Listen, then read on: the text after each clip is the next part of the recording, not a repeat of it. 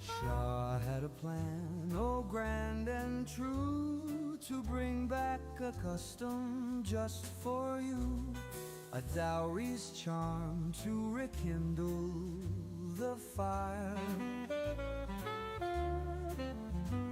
In a world where romance might expire, he'd gather gold with wit and flair, pledging his heart beyond compare. For in the shimmer of that old dear gold lies a tale of love, both brave and bold. Yo, what up, guys? This thing's giving me trouble lately. What's going on, guys? We had to wait a whole week for this. Thank God we're back. Make sure everything's in order here. Looks like it's working all right. Yep. Shout out to the folks out there, man. Hope everybody's doing all right.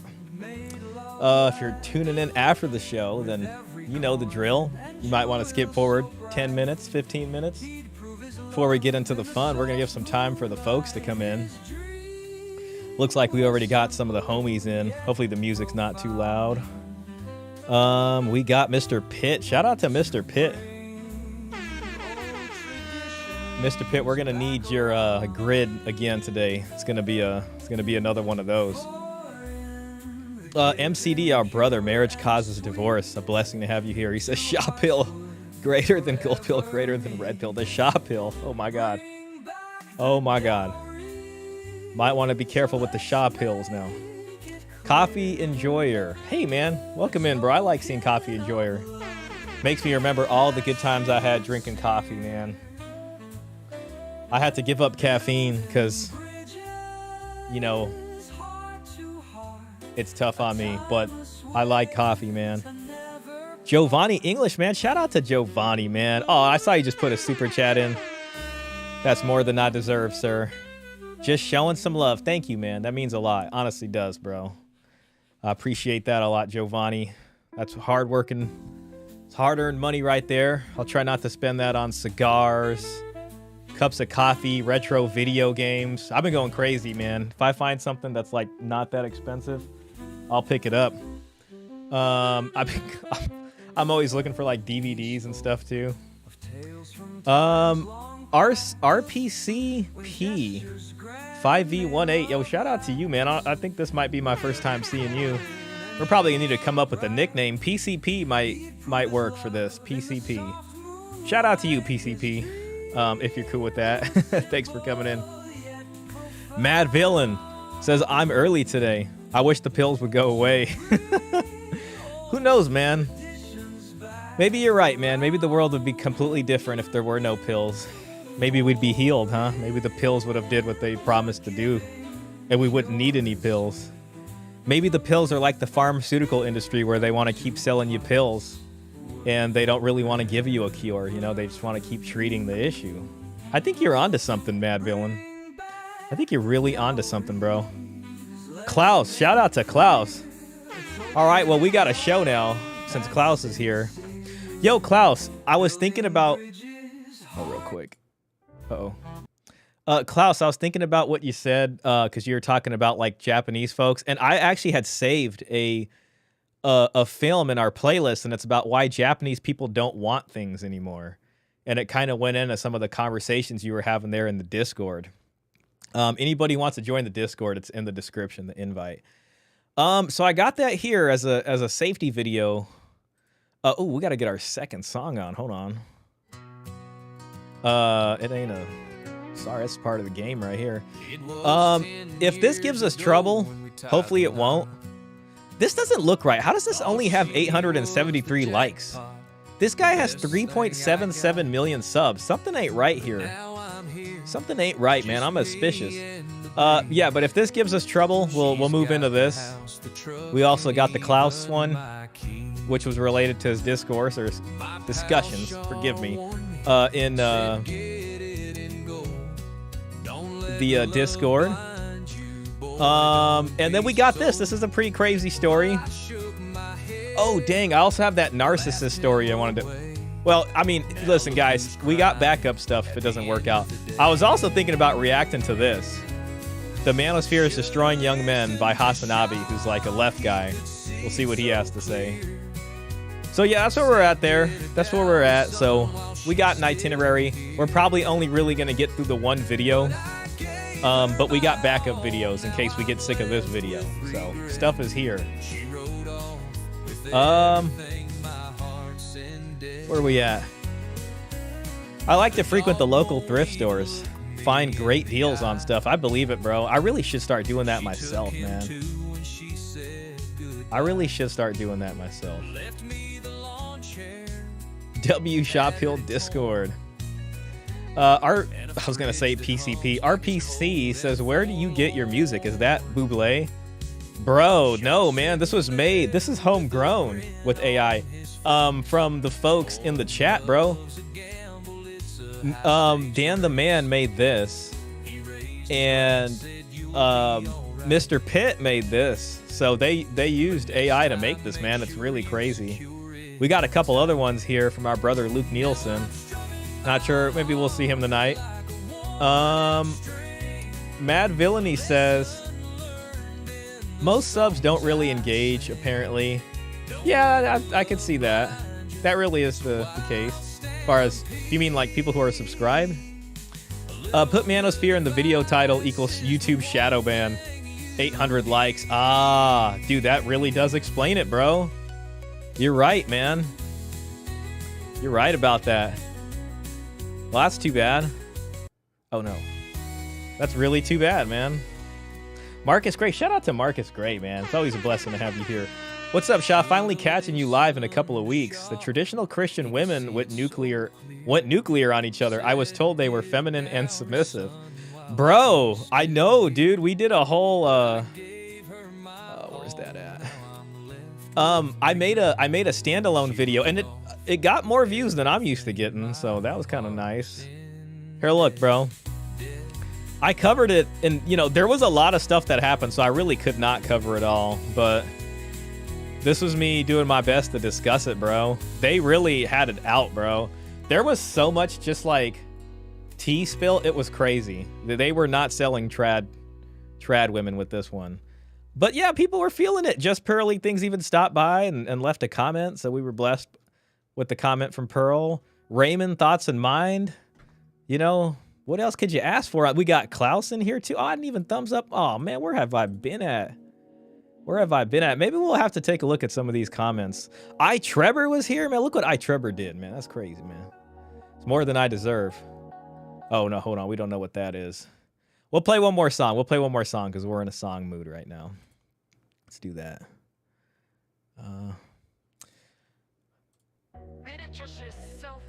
Meretricious. We remember that word. So yeah, no, I did cover it, man. Oh, Dan the Man. Oh, how did I not give Dan the Man? Anya Shack's in here. Yeah, I actually had a conversation with Anya Shack. You guys will actually like my discussion with her. So I think I'm not sure when she's posting it. I think she posts on Mondays.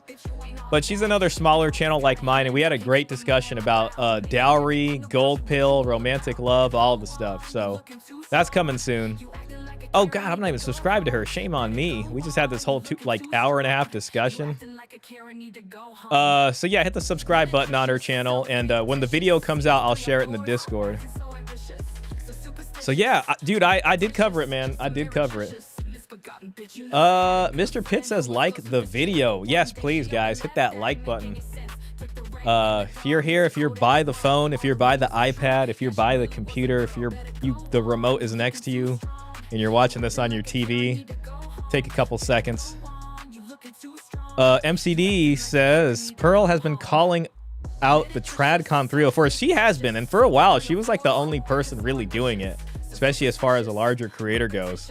So we got to give a shout out to Pearl, and she's been consistent with it. Forgive me. I got my safety watermelon over here. I don't really trust this watermelon. Something about it ain't right. It's kind of making me thirsty, but whatever. Klaus says, "Oh boy, video with Hassan will be controversial from the get-go." Yeah, I knew it would. That's why I don't know. That's why I saved it, because I was like, it might, you know, obviously he's from the other side. I do watch his stuff sometimes to try to get more of a, you know, an idea of what the conversation is on that side. Man, this song goes hard. Giovanni says song of the year. It really is. W Collab, Shah is about to take over the Manosphere game. You know, I just hope to be able to contribute something that is useful. Man, that was another good song right there. Another good song. Oh shoot. Left a message for you in the Discord. Let me see what that is. That's got me excited. Wonder what this message could be. Mr. Pitt put something in there. I hope it's like a cat fight of like a bunch of trad women just fighting each other. In AI form though, you know what I'm saying? Let's see. Got it. Okay, that's all good. It's all good. Got it. I see it. It's all good. We'll get some more AI art in there in a bit. All right. Anyways, you know, that's pretty good. I hope everybody's doing okay. So here we are. Chris Williamson. I don't remember when the last time we watched a video with him was. It might have been with that Hinge lady. You remember when we were talking about the lottery winner effect, Logan Erie, and I think Scott Galloway. I can't remember if that was Dowry of the CEO. Oh my God, I almost said Dowry of the CEO instead of Diary of the CEO. So we're going to be watching one of his videos. Hopefully it's nice to us. And this came out 7 days ago. This came out when I was streaming last time, and the folks were like, man, you got to look at this. So we got a 20-year journey through the Manosphere. I'm still very surprised. God, I want to hit the like button simply because there's not enough likes on this. It's not fair. How do you have 3.7 million subscribers?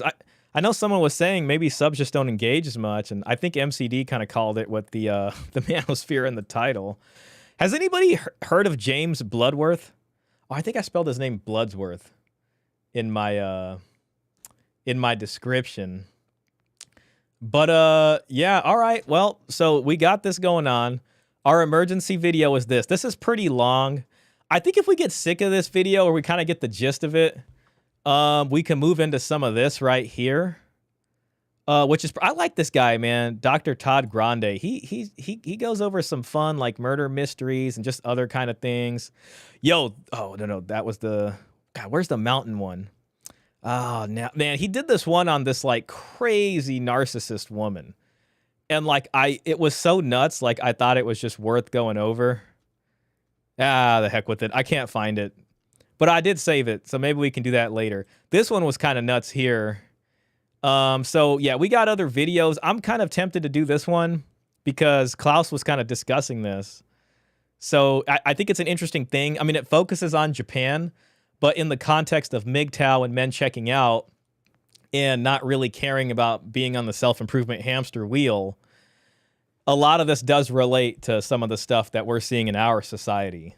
So you know what that means for the economy and consumerism and family creation. We might get a little hint from there. Oh, the grid. I know what you guys are going to say. Shall, let's get the grid on. There we go. Got the grid on.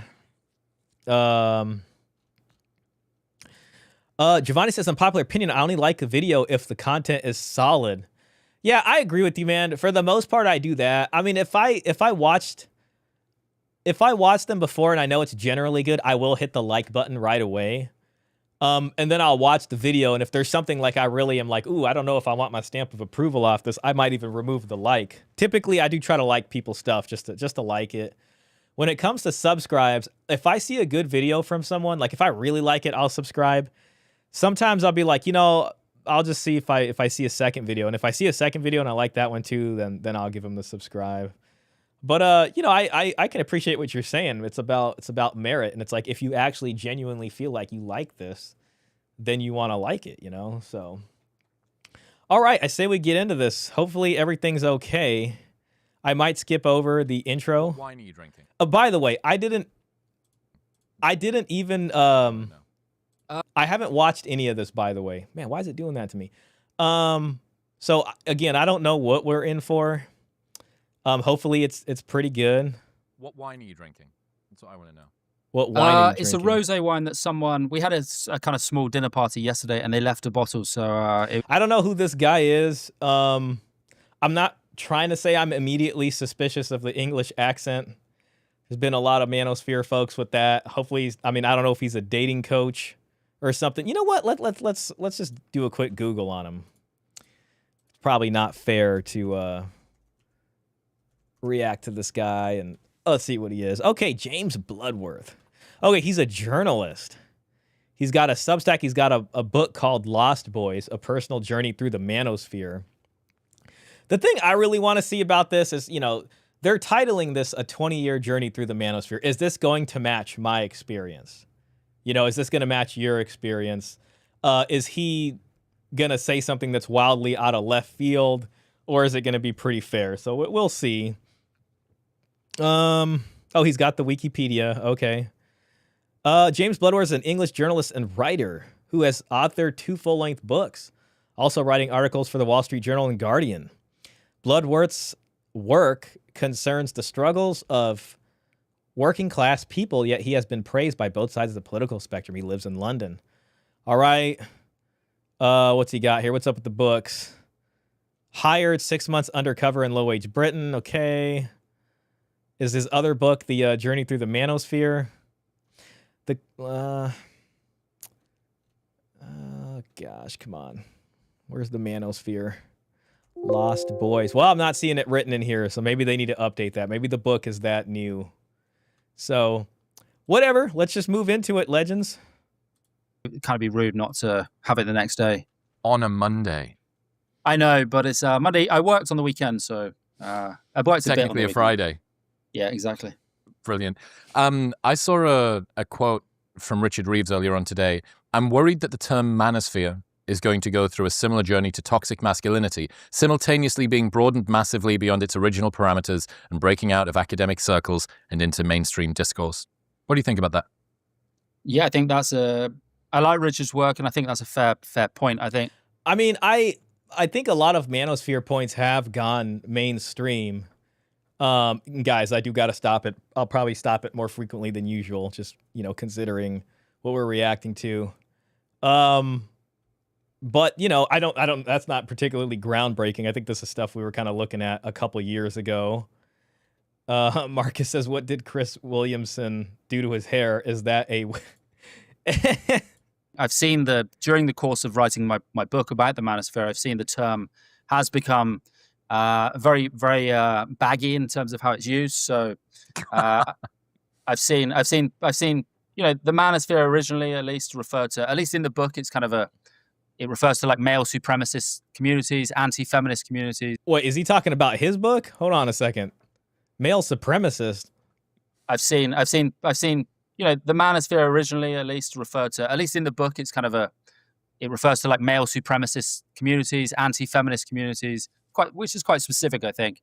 Male supremacist. See, that's what they tried to smear Paul Elam with back in the day. Man, if he's referring to his book, we may be getting off on the wrong foot here, guys, but let's just keep going. I've seen it over the course of the writing of the book. It's kind of expanded to include almost, if you read The Guardian sometimes or the New York Times, it's like anyone who does a bench press.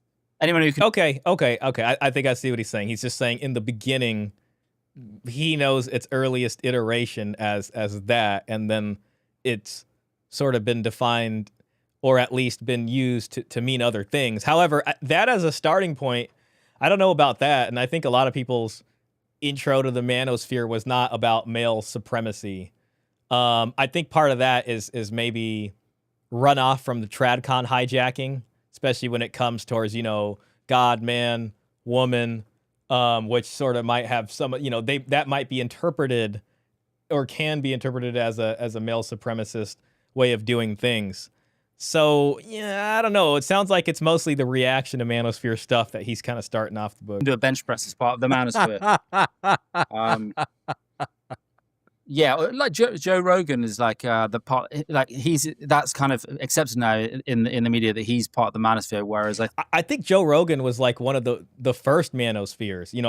it was when he was big. You remember Joe Rogan used to be the bad guy for a bit. And that was kind of this burgeoning manosphere. And obviously you had the forums and stuff like that, A Voice for Men, and you had the sort of pickup artist forums too. But Joe Rogan was the big one people really started getting worried about.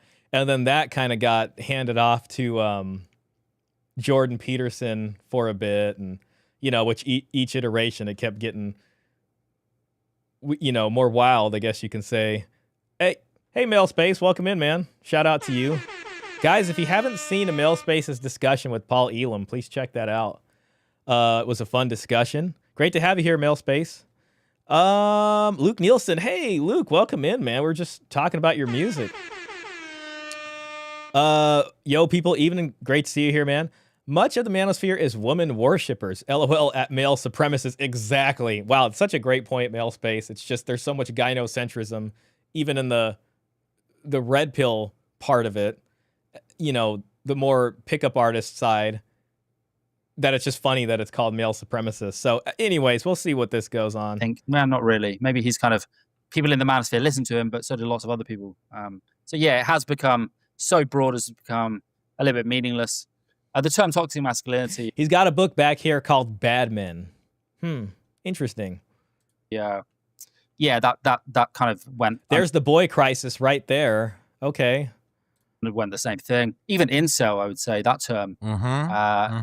Yeah, same trajectory. Just kind of became this weapon in the hands of people who would then use that to proselytize for their own sort of point of view. Who are these people? I'm trying to think about an equivalent sort of toxic negative term that's being used for the female side of the fence, that's being captured by the mainstream. If you were to look at some of the terms coming out of the manosphere, stuff like 304s,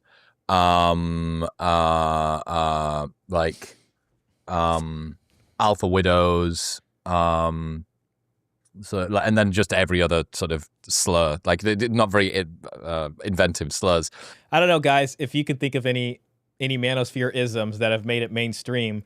But I thought he was asking more about equivalents for women sort of, I guess you can say, dating content or whatever, like the femosphere or things like that. But I think he's just talking about stuff that came out of the manosphere.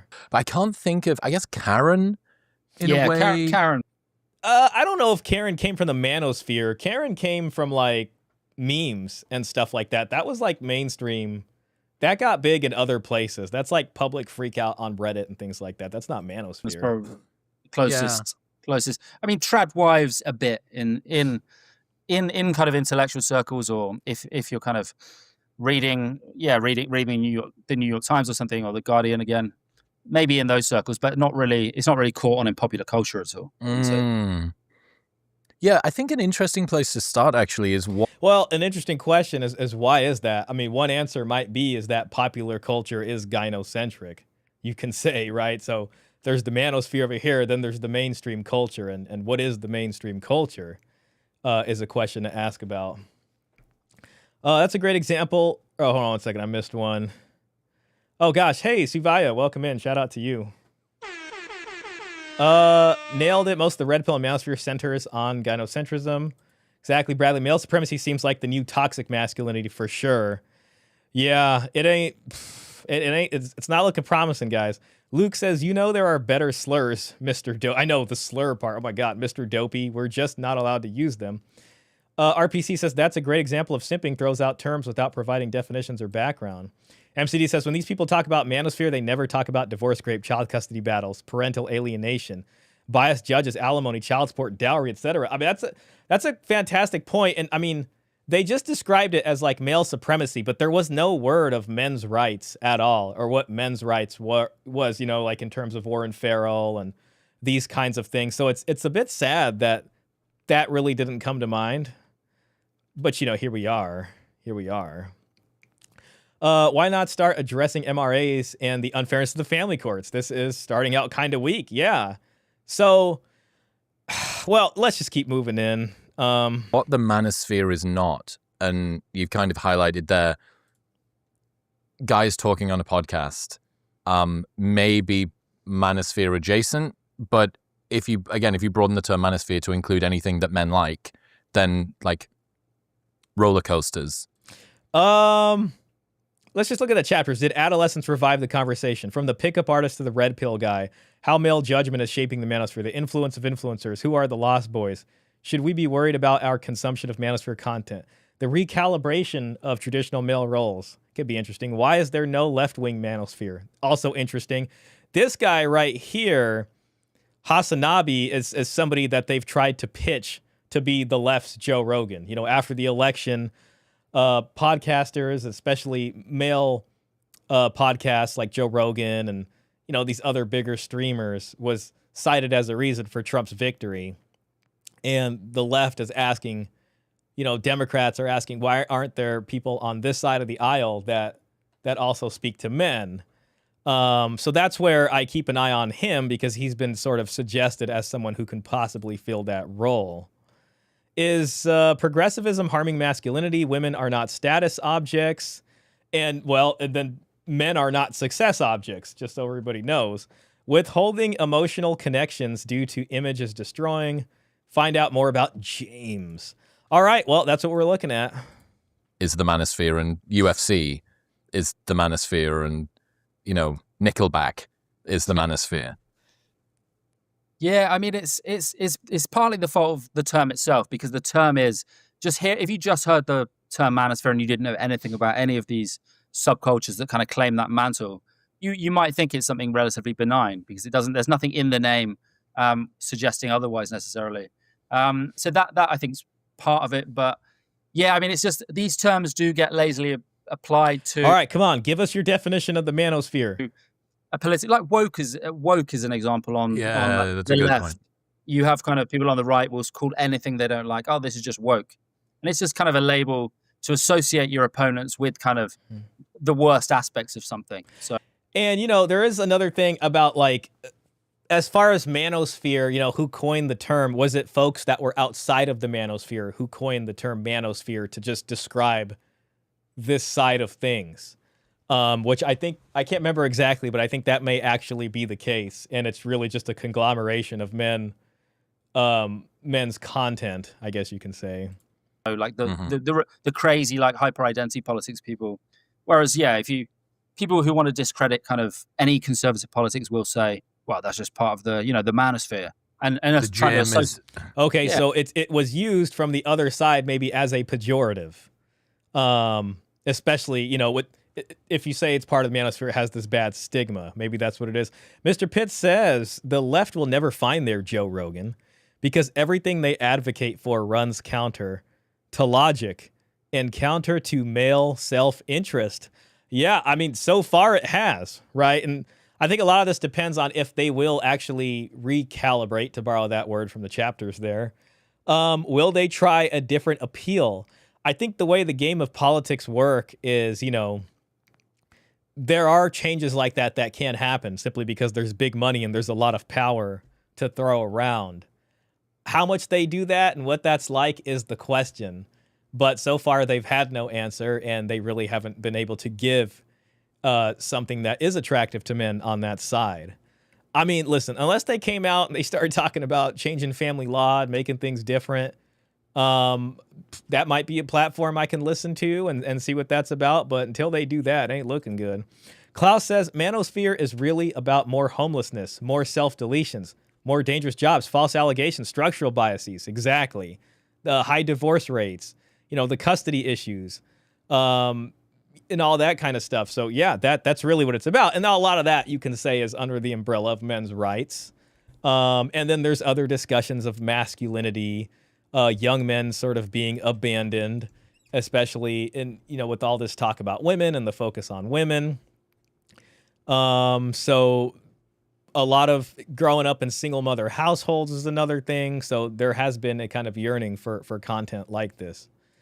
Luke Nielsen says, yeah, we men tend to take what they throw at us and own it for the better.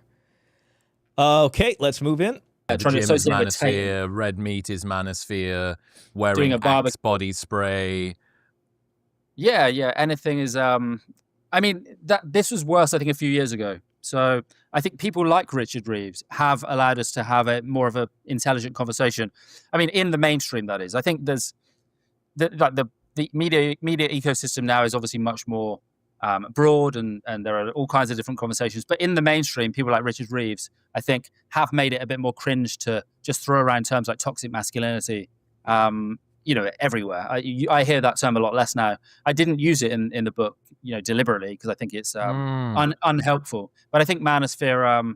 Interesting. Yeah, I mean, I hope it doesn't stop getting used just yet, because it's the subtitle of my book. Well, it is in there. Yeah, I hope it doesn't. It does annoy me if I see it just kind of thrown around. About just like guys just. I'll be honest. We're 5 minutes into the interview and like nothing has really happened. I don't want to be hard on them. I mean, I'm sure good interviews come out of this channel. It seems like they're struggling a little bit to get to some substance here. Like guyish things. Yeah. It's an interesting one because memes catch on because of how sticky they are, and unfortunately that can cause them to kind of have a really short shelf life.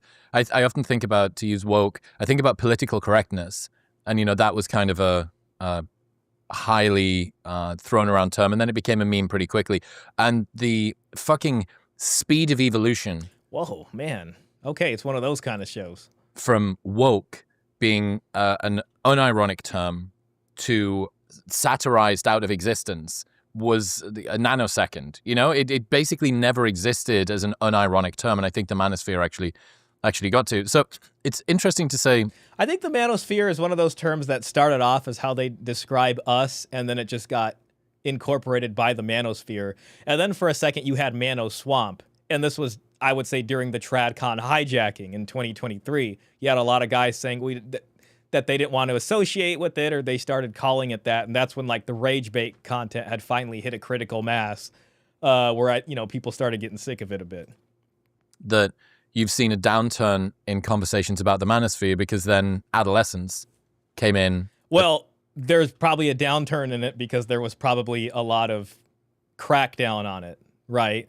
So, that might explain some of that. At the start of this year, and I feel like that kind of really exploded and kicked off this conversation again. Yeah, no, I wouldn't say I've seen a downturn in. All right, real quick, Chris Williamson, I'm going to need you to do something. I'm going to need you to put the toothpick down and focus on the interview. Again. I'm going to need you to put the toothpick down and focus on the interview. Please do that, Chris. Yeah, no, I wouldn't say I've seen a downturn in conversations about Manosphere necessarily. I think the last few years there's been an uptick in conversations about specific individuals. So Andrew Tate, for example. And there's been kind of a... Similarly with... These guys have said nothing new yet, by the way. I'm sorry. I'm sorry if I seem impatient. It's just we're getting nowhere. I might skip forward on some of this. I'm going to give it a little bit more a chance. Did adolescents revive the conversation? Damn, I feel like we can just skip that whole one. It's just a couple minutes. Then we're going to get from pickup artist to the red pill guy. Okay, let's be patient. With use of the term woke, so... The woke took on this kind of caricature, and then no one was actually interested in looking at where it came from, where the movements came from. It was just became this kind of term of abuse to associate people on the left with the most extreme elements of the hyper identity politics stuff. And you've hyper identity politics. That's an interesting phrase. Hyper identity politics. Seen kind of the Manosphere be used in a similar way, or is being used in a similar way, where you have people, progressives sometimes, or ostensibly progressives, who will try to throw that at anyone, right of center, or anyone just, Yeah, I mean, man, if I see the toothpick one more time, it's just going to be like, come on, put the toothpick down. We know you had dinner. I'm sure whatever was stuck in your teeth, you got it out already. Let's just focus on the interview, and let's get into it. Doing kind of quote unquote manly things to try and associate them with the extremes, like Andrew Tate, or whatever. I think the conversation on the Manosphere has become more part of like the mainstream culture, that conversation, but it's very much focused on these kind of very caricature individuals. So Andrew Tate would be caricature. I mean, I've said that myself before. Andrew Tate is he's like a cartoonish, just individual. He's hyperbole made manifest. It's kind of like the Barbie ideal. Okay, so we got caricatures. That's interesting. The obvious example of that, before it was the incels. There was a bit of a moral panic around incels around 2018-19. Jordan Peterson, another one. But my book is really looking at how the Manosphere is this kind of much bigger 30, 40-year thing going back to... I mean, listen, all I'm saying is that the title start off with a 20-year journey. He's talking about 30, 40 years. I wonder if he's really going to give us a breakdown of a timeline. Pickup artists, men going their own way, men. Okay. Now we're getting into something.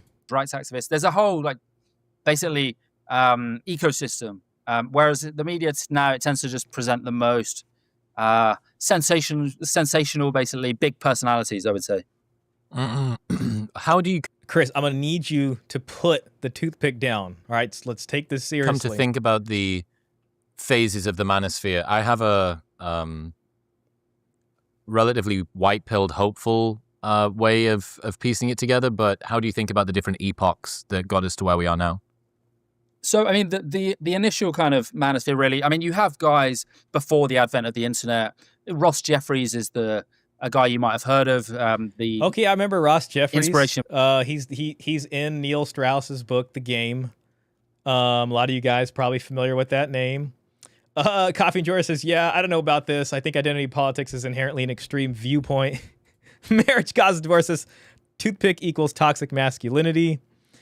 They caricature it on purpose. That's true. They do caricature it in order to, disregard the more serious aspects of it so that people, don't take it seriously. Very true. Timmy Kramer says, best decision of my life was avoiding marriage. Shout out to Timmy Kramer, man. I like seeing you, bro. Kyle Wells. Chris Williamson is very Petersonian in his general failure to hold women fully accountable. Doesn't want to risk viewership loss. Money relieves the pain of the splinters incurred from eternally riding the fence. Well, that's unfortunate. That doesn't bode well for the rest of this conversation. So far, Diary of the CEO seems a little bit more palatable. Angry Casper says, never heard of him. He won't know anything new. This is cope for boomers. Yeah, I don't want to say this. I mean, my suspicion, and obviously I don't know, but my suspicion is this may have been a paid interview in order to shield the book. So I'm sorry, I may have been duped into this. You know what I'm saying? And it's like they're doing it over Zoom too, which isn't a tragedy, but for this guy's channel, I do kind of expect a little bit more. Typically as I'm in studio. But I don't know. We don't know that. Those are all, guesses. They're just guesses. They're not facts. But the way this is going, it sounds like it's kind of haphazardly put together. Andrew Tate is the male version of Bonnie Blue. They are both trolls. Yes, they are. Wait till he discovers no one is saving his ex. That's the problem with building your empire on such a censored platform. Unfortunately, the Y-tubes is the one that pays out the most, though, so money greater than truth. Yeah, I kind of hope streaming will get bigger on X, and I always multi-stream when I do this. I have one on YouTube and one on X. It's just that, unfortunately, the integration on X isn't that good. So it's like, it's just, if they just added a few things that made people, more likely to watch them, I am hopeful that streaming on X will take off someday. And then that would be cool because it would be a, pretty different from YouTube. So we'll see if that ever happens. Luke says, I believe that Tate is a caricature on purpose too. I firmly believe he is paid to be over the top cringe and dumpster fire so they can use him to strawman real issues. Strawman, that was the word I'm looking for. I wouldn't be surprised, man. I mean, I don't know if he's taking money from anybody, but sometimes people see certain things work as far as views go, and they run with it, until there's no more steam left in it. MCD says W Rumble. Okay. The Tom Cruise's character in Magnolia. I'm not going to say the line. Now slightly overused line. But Ross Jeffries, a guy called Eric Weber. These guys kind of selling their books at the back pages of men's magazines and stuff. Then the internet in the early 2000s, late 1990s, the internet is where you really see the rise of the pickup artist community as chronicled by Neil Strauss. Okay, Neil Strauss, The Game. Okay. Had on your program before, the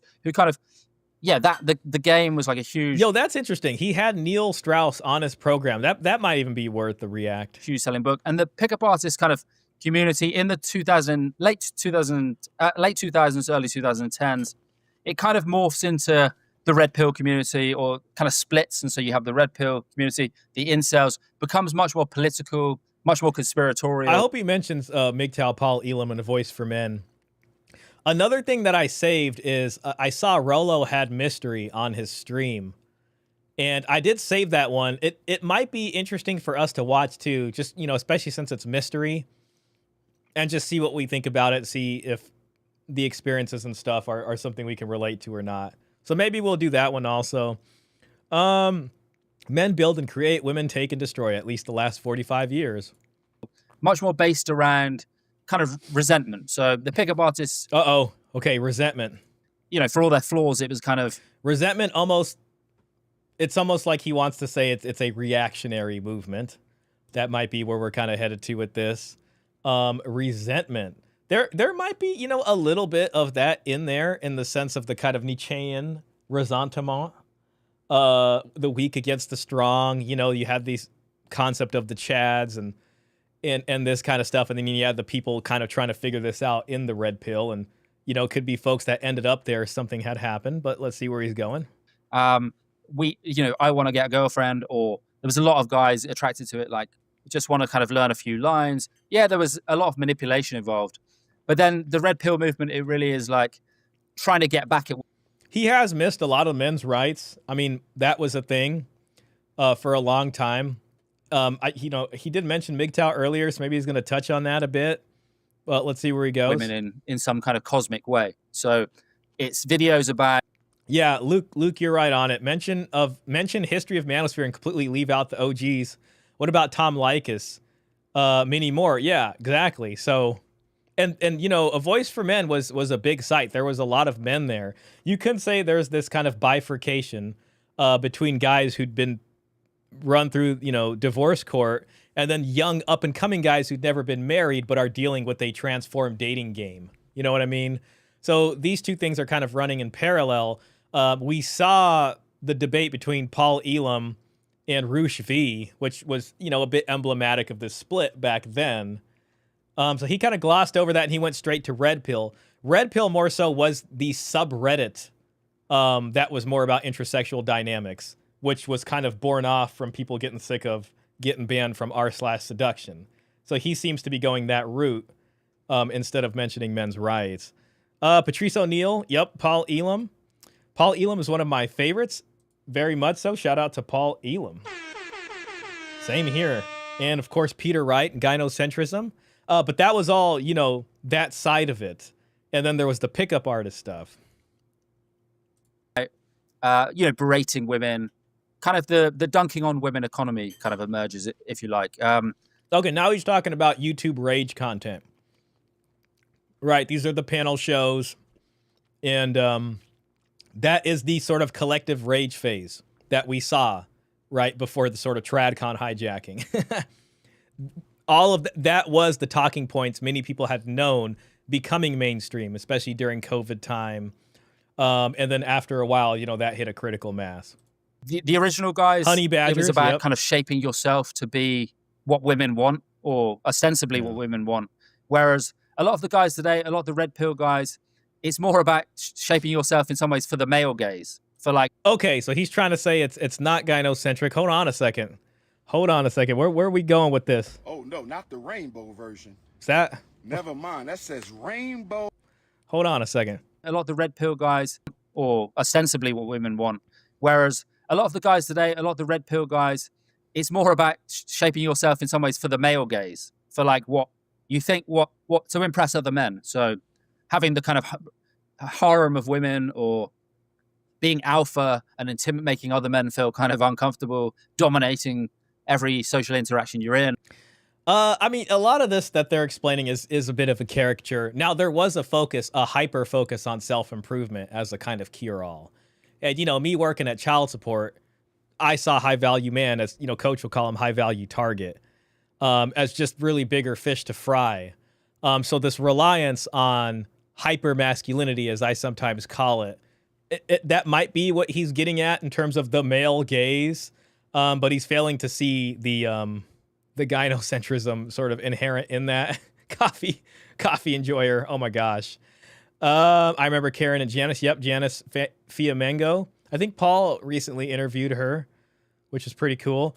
Timmy says a man asking his wife to cook him a home-cooked dinner will bring in a divorce lawyer immediately. I know he meant male gaze instead. I know. Aaron Pizzi, Esther Villar. So it's quite different in some ways, but there is that kind of thread running through it of this very kind of rigid view of men and women as almost like, from Mars and Venus as separate species, etc. I think. Okay, yeah, evolutionary biology, tradcon stuff. At least still has the toothpick in his hand. Here we are. In retrospect, the pickup industry seemed to kind of pathologize kindness and empathy in men. Yeah. How do you think that impacted the trajectory of male-female relationships, especially given where we're at now with the complaints that each side has about the other? Yeah, I mean, there was a sense that, there were certain behaviors that many men found the pickup artist community, and they behaved in... The stereotype is often wrong about those people. They were not these very aggressive guys. They were often... I mean, there were those sometimes, but they were mostly the guys I met in that scene. They were mostly guys who really did need to be told to be a bit more assertive. So they Neil would be... Strauss is like 5'6". Yeah, and there was that aspect of it. It wasn't just these men who just wanted to manipulate women into bed. Although, again, there was that element.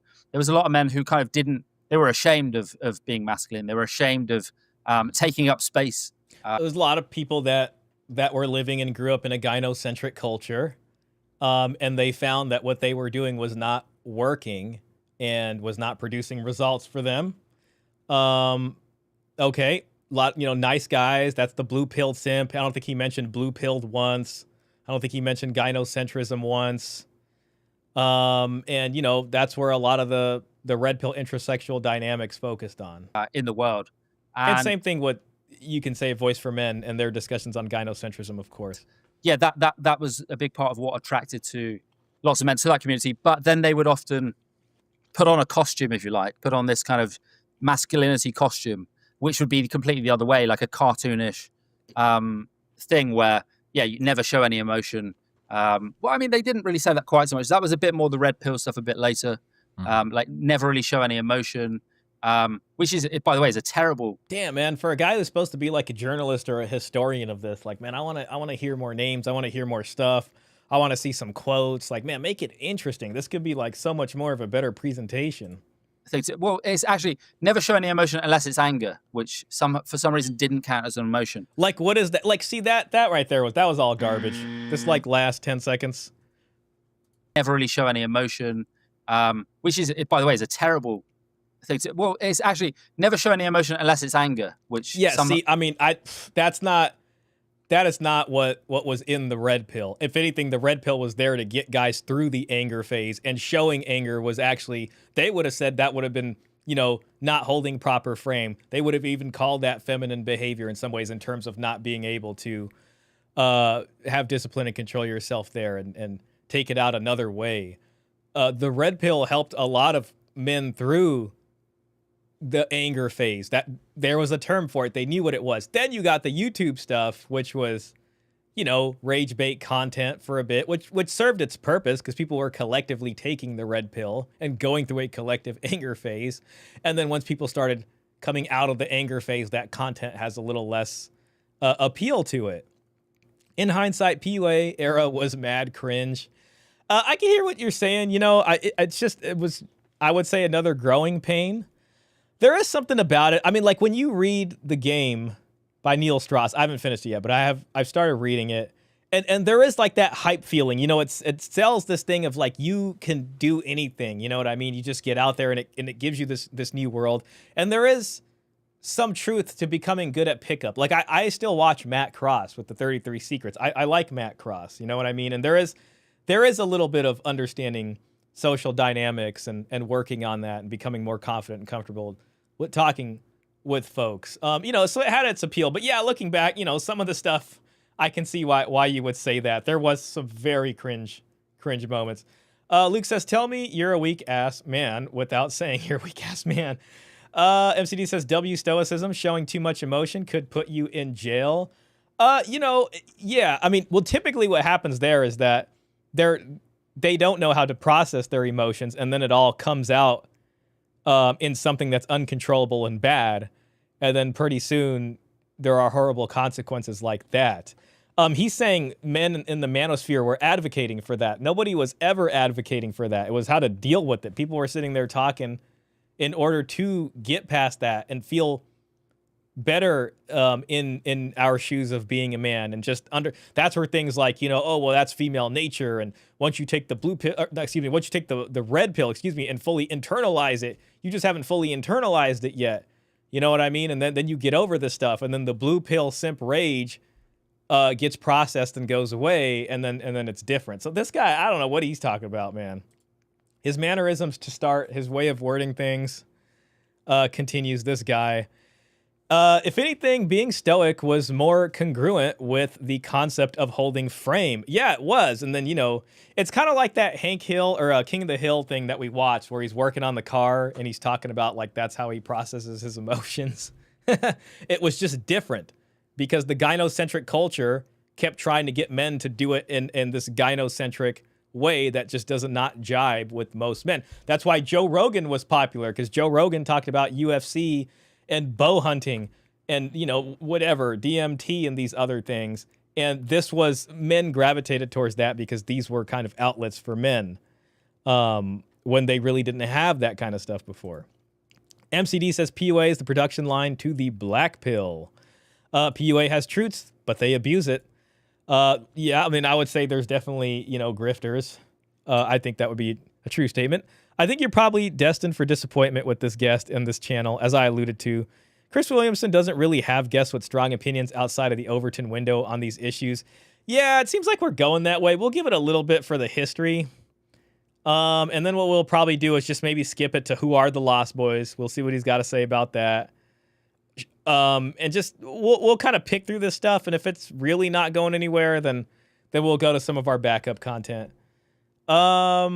So yeah, Kyle, I think you're calling it here.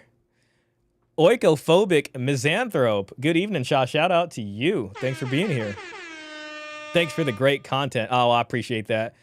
Without y'all, we would not have a fun time at the tavern. Kyle says, you can tell from the number of times CW has had Luis Perry on his show that you're not going to deviate off of a socially acceptable line of inquiry very far or very long. Yeah, or for very long. Yeah, that's for some not reason looking didn't good. count as an emotion. But I mean, that's a terrible way to to behave in a relationship, I think. But yeah, Complete straw man. There's kind of a lot of guys kind of going the other way with that, and that thread kind of Now talk about men going their own way. You haven't mentioned them except for once. got even more kind of in the red pill community and what we see today. That stuff has got even more like entrenched. So it's like they double down on it now. So, well, if this isn't working, it's just because you're not being alpha enough. And okay, yeah. I mean, a little bit in terms of like doubling down on the improvement game. There is a lot of that, the hyper self-improvement. That's what we've called it before. Yeah, it's kind of it's a lot darker now than it was. But it does definitely seem straw man. Like he missed a lot of the manosphere, different segments of the manosphere that are not that. It really is the caricatures, and it really is the tip of whatever the mainstream was. When I kind of first discovered the pickup artists in the mid 2000s. I mean, that says a lot that you consider the pickup community to have been more sanitized than the modern manosphere. You sort of talk about an increase in vitriol and victimhood in the modern version. What do you think caused the manosphere to get harder, more spiky, more political as it went along? Yeah, so I mean, I don't want to sanitize like the pickup community, but it's ironic in a way that we're talking relatively here. Yeah, no, of course, but it's ironic when I look back on.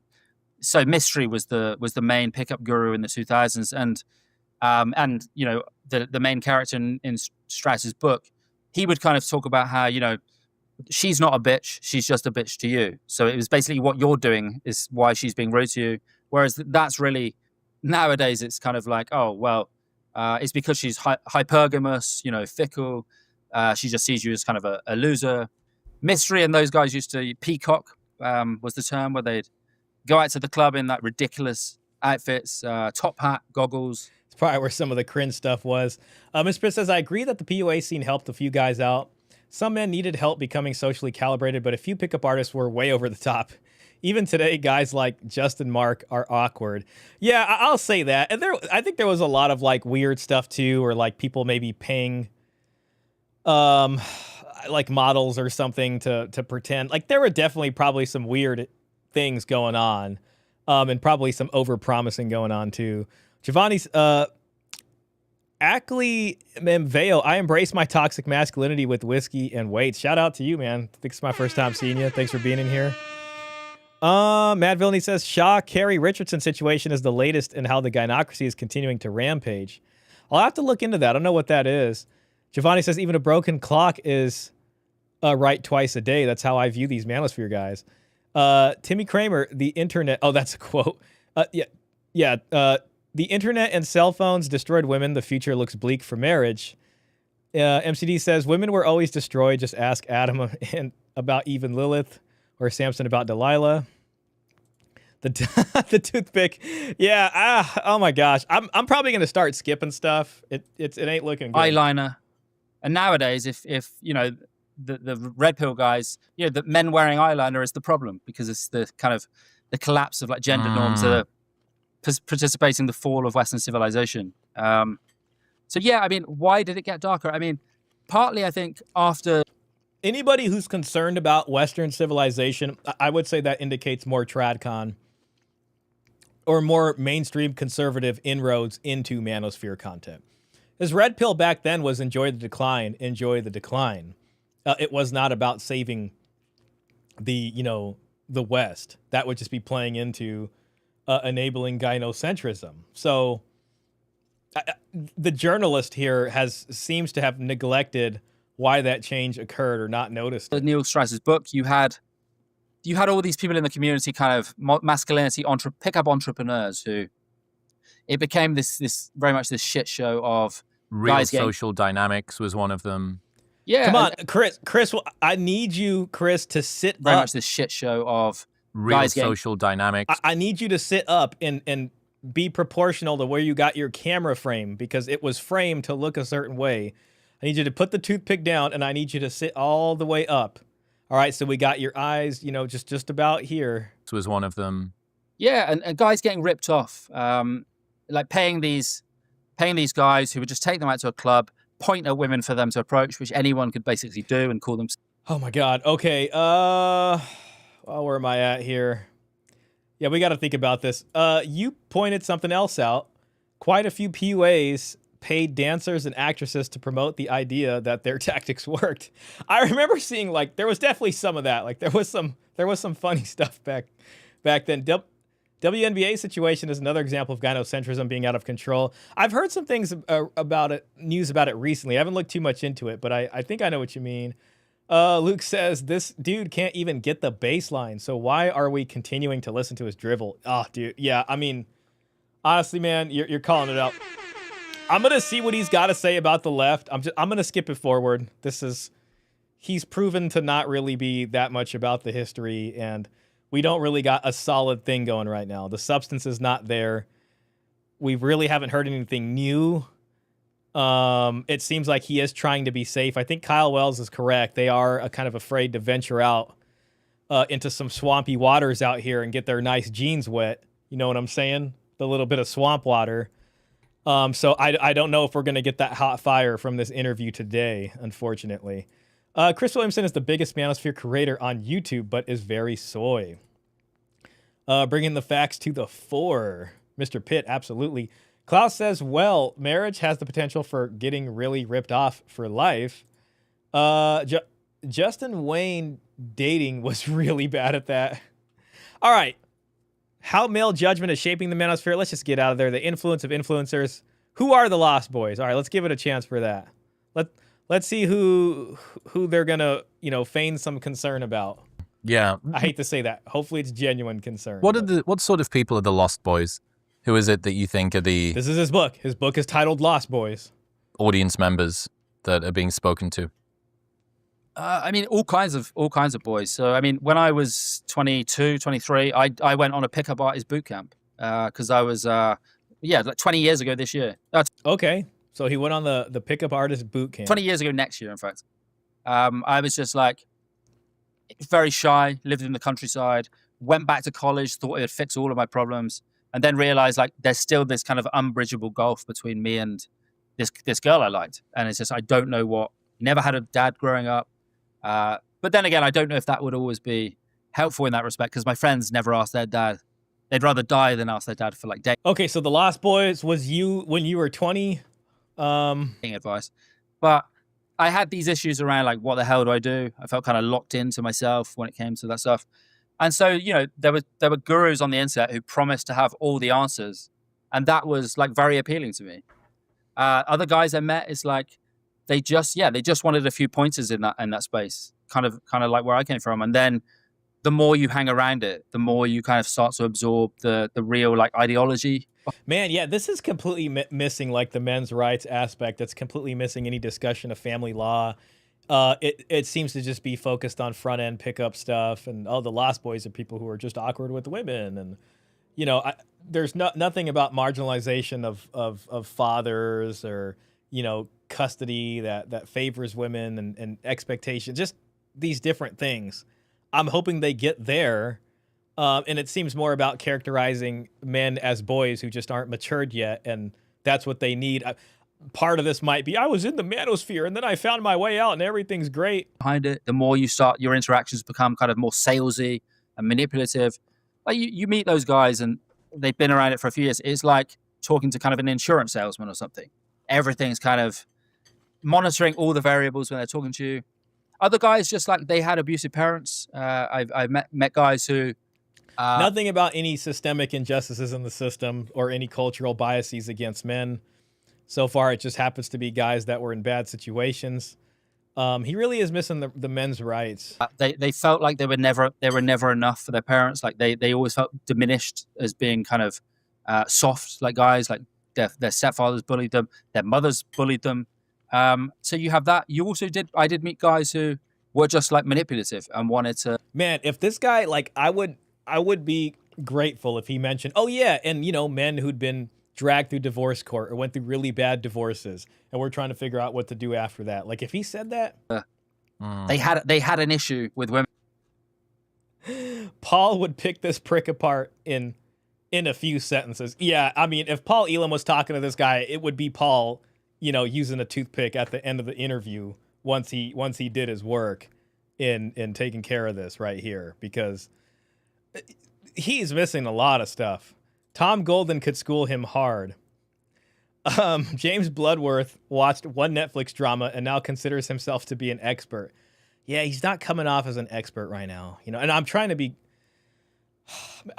to like really give it a shot. Men to start with, and it just made them a more effective like manipulator. So that was why they got. It's like there was all sorts of people. There wasn't really a type. Often though, the thing with the newer influences in the manosphere is we often talk about radicalization, like what was the vulnerability which like kind of made someone susceptible to that content, and that's that. Okay, why were men in this marginalized position to be susceptible to radicalization?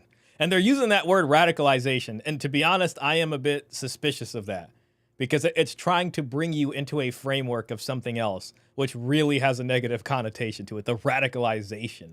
That's like an important conversation, whether it's manosphere, Islamism, far right, whatever. That's an important thing.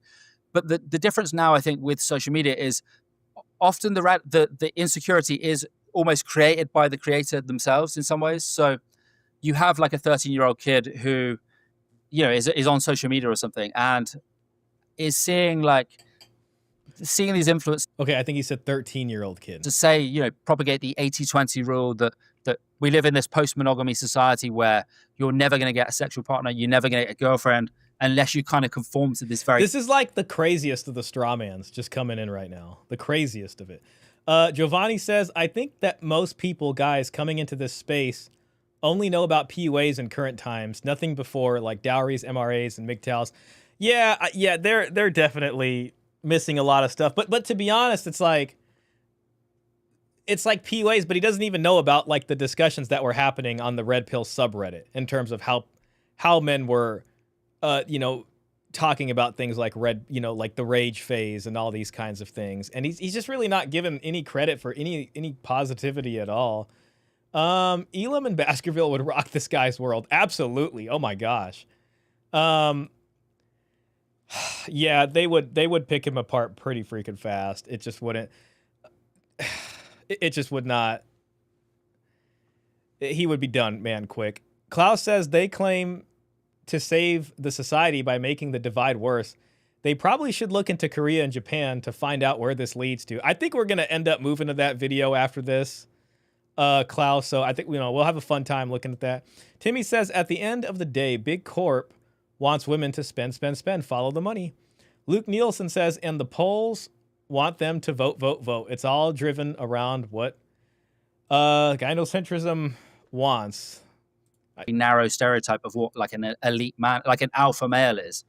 And then these guys come along and then present themselves, like diminish the person, say, oh, you're just a beta soy boy. And really kind of. Now, there is some of that. There is some of that with these hyper masculine guru grifters that go in there and basically, break down a person's self-esteem and say, hey, buy my course. Yes, there is some of that, which is like some of the worst aspects of this whole, area of content.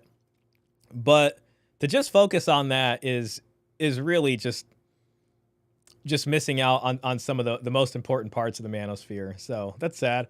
It's impossible to hold women accountable. It's always Jermaine's fault. Have knocked their confidence down, kind of like like a cult, and then come along, present themselves as like a savior and guide. And if you buy my course for $10,000, I will fix you, and I will. Yeah, there's one guru in my book who says, who's the guru? If it's in your book, tell us the guru. This is like Noah's Ark, bro. You're going to be one of the surplus men, but there's a few places for you on Noah's Ark, so you just got to sign up and put your credit card details in. And there definitely is a lot of those people. To give him some credit, I'm gonna try to give him some credit. There are a lot of just grift people out there. You can live a lifestyle like mine, and then you look at his lifestyle on social media, and if you didn't know any better, you think that this is insane, like Dan Bilzerian type stuff. Okay, I think we heard enough about that. Let's just see what's up with the comments here, and then we'll go back in for a second and see why is there no left-wing manosphere. See what he's got. I can also see why the likes are not that high on this. Man, this was probably one of his like let's go here and just see how this compares. Men are feeling lost, 42, 32. Man, a lot of his stuff's not that high right now.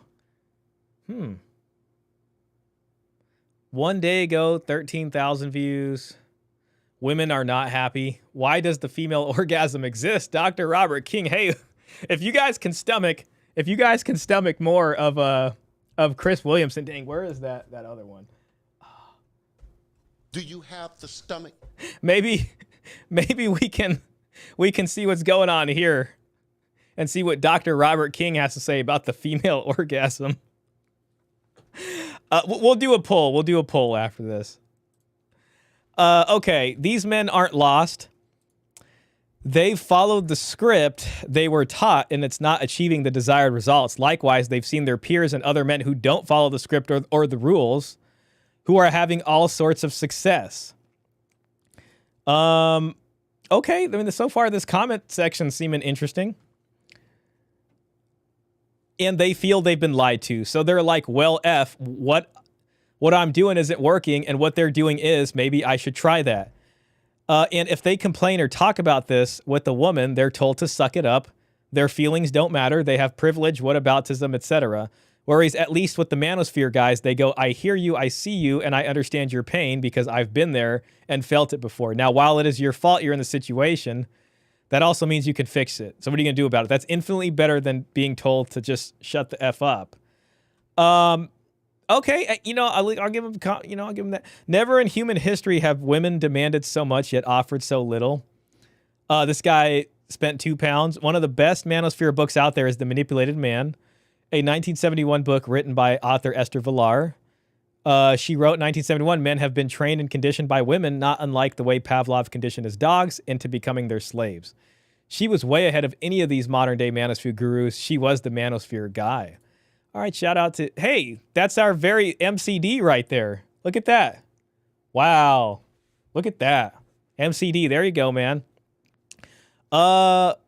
Rich Reeves isn't the Manosphere expert. He's the MSNBC, NPR, New York Times friendly face for people who somewhat understand the Manosphere. They are definitely better representatives. Anyone who consumes Manosphere content generally has never seen this guy talk with anyone in the Manosphere. JRE isn't the Manosphere at all. This stuff goes back to the late 90s, shock jock radio hosts like Tom Likas, to comics like Patrice O'Neill. Yeah, these guys, to online forums, PUAs, MRAs, and then to the modern podcast formats like Fresh and Fit, the late Kevin Samuels, and then eventually to Andrew Tate. I never once heard Reeves address anyone besides... Why is it... It's not giving me the whole... anyone besides Tate. Okay, that's... Chris, James Bloodworth actually wrote about me in his book. Hey, look, it's Michael Sartain. Is that the guy he was talking about? See what Michael Sartain has to say. I'm curious if you'd be willing to have a discussion about some of the ideas he shared, or if you'd be willing to come on my show. Also, I really do appreciate the way you pushed back on some of the ideas he was expressing. Okay, well, here's Michael Sartain. Looks like Michael Sartain liked the interview. There you go. Okay, well, we'll see if these two end up having a conversation someday. Ghost Illmatic says, proud member of the Black Manosphere. He said Manosphere, or / Manosphere. RP has been the best thing for my mental health. Shout out to him. He said his girlfriend out-earns him and he's confident she'll never leave him. Oh, my sweet summer child. I haven't disagreed so much with the guest ever, I think. It's not that I'm red pill, it's that most of his arguments are, I can think of 2 exceptions, so it can't be true. All right, we'll do a couple more and we'll get out of here. I do want to hear what he's got to say about why the left doesn't have it. One of the biggest problems is that male spaces, shout out to a male space, have been destroyed in plain sight. There are hardly any left. This whole thing goes hand in hand with the feminism of the past decades. And by that, I don't just mean physical spaces like the Boy Scouts, which exemplify this. But also the intellectual spaces in art and culture. The recent example of this is what happened with Star Wars, The Acolyte. I'll quote Kathleen Kennedy, who produced this flop. I enjoy making men uncomfortable. Oh my gosh. That's the normal operating mode in this society. That's gynocentrism. Oh, okay. Well, he mentioned Will Ferrell in the first 3 words, so I'm going to give this one a shot. I remember Warren Ferrell had talks in the 90s about how it was his mission to make male issues and advocacy mainstream. Now that has sort of happened, it seems like it failed. The Manosphere is a small underground movement with minimal influence that is just a symptom of the problem, but has given the media and wider culture an easy target, okay, to blame everything on and avoid addressing any deeper issue. Wow, that's a pretty good first couple sentences. An attempt to try and generate sympathy for men doesn't work. People don't know that the term toxic masculinity was originally coined by a men's advocate to deal with how society puts harmful expectations on men. That's interesting right there. But really, it just ended up being a slur towards any man who does something the mob doesn't like. I mean, kind of like incel. Incel started in a different place, you know, and then it became something that where even if you're not an incel, they'll still lob that at you. The whole male loneliness epidemic thing was a mistake because it completely misunderstood how people view men. The goal to try and point out the social isolation many men face was laudable. But the error was not realizing the more socially isolated a man is, the less attractive he will be and more demonized he will be. And most feminists have an apex fallacy and don't consider average men in their calculations. As a result, it's just because a term to insult men, or just became a term to insult men, and somehow every bad behavior of a man, even if he doesn't fit the description at all, is used to justify it. I can't count how many times I've seen posts or articles about male players who see multiple women or men who use women for their bodies, and the comments are full of women saying the male loneliness epidemic is justified. Men are baffled by it, but really it's just because the downtrodden men aren't in their perspective at all. Male advocacy simply doesn't work because people don't have the same empathy for men. People hear men and somehow imagine the most privileged men and assume you're somehow claiming they are victims. Man, this guy left a great comment. Shout out to Bill Usher over here. Look at this guy. One of the best comments there. Exactly. Chris Williamson should have hit this with the heart, and he hasn't done it yet. That's unfortunate. Every time someone tries to bring up men's issues, the conversation gets hijacked. Yep, that's true. Blamed or turned into a culture war. Toxic masculinity could have been a tool for growth. But now it's mostly a shortcut for ignoring men's pain, or worse, turning vulnerability into a punchline. Loneliness, isolation, and shame are real, and they're killing people, men included. Empathy shouldn't be reserved for one group or weaponized against another. It's if your first instinct when you hear male loneliness is to laugh, sneer, or blame, take a breath and ask yourself if you'd want the same in reverse. We need more honest human conversations and less finger pointing. Nobody wins when empathy becomes a zero-sum game. Let's break the script and start actually listening to each other. Anyways, yeah, that was pretty good. Those are some good comments. At least they got it. It looks like they're all going to go ignored. Let's just listen to this real quick.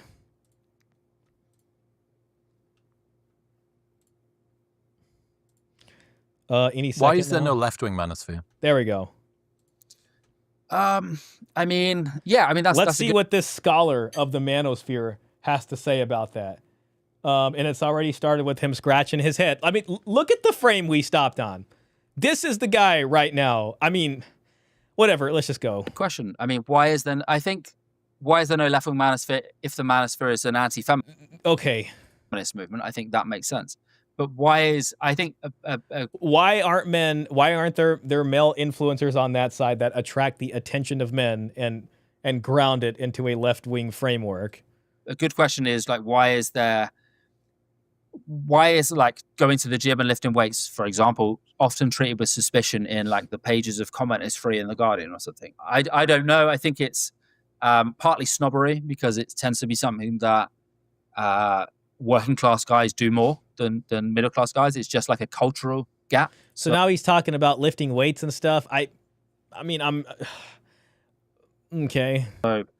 There's that lack of relatability, which also is why I think you see more lower middle class, working class men getting into something like Joe Rogan, because like that kind of the also didactic aspect of it, where you didn't have formal learning, but let's go to talk to this like astrophysicist or something. That's cool. Like, I'm gonna listen to that. And also, but also the relatability, like, this guy also goes to the gym. This guy also, isn't averse to smoking a bit of weed or something. Someone who kind of is a bit of a, has tattoos or whatever. There's just that okay, yeah, there's relatable. Now, one thing that's interesting is Joe Rogan kind of started more so on the left. I think that would be a fair thing to say. And then he ended up, moving, or you could even say being pushed towards the right, much to the chagrin of the folks on the left. kind of that superficial aspect, which also works against guys as well sometimes from these kind of upper middle class people in the media, which it mostly is, who kind of just look down on people like that.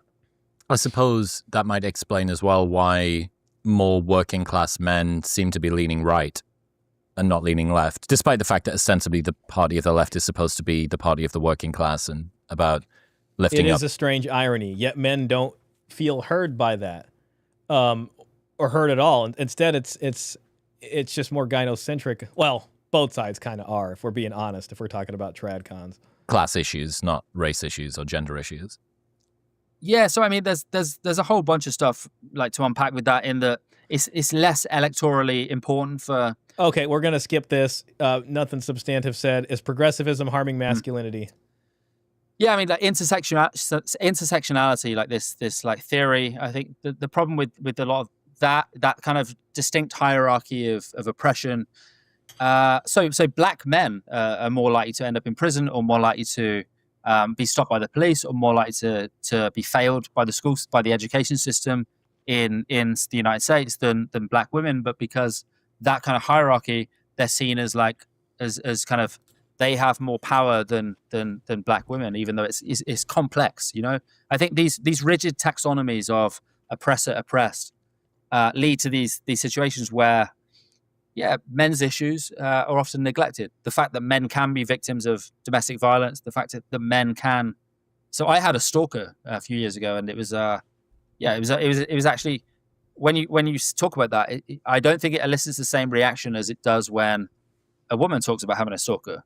And yeah, maybe because the threat of violence and is not there, but it's still, I think emotionally that can be. Personally, it was a terrible experience. Okay, and who advocates for, men who, when society doesn't see a bad thing happening to men and them not getting justice? I mean, maybe men's rights activists, experience. And yeah, I have friends who had the same thing, and it's kind of seen as a joke if you're a guy and you kind of go through that stuff. And then why isn't the left doing anything about it? So yeah, there is a bit of a double standard, I think. I wonder what a truly inclusive or male-inclusive progressive politics would look like. Okay, that's a good question. Like, I actually can't envision that U-turn at the moment. I think that the intersecting hierarchy and the grievance culture doesn't really leave much room for that. So I get the sense that it's a little bit of a Gordian knot until something changes quite fundamentally. I mean, I think the problem What's an inclusive progressivism for men look like? is the way we see our opponents politically is often shaped by a lot by social media, to make a kind of trite point. But I think so. If I go to, so I'm kind of center left. If I go to a, I don't know, conservative club or conservative meetup or whatever, have a glass of wine, of course, and I'll probably meet people there who I have a nice interaction with, have a nice conversation with, and could be friends with. But then my impression sometimes, if I spend a bunch of time online, is like the conservatives who get promoted up the feed, or the right wingers sometimes who get promoted up the feed, it's like, or who just have that kind of who figured out the algorithm, whatever. Damn, talk about the left. Answer his question. His question was about what does a progressive program look like that includes men?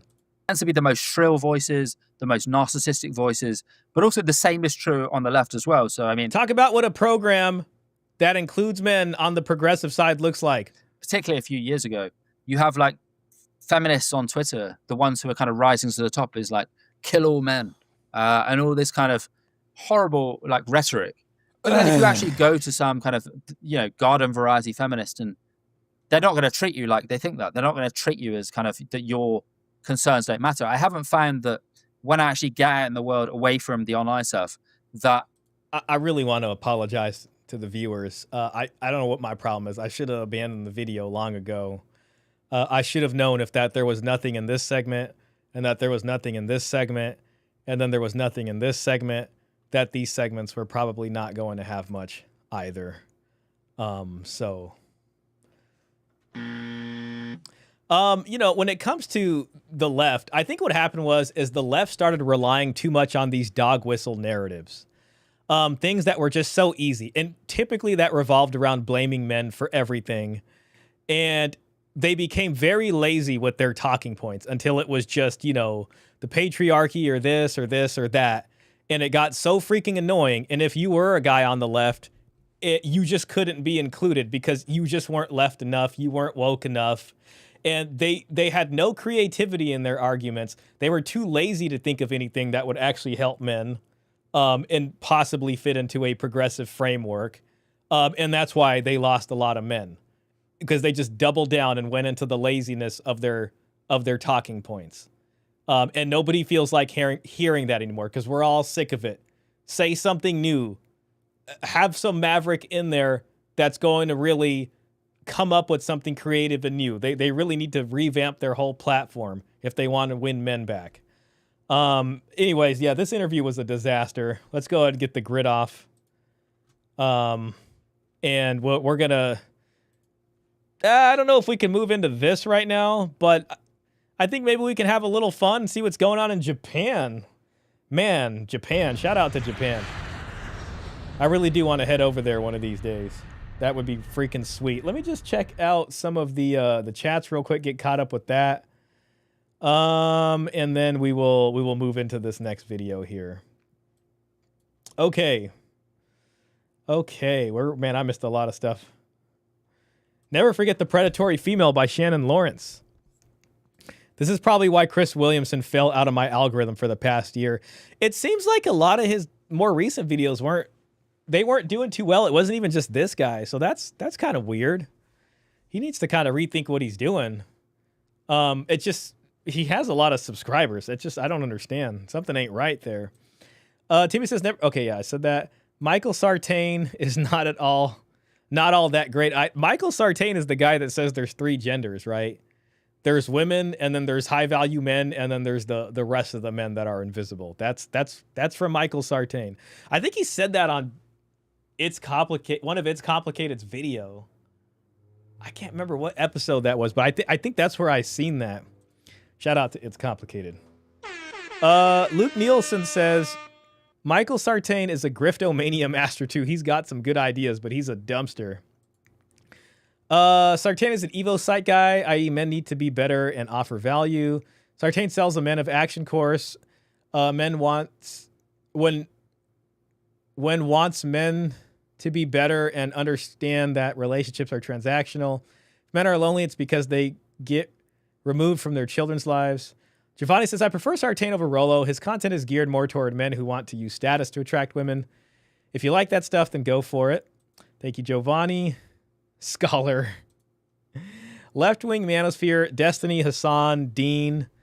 Yeah, I guess you could say that. I mean, I don't know if you can truly call them Manosphere because they're more concerned with like just progressive politics and all of that kind of stuff. It was never really geared towards helping men at all. So I don't know if that can truly qualify, but they are large male creators on that side. So I don't know if that's truly Manosphere. But I get why you're naming them. Man, maybe we should watch the Hassan video. You know what? Let's just put it in the poll. Which video next? Question mark. Japan video or Hasanabi video? The young rising left-wing Manosphere. Well, he's pretty big, but okay. Put that up there. We'll do some democracy. Gentlemen, this is Democracy Manifest. Okay, left-wing Manosphere equals soy boys. I don't know, this just seems a bit silly. I think guys with any amount of self-respect are repulsed by left-wing ideology. Yeah, I mean, it would need to be revamped. It would really need to be revamped to get men back. So unless they really want to sit with that and think about that and not try to dupe men into coming back, I mean, that could happen too. You got some real smooth talkers out here. They're really going to have to think about what is it that they offer men. That conservatives aren't, sorry for speaking with my mouth full, but that conservatives aren't offering men. In order to do that, they really need to probably look at, what mistakes they've made and be honest about it and come to terms with themselves. I do think it represents an opportunity. There is a void there. Somebody will try and fill it, but we'll see. Also, like the messaging for years now has just been man bad, etc. And that's what I mean about them getting lazy. They just went so hard after the woman vote that like whatever they did was just like this formulaic stuff that was not creative at all. It lacked nuance, and everybody just is there, with the dog whistles. The stuff they say isn't interesting. The media they produce sucks. Like we are all sick of the movies that come out nowadays. They pretty much dominated the media, and it's all garbage. I'm over here watching DVDs on a freaking what is that, like a 30-year-old TV, because I'm trying to see a story that's good. I mean, they really got some work to do on that side. I don't think it's that complicated. Shout out to you, Coffee Enjoyer. Klaus says, I doubt he's going to the gym. The scene has changed a lot lately. Luke says, the Overton window shifted, leaving Rogan in the more center-right. He's still a lefty in my book. I know what you mean, I think that is true. I like him, though. Mr. Pitt says, the left moves so far left.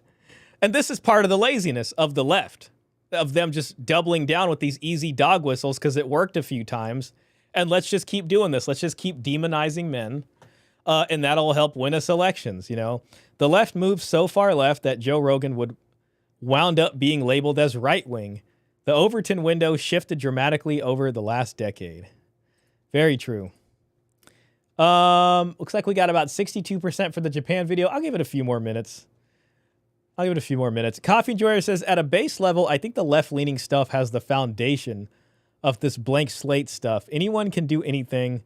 I don't think that jives well with most guys. Definitely doesn't jive well, especially with conservative tradcon folks, especially. But even red pill guys in terms, of that too. So I can see that. I can see that. People are different, and that's fine. Klaus says, and it's nice to hear from a journalist. It's people without formal learning are in that space. Well, I have a real degree in mechanical engineering. Shout out to you, Klaus, man. Worked hard for that degree, I'm sure. German engineering is like none other. If I see a product and it says made in Germany, I'm just like, man, that's reliable right there. That's reliable. Luke Nielsen says, I have a couple degrees too. Giovanni said men included progressive politics equals moderate, which is, or conservative values. MCD says, ironic that left-wing manosphere guys like Destiny and Harry Sison are being dragged by ex-girlfriends on social media. That's the strangest part, is these are the guys that spend a lot of time demonizing the bulk of men. Or they'll have these kind of flippant remarks like, so what's so bad about asking men to just try a little bit harder? So what, you mean just like respecting women? You just being asked to respect women and you can't handle that? Like if it's, it's just like, okay, yeah, this ain't gonna work. And then you find out that like they're the predators that they're claiming other people are. It's crazy. Luke Nielsen, the left kind of hate men, so they're anti-man. Not many men worth anything stay there unless they're manipulating for poontang, the real predators. There you go. And I mean, that's kind of like what MCD was saying with these folks. That was like just, it's like sort of being like the male feminist to try to get in there, I guess. If that works, I guess it works for some folks, but not really. Klaus says he's a master in talking a lot without saying anything. It's like a woman is talking. Oh, God, help us. Bingo. GG for James. Yeah, no more Bloodworth. Come with us. Barbara Finkel. Hey, shout out Barbara Finkel. I wish I could. I absolutely would. Believe me, I wish I could. I'm so jealous. But it's great to see you here. Thank you so much. Someday, God willing, we'll make that happen. Marriage Cause of Divorce says, rest in peace, Japan. Rest in peace, South Korea. We're about to get there. 70% Japan video. Okay. Japan is a cool country. Loved being there when I was. Yeah, I would absolutely love to visit Japan. I want to see Japan and I want to see Greece. Especially for the historical aspect, for Greece. Like I'd love to go to Athens and then see the Piraeus and all that stuff. That'd be really fun. But yeah, Japan is probably going to be the next place I go to. So I've heard good things. I was supposed to go in the fall, but I've kind of had some things with work that made it hard for me to go. Marcus says CW spent all of his YouTube money on that new hairpiece instead of making a better show. Man, as soon as I saw the toothpick, I knew it wasn't happening. A Japan food tour would be cool. Sartain knows his state extremely well. His stats extremely well. He's a top choice as a wingman in the debate. Yeah, I think he does. I mean, he definitely is a good speaker in that sense. They don't sound. He's definitely like evolutionary biology or evo psych, like someone else MCD mentioned. They don't sound like Manosphere to me. CW seems to have adopted the very Gen Z broccoli. That was the first. I swear to God, I kept thinking that. I was like, it looks like one of those teenager streamer hairstyles, but whatever. CW seems to adopt the very Gen Z broccoli haired aesthetic. I hope his show has not followed suit. He has good guests that don't speak on men's issues and intersexual dynamics. Japan is cooked. It's going extinct. DVDs. DVDs are the best, man. Joe Rogan is considered Manosphere because he is a bald UFC MMA guy. We need to send some Chads into Japan to increase the birth rate. Shah, it's time to step up. Well, we'll see. I don't know how the Japanese will receive me, but we'll see. Hey, maybe it's not so bad in Japan. I've heard good things. I would definitely just like to visit. I mean, again, I like historical stuff. I like seeing different places. I don't really see myself as a guy that moves away or becomes a passport bro. I appreciate, where I live, and I'm fine with it. I just work and read and go out sometimes and you know, make some food, hang out, go on walks and things. It ain't so bad, you know, I'm grateful. Japan is very ethnocentric. Yeah, I've heard. All right, well, here we are. 38,000 likes on this, 1 million views from Louis Zhao. Let's see what's going on here. We might not watch this whole thing, but let's see how far we get. Something peculiar is happening. Something peculiar is happening in Japan. It's been happening for a while. People there, especially young people, don't seem to want things anymore. They've stopped going for promotions at their jobs, preferring to simply go through the motion at the office. They've stopped pursuing hobbies, preferring simple routines or passive entertainment. I mean, that, you know, that could be a lot of guys. Shout out, Michael. Oops, forgot it was Saturday. What up, Shah? Hey, no worries, man. Thanks for being in here. That just shows how surface level it is. Rogan, like fighting, is bald, and he's a man, so by default is Manosphere. Foreign is novel, but frowned upon in marriage, children. Yeah, I could see that. I heard Japan is paying black men up to $75K for babies. Really? Well, that is an interesting deal. They prefer renting over buying homes, public transport over buying cars, and they prefer to keep the money they saved as cash instead of investing into assets. Half of all marriages are either sexless or... Wow, okay. Oh, man, come on, man, go back. ...investing into assets. Half of all marriages are either Japanese sex drought. Man, these are the people that gave us, like, tentacle nudie hentai. By the way, just pointing that out. Japanese sex drought. Didn't I see them play the other... let's see. The Japanese sex drought. Why are married women so uninterested in making love? Aren't these the same folks that, like, don't look at prostitution as cheating? I remember seeing a short about that. I don't know if that's true or representative of the culture, but Japanese wives pretty much are okay with their husbands getting serviced, I guess, at ye old brothel, and it's not considered cheating. I don't know how true that is. Any of you guys with a Japanese wife, do not test that out based off of what I said. The country's celibacy epidemic hit the news in 2013, and it has grown much, much worse. But it certainly isn't the only place to be afflicted. Man, that is so interesting. Stop being flippant. This is a serious problem. Japanese couples aren't having sex anymore. JFPA has found that 48.3% of Japanese married couples are in sexless marriages. That's up from 31%. Wow. Is this the future? Is this the future of marriages here? That is not looking good. That is not looking good. I mean, if they're ahead of us and this is coming next. Oh, no. Renting and public transport, you will own nothing and be happy. You know why they have such freakish tendencies? A tightly controlled and forcibly bullying into conformity causes undercover perverts.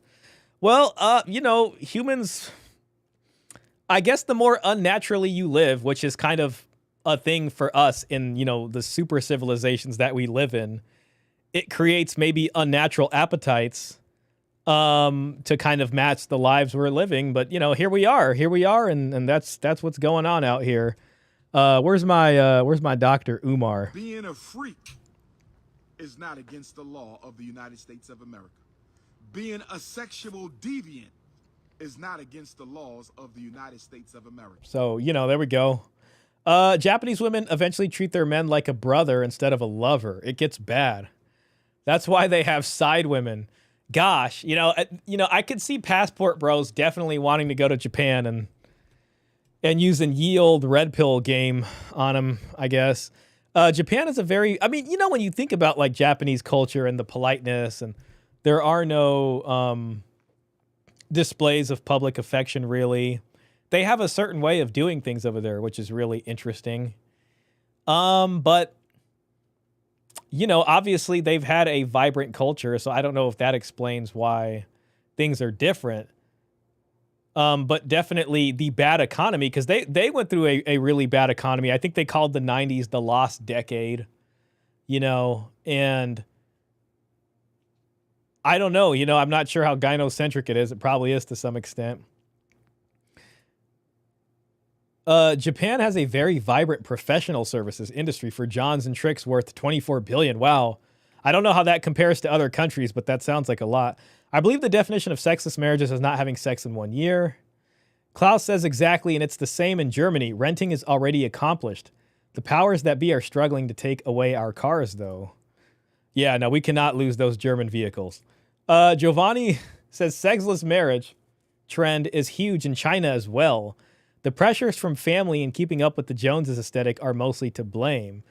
You know, and maybe that's true here. I mean, maybe your typical tradcon marriage. Dead bedrooms, that is the thing that happens here, and a lot of people talk about it.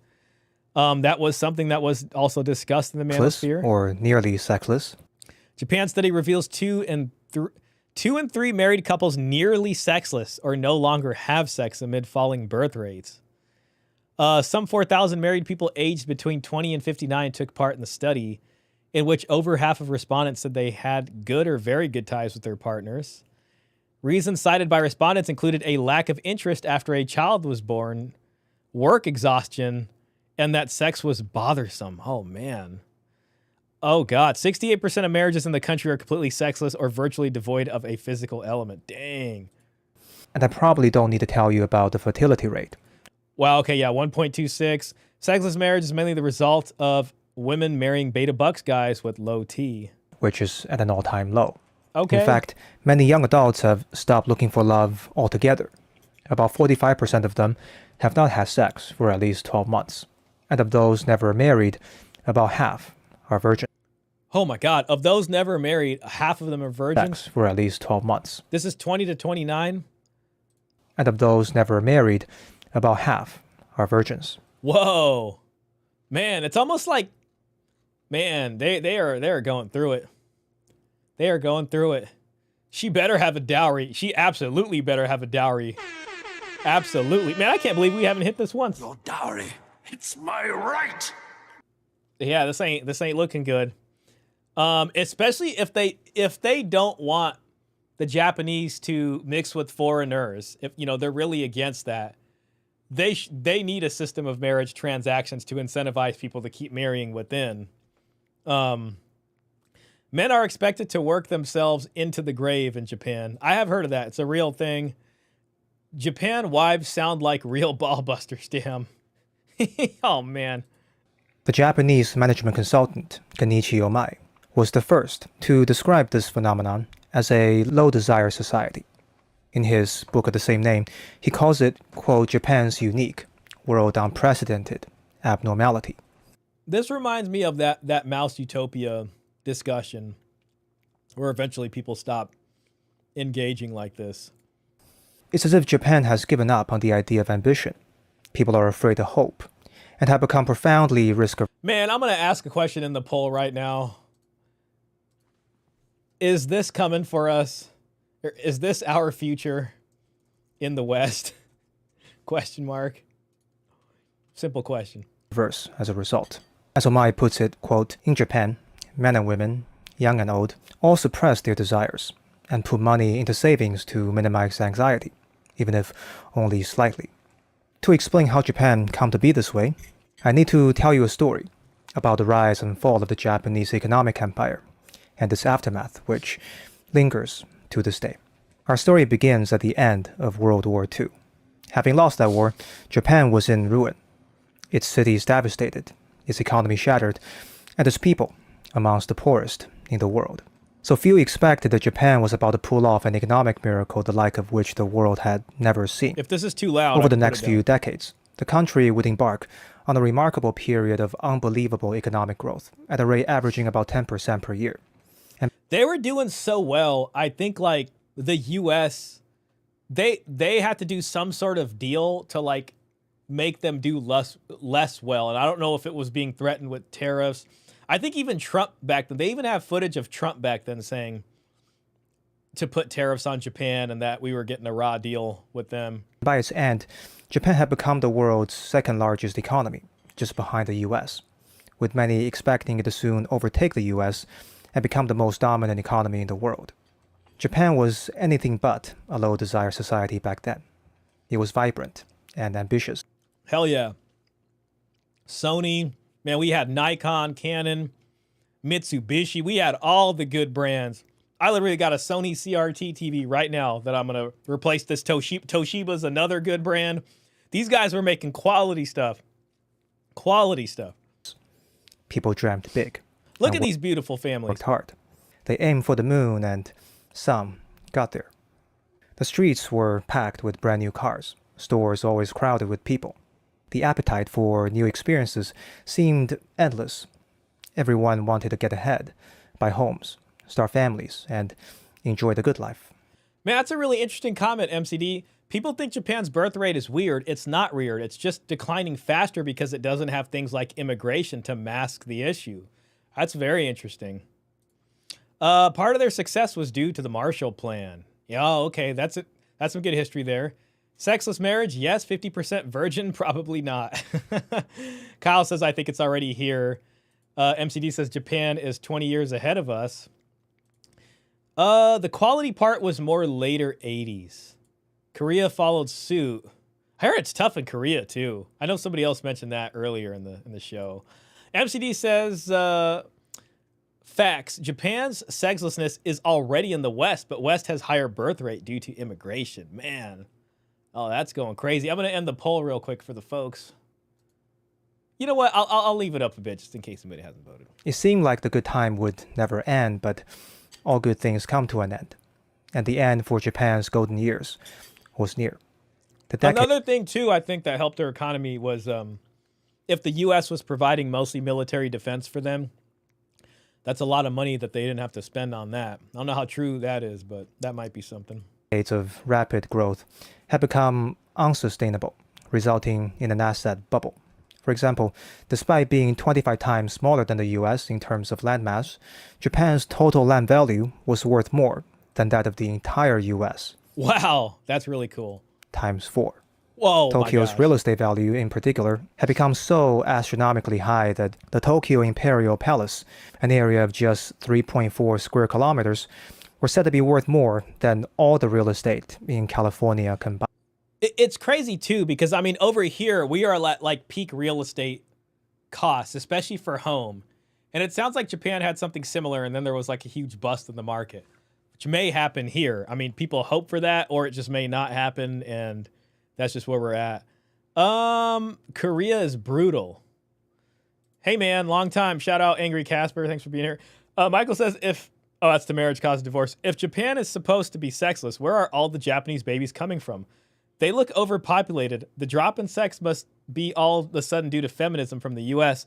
I think their big city centers like Tokyo probably gives off the impression of being overpopulated, but that I don't think that's the case. I think they do have a population issue, but and I think Russia even does too. Klaus says Japan is opening for immigration too. Immigration laws changed a lot the last few years, but the society is still pretty much racist. Yeah, I mean, they would probably be xenophobic. Now, I'm not going to sit here and, whatever it happens to be. It's interesting that they would open up for immigration. That they must really be in a tough situation or trying to bring in a lot of tourist money. But if it's actually immigration, then that's more than just tourist money. Get the likes up. W. Shah Pill. Oh, thanks for that. Yeah, guys, please hit the like button. Hope we're all having a good time in here. I'm enjoying it. I enjoy Saturday nights with the folks. Luke Nielsen says, yes, the defense part was huge, but Japan paid the U.S. for military forces in Japan. Oh, okay, here we go. The only country to my knowledge that pays for the U.S. presence. Everyone else make the U.S. pay dearly.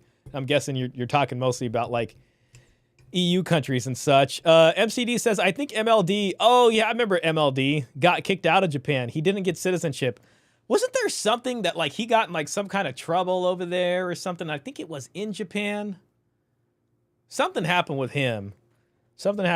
Klaus says, you're wrong. Germany is paying too. Okay, so Germany pays. Kyle Wells says, it turns out that an entire nation of men's collective sex drive can be satisfied by instantly available HD videos of random women being groped by an octopus on the bullet train from Tokyo to Osaka. Dude, that was hilarious, man. Yeah, I wish I had a sound effect. That worked for that. But I mean, I mean, there's something to be said about that because they have like so much media, you know, and like they got like, I mean, they had like the phenomenon of like NEETs. You guys remember what like NEETs are? Where like the people who just stay inside all the time, and they kind of went through it. They definitely went through it, and they have so much media and stuff like that. And I mean, men over here, you know, I mean, a lot of people, I mean, with, you know, the nudie videos and things and OnlyFans and this kind of stuff. And then, of course, you know, the brothels are legalized over there. So that is maybe a different thing for them, too. You would see wacky stories out of Japan, like somebody marrying an anime character or something, like literally, like a cartoon character. The local areas are empty. Thanks, Luke. That's news to me, but I believe you. MCD says Japan's population is dropping by 1 million every year. Due to go extinct in 125 years, more nappies are sold to elderly people than babies. There you go. That's an interesting way of saying that. All right, well, let's just move in. War Physiological. Luke, you were military. Nice. I love military. Shout out to you, War Physiological. You're the, I think it's the first time I've seen you here. The signs of an economic bubble were there, and at least in hindsight, obvious. For example, people were buying things just to buy them, regardless of how random or useless they might seem. I mean, that sounds a little bit like us. That sounds like us. I'm going to ask another question, and I'm going to ask, are we in an economic bubble?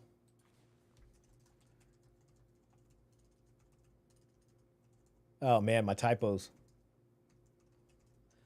Are we in an economic buble? 85%, by the way, says yes. This is our future in the West. Oh, no. It's not looking good. Like golf club memberships that cost as much as $3 million. At one point, Japanese corporations seemed to have literally run out of things to buy in Japan. Damn, that was back then in the 90s. $3 million in the 90s. And started buying things in foreign markets, too. They bought the Rockefeller Center in New York for $1.4 billion. Columbia Pictures for $3.4 billion, and Universal Pictures for $6.6 billion. There were concerns at the time that Japan was buying up too many for an asset. Yo, shout out Don DeMarco. Thanks for coming in, man. Yeah, no worries, bro. We'll catch you on the replay. What up, y'all? Be sleeping early tonight. We'll hit up the replay, man. No worries. I appreciate you coming in and saying hi. MLD claims he's leaving Japan because the men in the West need him. Yeah. All right. But that's probably just his way of masking whatever trouble he may have gotten into. Yeah, I don't know about that. The men need you to go from a room in Japan where you were on, you know, YouTube talking about things to come to a room in the US where you're still going to be on YouTube talking about things. You can do that in both places. You know what I mean? This guy acts like he's sitting there just like running on the front lines, helping guys up that maybe tripped over a rock or something. Like, what are you doing? Like, it's all on the, I mean, you know what I mean? Come on now. MCD says, we are in a credit bubble. Bankruptcy and default is on the way unless we get the birth rate and population size up. Well, yeah, that's the interesting thing, too, especially when it comes to, like, Social Security and retirement and all that. And it's like, you know, I pay out of my check into all those things, and that is going to pay some elderly person's Social Security check. You know what I mean? And, yeah, that is the big issue of how to deal with that. Now, I guess there's automation in these things, and that's, you know, it is also dependent on how society produces wealth. But then beyond that, there's also the question of how is the wealth distributed? How is it taxed? How much are these programs going to be needed? So it is best to have some kind of plan for going into old age. Not in education, employment, or training. Neat. Yes, exactly. Angry Casper says, yeah, more pickup game is what will save the West. Hence why I'm not a fan. I have no pickup game. I'm too nervous. Okay, I remember who you are now, War Physiological. Hey, man, that's the fun part, bro. Let me tell you, man, guys on the other end who used to be nervous and aren't nervous anymore, they would almost appreciate that feeling of nervousness. It's like, yes, finally, this is fun. You know what I mean? Like, I feel nervous. I can't wait to go into it now. It's like actually exciting. Like, man, that feeling of nervousness and like making it tight and like getting your first kiss, it's just like, You're just elated driving home. You know what I'm saying? You just gotta, you remember I showed you the deep learning cars video, man. So don't stop out here, man. Don't stop out here. Luke Nielsen says the problem with all the governments is they build this pyramid on the backs of the kids. No kids, the pyramid falls. Yeah. I mean, well, we've always had this thing about having to take care of our elderly. And families did that. You know what I mean? And even through marriages and marriage contracts, they would have been referenced and there would have been a plan for what was going to happen for them. And then, as everybody wanted to enjoy freedom more, we still had these problems. We just decided to create these collective programs, things like Social Security. So we all collectively put into a pot to take care of all of our parents collectively or something like that. But, if other, people aren't being born or there's not enough employees to pay into that, or people paying taxes to pay into that, then, we come into some issues. Negativity won't let, and it's not unlike having kids to take care of you in old age. It's just like on a collective level. Negativity won't last forever. That's true. That's true. I'm glad to hear that. Yeah, that's the most positive thing you said all night, man. Hell yeah. Oh, my bad. Where's my? There we go. Shout out, man. Mr. Pitt says, I've personally never liked MLD.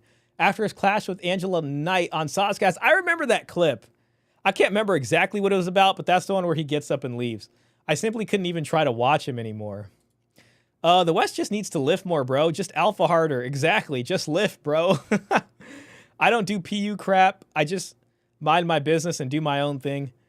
Destiny, just respect women more, bro. Did not age well. Yeah. Just be nicer. Elderly had a job. It was when the father got to spoil the grandchild. All right, couple more comments. Not trying to cast aspersions or throw stones at MLD, but if I was in charge of Japanese immigration, I'm not sure I'd want any Florida man imports either. Grapey is the word that comes to mind. Yeah, I can't remember exactly what it was. I think something happened with him. Some worry that Japan might one day buy up the entire US or the whole world. Perhaps Japanese investors have become accustomed to seeing prices going up that they stop worrying about how much they cost today, expecting to always be able to sell it for more in the future. That was until that future came crashing down. In 1989, the Bank of Japan decided to raise interest rates sharply, hoping it would keep the rampant asset speculation and inflation under control. It worked. Or rather, it worked too well. The asset bubble burst, causing a downward economic spiral. The crash started with the stock market in 1990, and the real estate market soon followed in 1991. Asset prices, which people assumed would keep rising, began to fall and kept falling. The stock market would go on to lose 80% of its value in the following decade. Man, that's crazy. By the way, 80% of you guys said that we are in a bubble. Guys, I think we're getting a look into 20 years from now. Elderly had a job. It was when the father got to spoil the grandchild. Let's see. Don says, change the laws to help men if you want the birth rate up. Marriage can be a trap. Children can be weaponized. The things that help families form are all corrupted. Yeah, they definitely need to, if they want family creation like that, they need to make an environment where people are incentivized to do that. I get it. There's the bloodline stuff and my bloodline. And it turns out people probably don't care that much about it as you would otherwise think. Or you just got to step up. You just need to man up. You know what I'm saying? Start having these babies and get married regardless. And people are just like, nah, I'm good. Just run game. Just run game on the feminist gynocentric judge, bro. Oh, God, that was the best. With you on that, Donald. Yeah, that's the start, but fixing the economy and making it so a man can afford a life and family is a close second. That's the whole other part of that. Definitely, yeah, affordability, that's true. I'm something, I don't know what that is, 133. Oh, I'm 133, maybe 137 at 20. I got a lot of work to do as a future possible leader. Also, I'll try my best. I won't let people push me around. If so, I'll ignore instead of fighting for no reason. I mean, listen, man, 20, that is a 20 to 29 is a tough time for men. You know what I mean? And as you get older and you do more and you have more experiences, you're going to grow into becoming a man. You know, it will happen for you. The difference is, are you going to take, action and make things happen in the sense of confronting new experiences and having the courage to do that? I think you will, man. Michael says, man can't afford to provide for a family because women entered the workforce. I dislike the evil elite riches. Luke Nielsen says, smart. A smart man doesn't fight unless it's the last option. Then you go nuclear and then harder to make sure it doesn't happen again, but it should be the last option. Yup, that's true. And that's coming from Luke Nielsen, our resident veteran here. So thank you for that good advice. MCD says 50 years ago, stay married for the kids. Today, get divorced for the kids. Mental health. No fault divorce in action. My middle son is 20. My youngest is 17 going on 18. Nice, man. Kyle says, yes, although I sigh when ideas like direct compensation for having kids are floated, just remove the obstacles that good people are running into that cause reproductive reluctance. At the real estate market, 70%. Businesses and banks who had overextended themselves to acquire these assets were left holding nothing but massive amounts of debt, and bankruptcies and layoffs soon followed. People who were rich on paper watched as their wealth turned to ashes before their eyes. Damn. What followed wasn't just a quick recession, but a long, drawn-out economic stagnation that would come to be known as Japan's lost decades. Lost decades. Okay, it's not just one decade. It's called the lost decades because nothing really happened economically during those decades. The GDP more or less stopped growing, with stagnating wages and deflating prices. The effects of this economic malaise remained to this day. Tokyo's real estate market never recovered to the height of its heyday, and the Japanese stock market only went back to its pre-crash value last year. To say that people learned their lessons is an understatement. Perhaps they learned it too well. People didn't just grow cautious, they became pessimistic. Not only are they preparing for the worst, they expect the worst too. You know, this discussion about like affordability, especially for living and how it relates to marriage and having kids, because some people will say, oh, you don't got to be rich. You should get married and have kids even if you don't have the money for certain things, or that the money isn't as big of a factor as people make it seem. Kind of makes me want to ask a poll question about that. Let's see. How important is money and affordability when it comes to having kids? Question mark. And I'm going to go and put very important. We can't start families. Oh, dang it. It's longer. I'm just going to put very important. Somewhat important.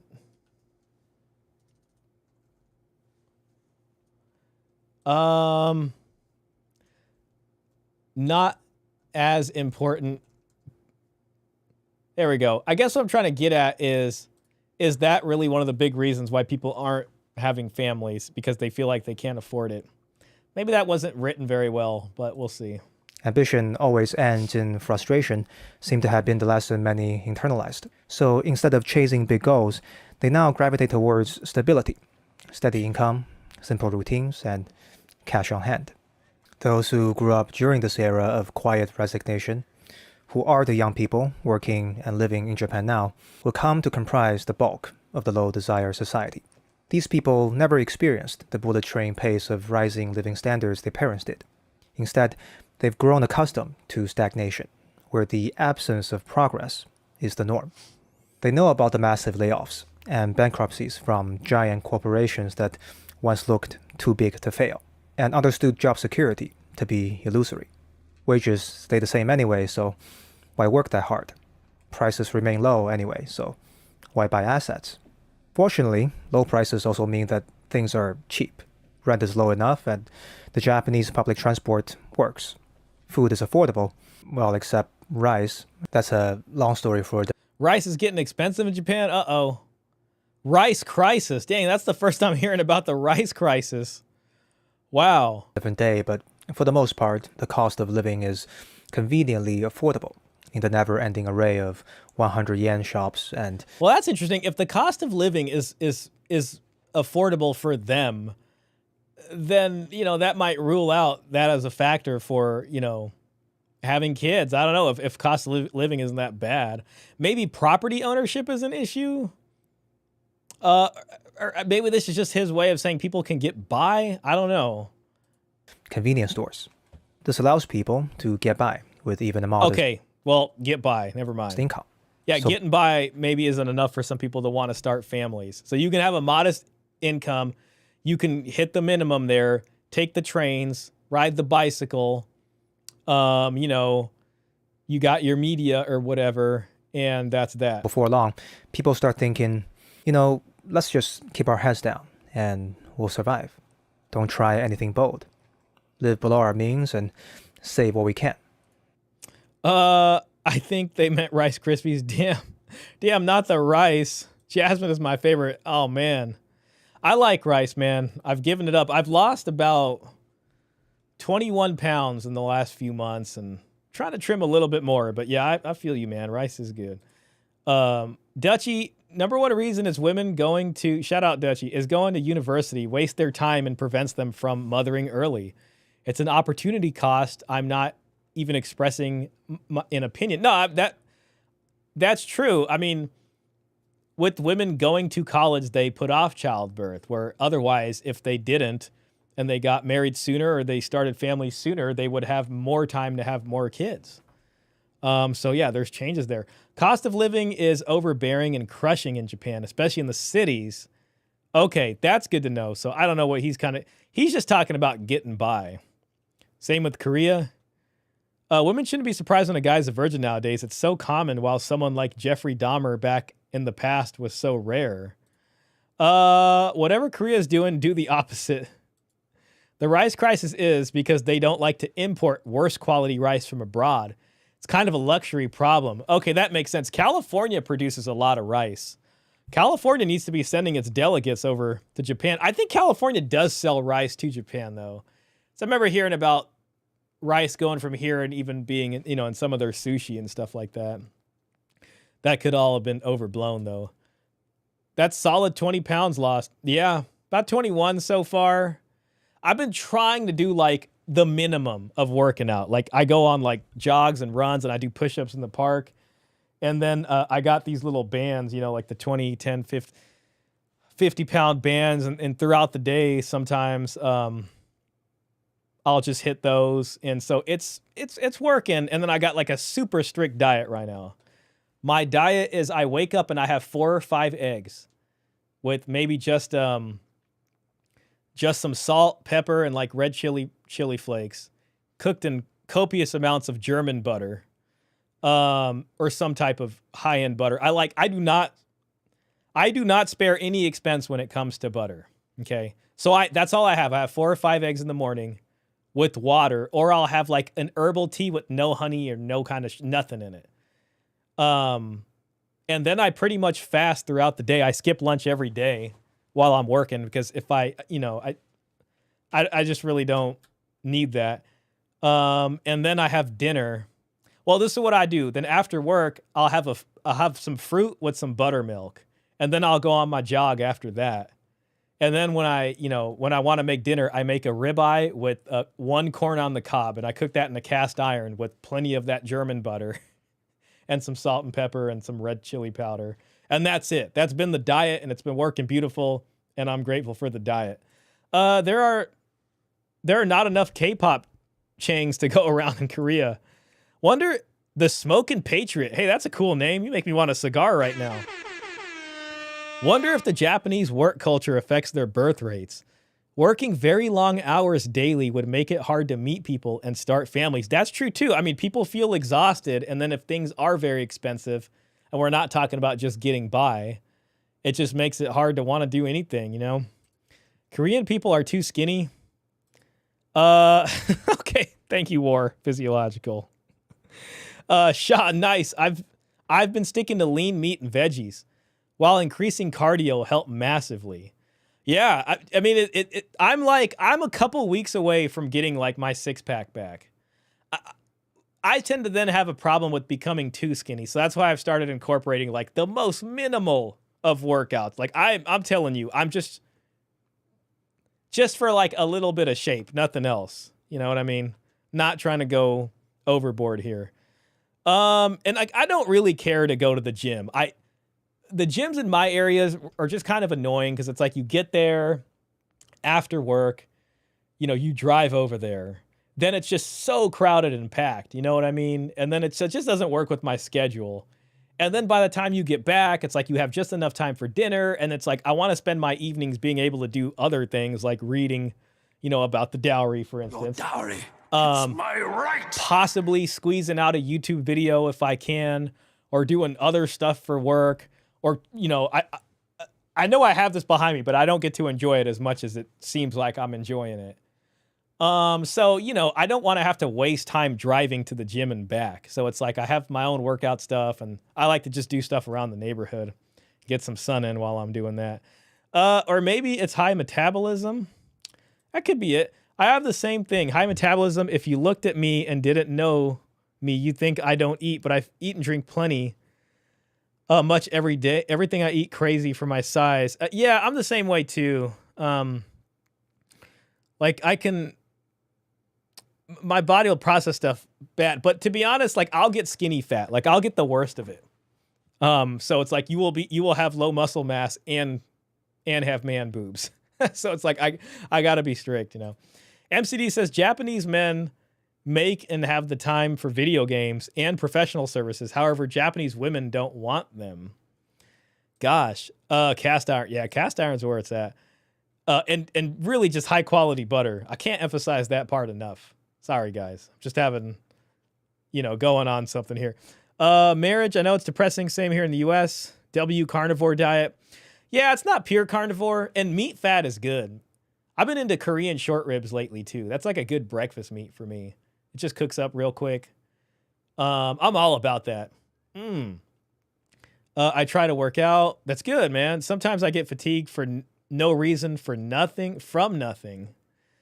That's interesting, man. You might want to look at what you're eating and think about changing some stuff up, man. It's probably something you can adjust. Just buy some dumbbells. You can do most basic workouts at home in 20 minutes. The marginal benefit of working out is greatest for those who don't. Yeah, I know what you mean. Okay. Walk carefully through life so that we may arrive safely at death. Now I'm noticing that this might start to sound a bit depressing. It would seem that there's something wrong with a low desire society, that it's a problem that needs to be fixed. But is it a problem, really? And if it is a problem, whose problem is it? Now, first of all, from the perspective of the economy, low desire society is indeed a problem. In fact, the book Omaya wrote about low desire society is largely a book about the Japanese economy. Low desire society is an economic problem because desire lies at the root of any economic systems. Everything that happens in an economy, from the money invested to the employees hired, to the products built in factories and sold in stores, everything happens for the purpose of fulfilling people's desires.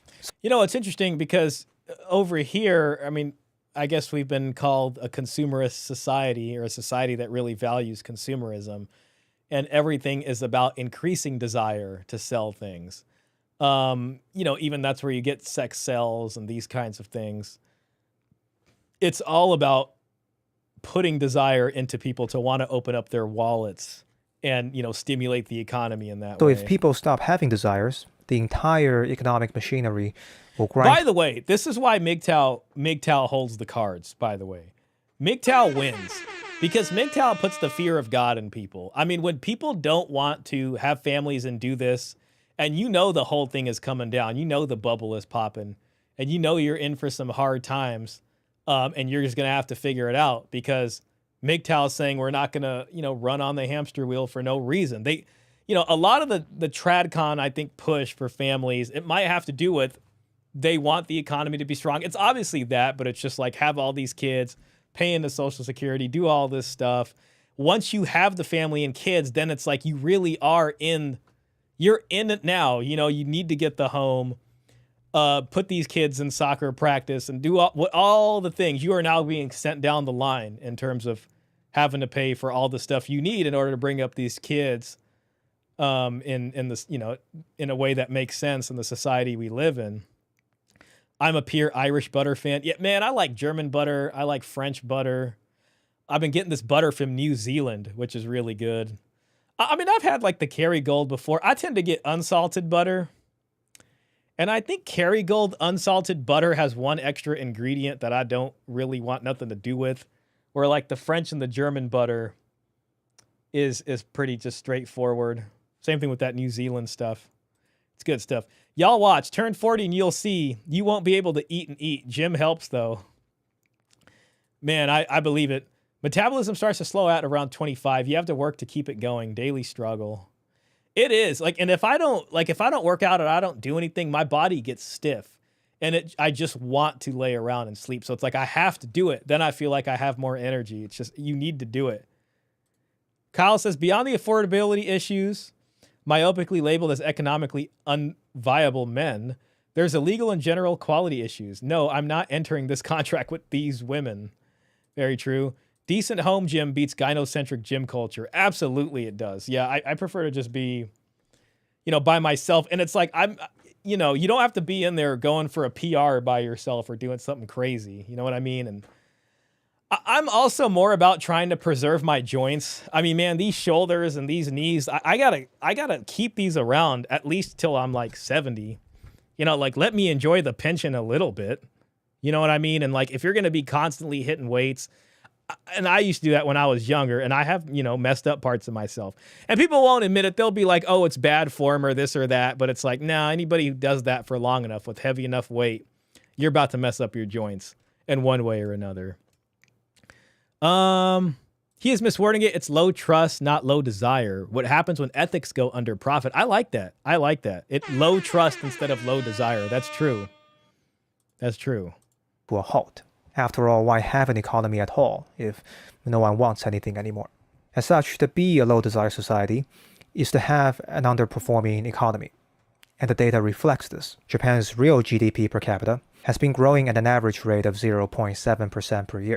Yup, and it should be low desire until you start selling stuff that's good. Get creative, people. Stop selling us the same old garbage. We're sick of it. Since the crash of the 1990s. A fraction of what it was before the crash. And this is why I eat at home too. Like, I'm happy to not give my money to restaurants. Because most of the time I go to a restaurant and it just sucks.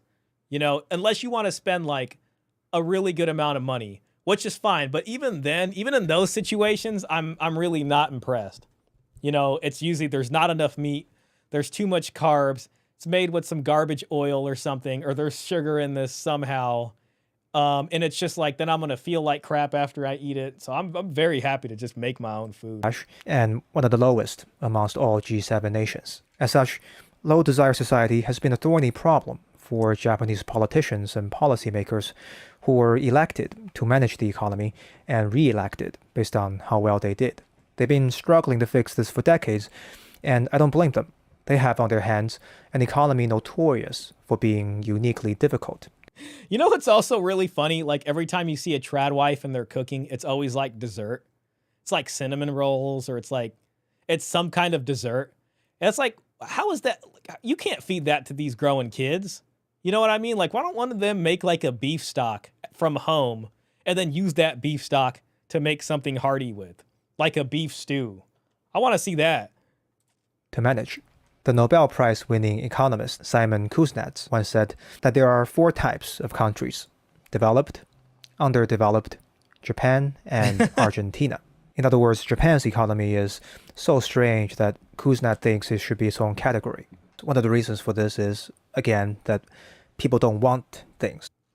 That's a good one, Dutchie, because women bake, not cook. Yeah, I mean...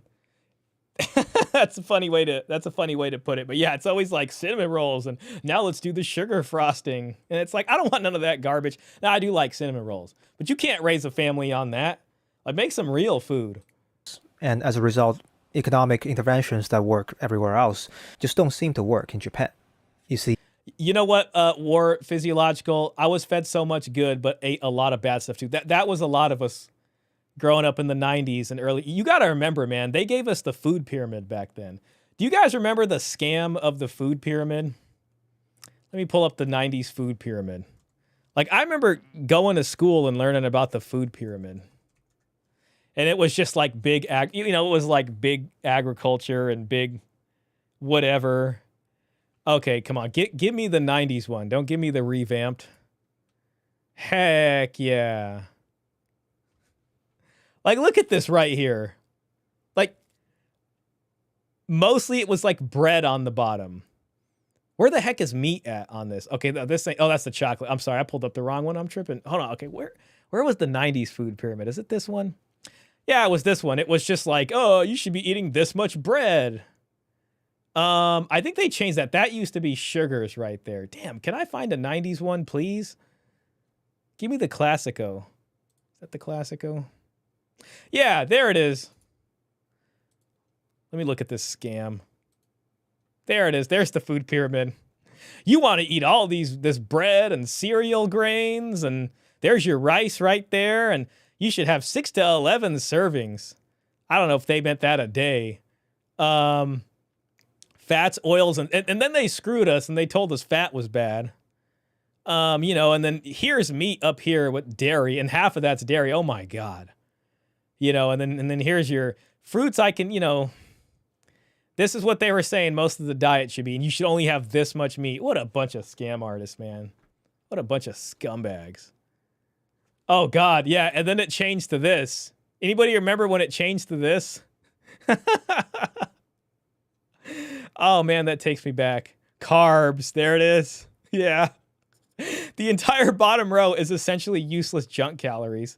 It's wild that people were taught that this was healthy. That's how we got 7 out of 10 people being overweight, by the way. 7 out of 10 people.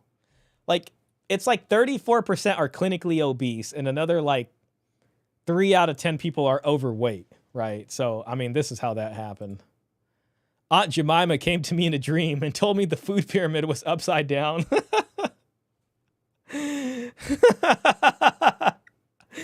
I remember a teacher substitute screaming at me over this in grade 3. I was staying with my grandmother, and she saw the food pyramid I bought from school, so she altered her cooking to match. Oh, no. Oh, my God. Look what happened to this poor family. Oh, my God. That morning, she made me a nice, healthy breakfast. Substitute teacher asked what we all had for breakfast, and I told him my grandmother made me a nice, healthy breakfast and listed the items. He said, "That's not healthy. I'll die if I keep eating like that." I told him, but it's all from the food pyramid, and he popped his top like you wouldn't believe. Hey, shout out to the substitute teacher for actually caring about the kids. Good for this guy or lady, whoever it was. Wow. The breakfast was probably like a waffle and pancakes with like a bowl of some sugared cereal, you know what I mean, and like a glass of orange juice. This substitute, this is back, man. Shout out to this teacher, man. Now I think about all the good teachers I had back then. God bless the teachers. He started screaming about how it's a scam. Damn, this was back I wonder if that was in the 90s too. See, this guy knew. And you did have some different books from like the 50s and stuff that if they had been educated on that, they would have known it was a scam. But most of us didn't know that. He started screaming about how that's a scam. It's false. My grandmother is stupid. I'm stupid.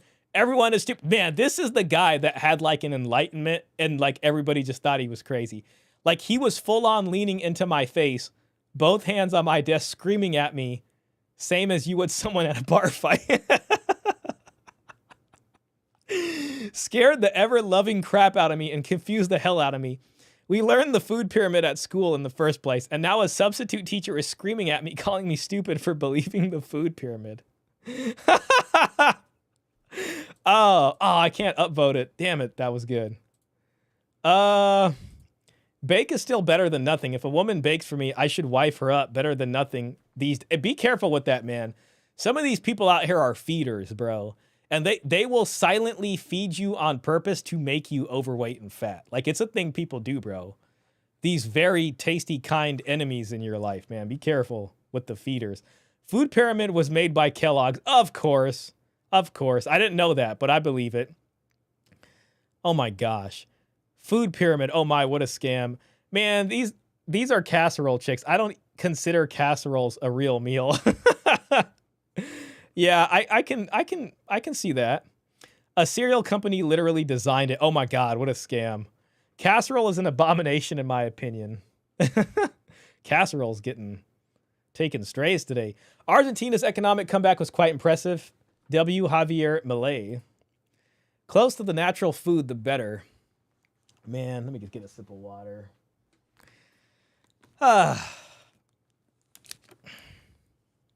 Yeah, close to the natural food is a lot. That you got to do that. I need more steak. I need to gain some weight. Man, steak is the way to go. I eat steak like every day.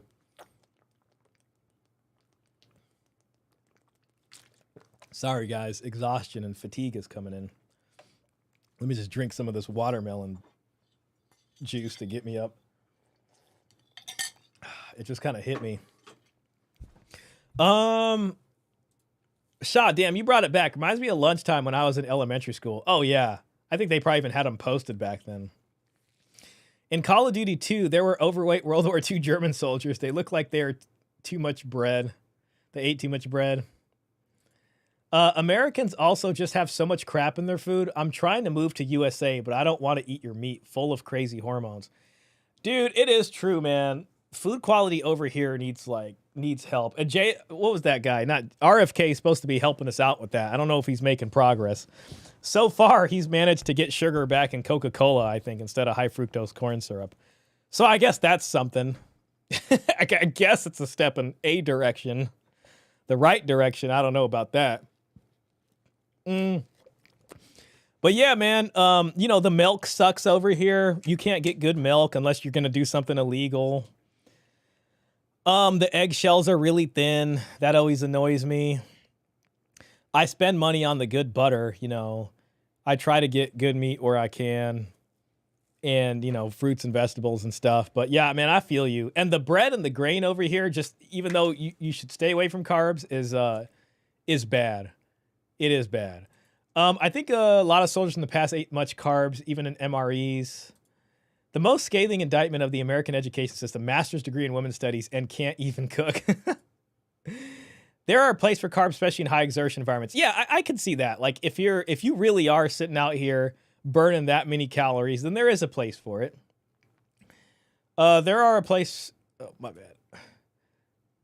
That's not exactly how German people looked at it at the time. I don't think COD is historically correct. I don't know, guys. My ex-wife made a mean green bean casserole. That was fire. I will say the green beans do sound pretty good. To give casseroles some credit. Oh my gosh, that substitute teacher was great. I remember the 4 food groups. It was set up in a square chart. Okay, one more. Got to create a market for all that corn and wheat to grow. Exactly. All right, sorry for that detour. Guys, after we finish this video, I think we'll enjoy the whodunit video about this ex-wife. Most ways to boost GDP involve injecting money into an economy in one way or another to stimulate its activities. That works because when you give money to people, they spend it or invest it, as one does with one's money. That in turn boosts economic activities and some inflation.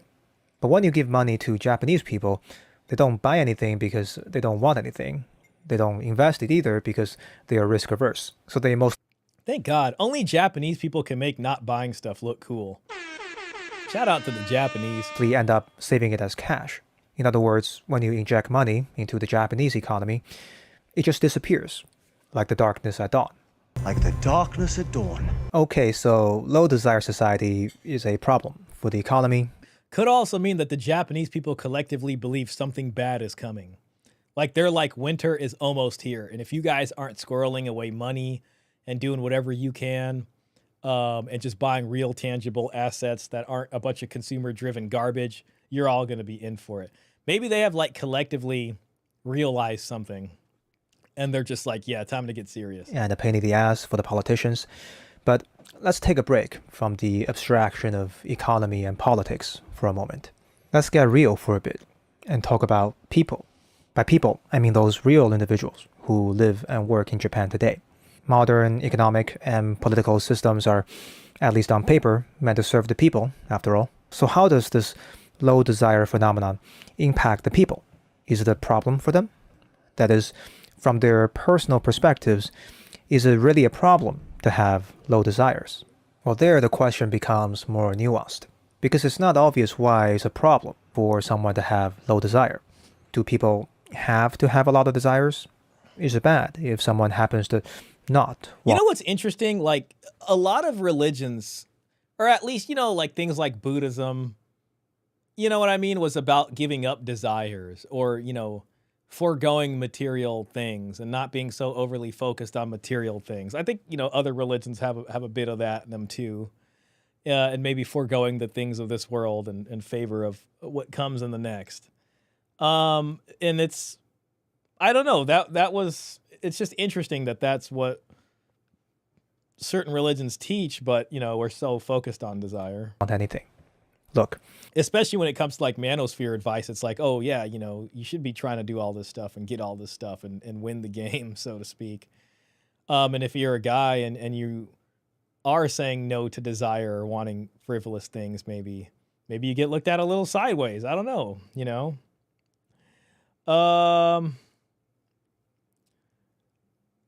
Think about it. If you were Japanese, got devastated in World War II, then rebuilt only to have it crumble, are you going to be not risk averse? I mean, that's a good point. I want to get some protein powder. I got issues getting enough protein daily. Martyrdom, but without the deeds. I look into the amino acid profile of the protein powder. It's like the efficiency of its absorption, so you get more bang for your buck. Mano Swamp has the issue of asking why and for whom. I don't know why, man. I should probably drink protein powders, but I've tried before and I've had some luck with them, man. I just couldn't stick with them. I didn't like them, and I just didn't really trust so much of the stuff in there either. And I was like, whatever, if I truly don't want But if anything, it works for you, then you should. and I'm just sitting here, chilling That's the MGTOW guy, not tripping. upon this chair, in a state of perfect comfort and contentment within my own skin, I can't see how anyone can convince me that I have a problem. Quite the contrary, what I have looks like the complete absence of problems. In fact, it seems that I would only start to have problems when I begin to want things I don't have, where the unfulfilled desires begin to induce suffering. I think it's good to live for a period of time in your life as a minimalist. And I did this pretty much all throughout child support. I worked the job and I drove an old beat up 90s Toyota pickup. And I swear to God, it was spray painted. And I bought it from some high school kid and his dad. And it was a manual. And I still have the pickup. I just don't keep it at home because it's taking up space. I don't know why. I couldn't even bring myself to sell this car. But I drove this car and it had a brand new replaced engine in it. That's why I really liked it. And that this thing was so reliable. And it passed smog with flying colors every year. It was unbelievable. But this thing looked so bad. I got it for about $3,500. And it was a 91. 91? Yeah, it was a 91. And I drove this thing every single day to child support. And everybody else would have a nicer car. And it would probably make sense for me to have a nicer car. But for some reason back then, I just didn't care. I just, I don't know, I really wasn't into that stuff, to be honest. And I think that is a good thing to do so you can temper your desires in a way and just maybe appreciate other things. And then towards the end of my career there, I was like, you know what? I feel like buying some nice things, and I did for a bit. But it still is very tempered for me. But, some people will go out there and buy like some crazy car and just, I've seen some of the craziest car sales happen. And I just don't get it. I don't get how they're not worried about that unless you can really put the money down or afford it. You know what I mean? But people would, and it was never worth it to me, and I just did not care. I really just didn't care what it looked like. And it's funny because I would drive and, I'd park next to the executive team or whatever, and everybody knew me in that pickup. It's so funny looking back, actually. I'm in that skinny fat range, 5'8", 150 pounds. Yeah, man. I'm 5'9", and typically like 135 to 140 is what it usually is for me. I'm 144 right now. I was 165, but you know, a lot of that was me just being bad. I was seeing some woman, and you know, every week you see each other, and it's like, all right, let's get something to eat. And then it's like, all right, well, let's just get dessert and try it out. You know what I mean? And it was just like a lot of chilling. You know what I mean?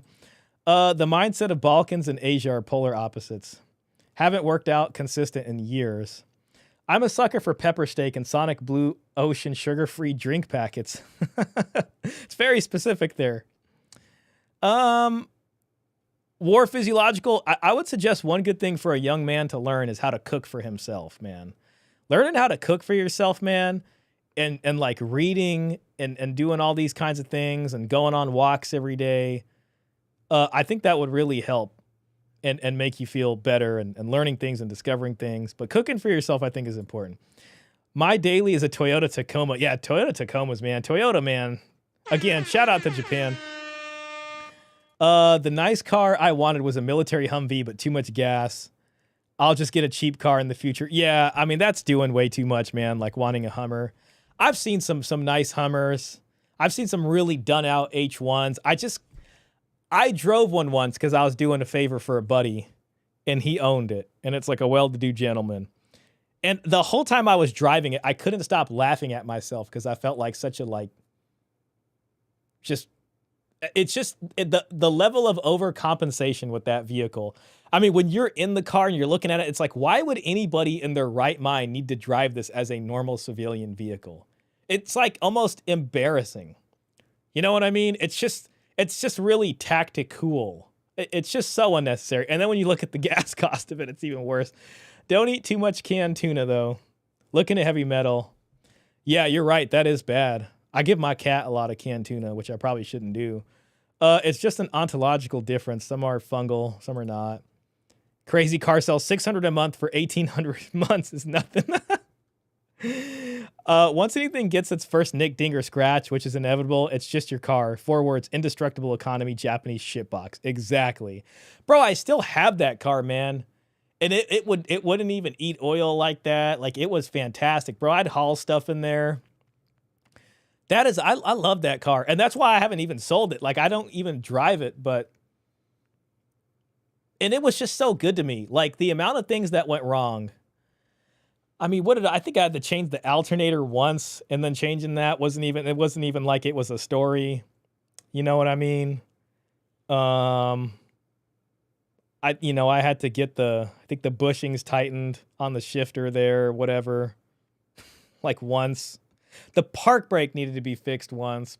Yeah, it really wasn't like the end of the world, you know? Oh, I think, yeah, and then a couple other things, but it wasn't really that big of a deal. I don't work out. It all goes to on my gut. My economy choice is a base model Korean car with good mileage. The ones I tend to stay from are like Hyundais. I don't trust Hyundais. My buddy had a Sonata. And I swear to God, to like change the alternator on this thing, the engine block, I think, was put in sideways on that car. Maybe it was just for his year. It was just not an accessible vehicle. And then that always gave me like this weird impression of Hyundai. So I am very much not about Hyundai. But I'm sure they make some good cars. So am I saying that having low desire is not a problem, rather it is having desire that is the problem? Well, I'm not sure I'm the one saying that, but... Giovanni says, my same buddy who tried to date the pregnant lady drives an H1 in Hawaii. Yeah, he doesn't make the best decisions. That guy sounds like he's got money to burn, man. He just needs some different kind of passion or something. An H1. Buddha might have said something like that a few thousand years ago. My friends, we have stumbled upon an age-old paradox in many schools of spiritual and philosophical discourse concerning the question of how to live a fulfilling life. Because there seems to be 2 contradictory ways to do it. You can either get what you want, or you can want what you have. To put it another way, you can either fulfill your desires, or you can lower your desires. And in many ancient teachings, having low desire is not only not a bad thing, but often viewed as a virtue. There is the famous story of Socrates, for instance. He went window shopping in the Athenian marketplace one day and looked at all the beautiful items on display that people could buy and said, "Wow, isn't it great? Look at all this shit that I don't want." Or the more academic translation, "How many things I can do without." Now, I don't think that ancient wisdom says that having desires is always bad, but it does point out this tension between getting what we want and wanting what we already have as seemingly contradictory strategies in living a good life. One of my favorite stories that illustrates this tension is the one between Alexander the Great and Diogenes the Cynic. Alexander the Great is, of course, one of the champions of having a lot of desires and getting them fulfilled. He's won wars and conquered kingdoms and gone down in history as one of its most famous high achievers. Diogenes, on the other hand, was a minimalist philosopher who lived in... Just a second, guys. I'm just going to open another window. I'll be right back.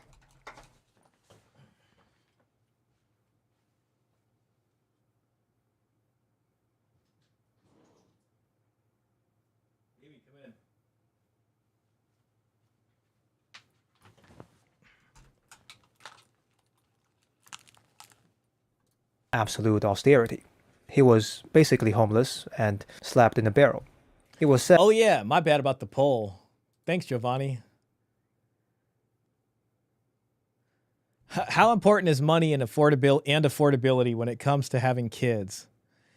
73% said very important. Somewhat important, 13% not as important. You know, and to be honest, I kind of lean that way too. I mean, I think family planning is important. The only reason I say that is because I think I saw something from, it was Matt Walsh, and he was kind of talking about how that's just like an excuse, pretty much. What's up, Mimi? What's up? Man, you know, I'm in trouble with her because I did a bunch of work in my backyard, and she had this little like fort area. And I completely destroyed it because I'm getting a fence replaced, and I had to get these things out of the way to fix this fence. So she went out there. She was just pissed off all day, and then she didn't eat dinner. So, yeah, we're going to hear the cat in the background. Oh, now where the heck? Because, man, I don't even know if I have that bookmarked, to be honest. It'd be a miracle if I found it, to be honest. Let me see. I wish I could just search my bookmarks for, like, one specific person. But it was like a debate, basically, and they were saying, you know, if you scrimp and save, you can do that or whatever.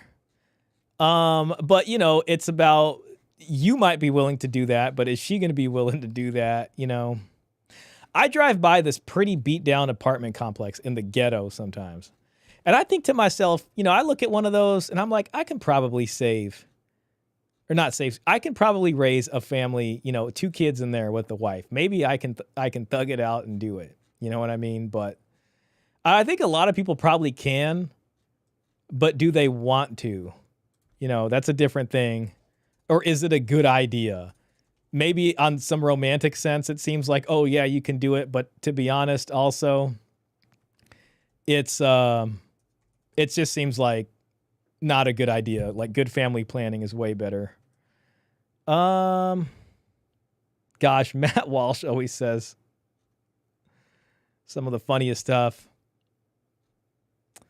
No, loyalty. It's not looking.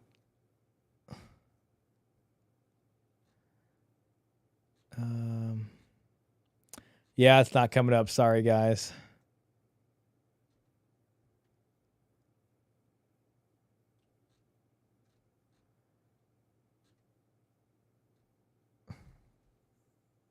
Here we go. I kind of found the tweet. That's kind of crazy.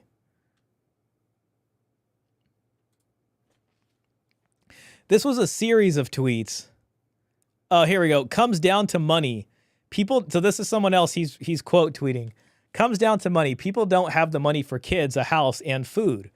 If billionaires stopped hogging all the money and allowed that money to stimulate the economy, everything would be good. Greed is the problem from the rich. He said this would make sense if not for the fact that the birth rate was much higher back when the average American was much poorer. I'm not sure if that's true or not. In general, wealthier countries have fewer children. Nigeria and Uganda have some of the highest birth rates in the world.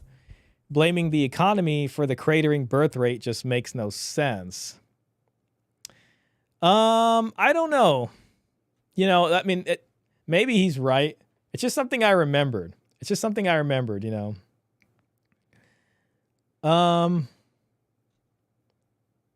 More family support systems in the past. Now it seems like women support. That's a great point too. Yeah, I mean, you may have been poorer, but there was more support from the overall family structure, which isn't really here nowadays. Money solves 99% of problems. Why not make sure you have enough of it? That's all. Wasn't it in your last video too? No, that was about the ring. That was about his opinions on how much an engagement ring should be. Let's see. Vietnam veterans, most were screwed over. There is a point to be made about needless materialism, consumerism. I heard someone say kids ain't cheap, but they're not expensive. Keeping up with the Joneses is expensive. There's truth to that. I agree with you. Matt Walsh is ignoring how different the culture is now versus 50 years ago. Makes sense. There is truth to materialism argument, but there was better support networks too. Culture is a big issue. Yeah, that makes a lot of sense, man. I like that explanation. That he once had a cup that he used to drink water. Then he saw a child drinking water with his hand, so he realized that even the cup was unnecessary and got rid of the cup. So the meeting between these two characters was bound to be interesting. When Alexander went to see Diogenes, Diogenes was lying on the ground, bathing in the sun. Alexander stood in front of him and said, "Bro, I am Alexander, king of Macedon. Wise Diogenes, name your desire. If it's within my power, I'd be happy to grant it to you." Diogenes looked up and replied, "Dude, that's great. In that case, could you stand a bit to the side because you're blocking my sun?" Now the question is, who is better? Is it better to be Alexander, who happy goes and through the disciplined application of his efforts and intelligence achieved them? Or is it better to be Diogenes, who simply skipped all that and was happy and content exactly as he was? Now to be fair, Alexander and Diogenes do seem to represent the two extremes of a spectrum. One is a massive overachiever, and the other is a complete non-achiever. So maybe the answer to our question lies somewhere in the middle, a healthy medium where one does have some desires and work hard, but also have some semblance of work-life balance. Now that answer sounds sort of right, but it's not my favorite answer. For one, it doesn't fully answer the question. If there's a healthy medium, where is that medium exactly? In other words, how much desire is the optimal amount of desire to have? The answer is not very specific in this regard, so it's a little... That being said, I don't think that statement accounts for the environment today where basic expenditures of housing, food have grown so disproportionately to the average income. Yeah, I think so too. I mean, you'd have to really rough it out. You'd have to really rough it out with these kids and hope that it doesn't lead to divorce. Man, I'm going to have to put my cat outside. She's messing up right now. Say hi.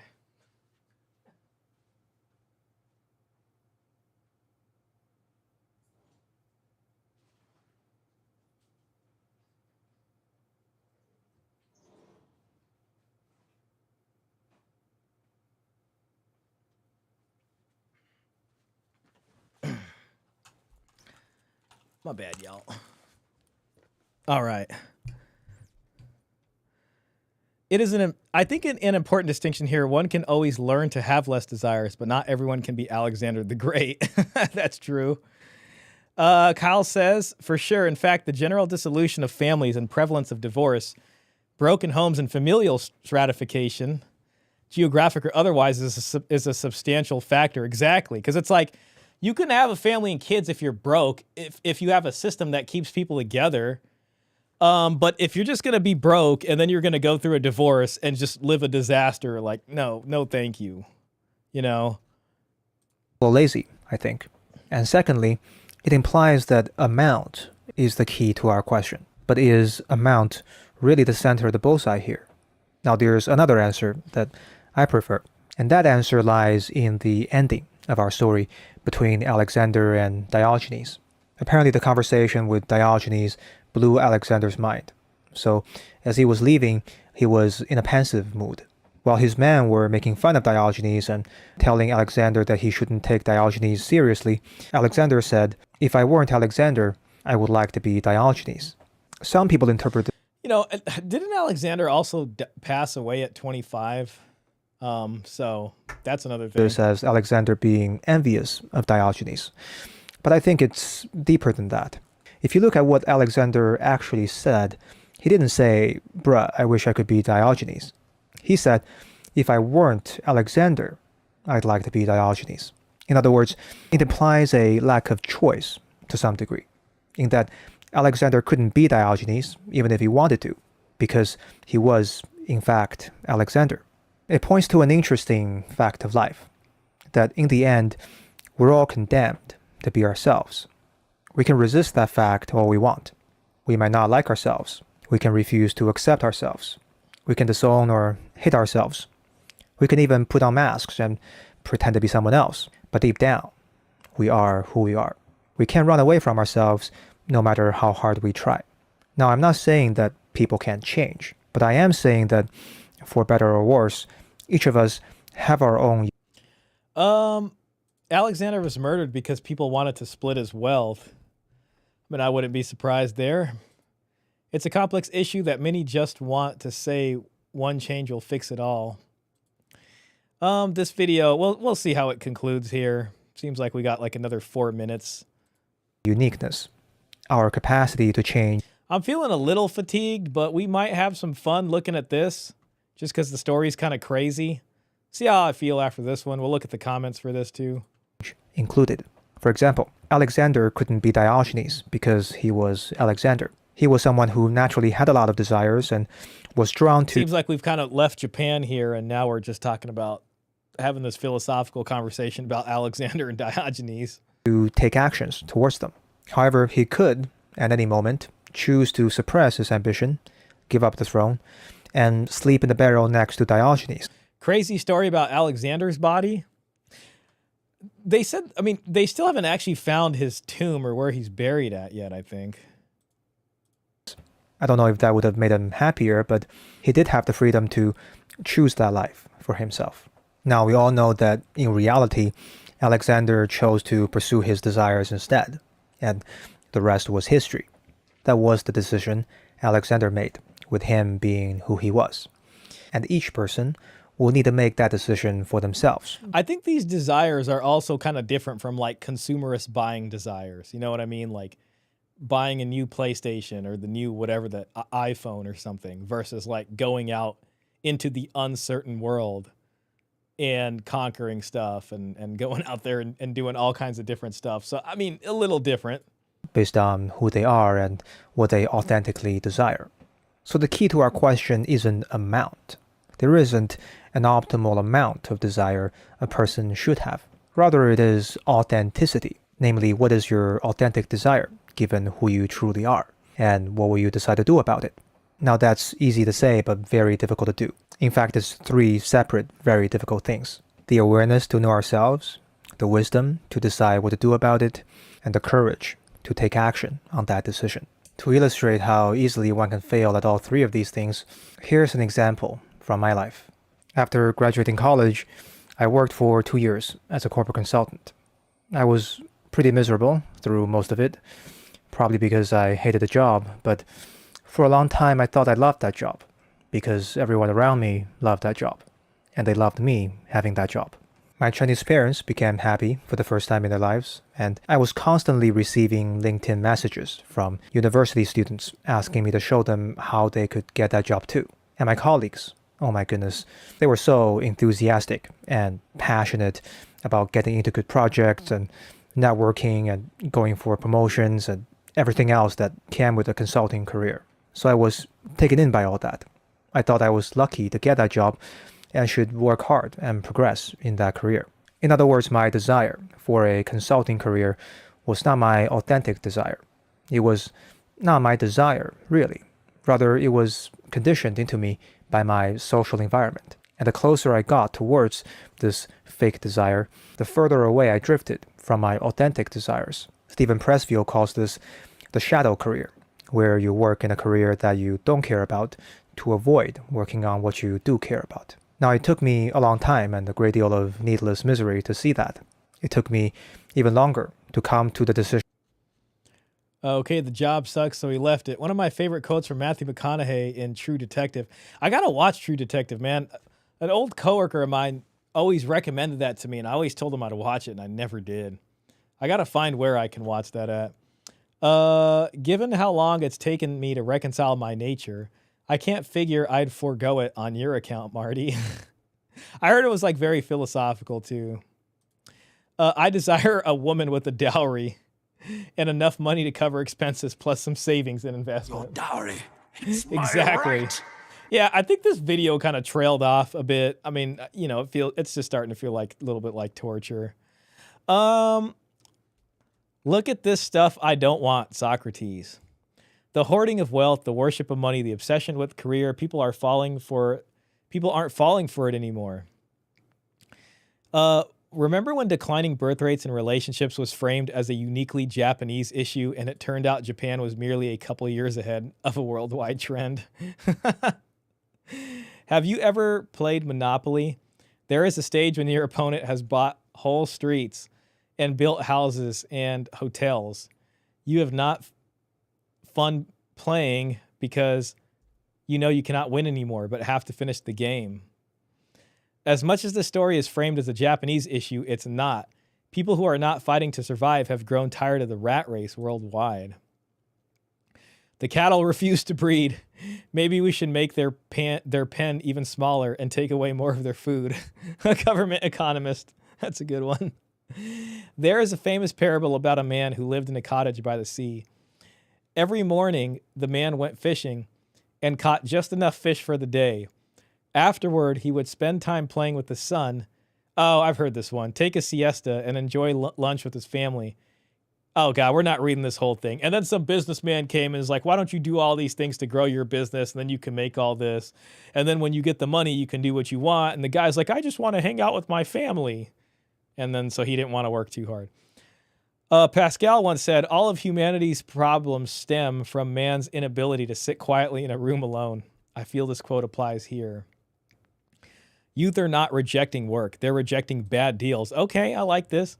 The modern economy fails to offer compelling value in exchange for youth's labor, time, and education. There you go. There you go, man. I just want what I have to work. I don't want upgrades. I just want things to work. If we had decent public transit in the U.S., I'd use it and not have a car. What I want is time.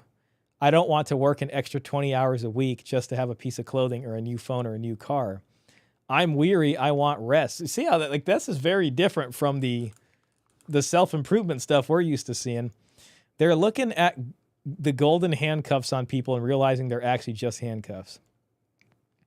One of the things that makes Japan endearing to me is that society seems to have frozen in 1990 due to the bubble burst and just kept what they had back then in order, tidy, and running. So I get this retro futuristic vibe from it. That's interesting. It ain't just Japan, it's everywhere. The marketing narrative has died. Nobody anywhere trusts their government. Nobody trusts the media. Nobody thinks they will ever own a house. People have just given up. When you take hope away, there is nothing left. Man, this guy said it. A Vietnamese listening to a Chinese living as an American talk about Japanese and then about Indian and Greece philosophy. Now that is the internet I grew to love. All right. I'll put another poll up. I'm getting a little fatigued. We're hitting the 3-hour mark. I think I can make it through this video though for the folks, but I'll put a poll up, see what you guys think. Should we watch the whodunit video? It's not really a whodunit video, but the romantically active ex-wife. That's literally what it's titled. Yes, this ends probably how many of you are thinking it ended. I'll take a minute to just read chats. Sorry, I was just feeling fatigued, but I'm better. We don't stop. I gotta hit streamers high. Just want to see how you guys feel. But if we do watch it, just know I'll probably be a little tired. So warning you guys. And Dontavius. Oh my God. Yeah, let me bring up Dontavius, man. I miss Dontavius. Yeah, we got to at least play Dontavius once over here. Hey, yo, Dontavius. Man, I gotta just make that a...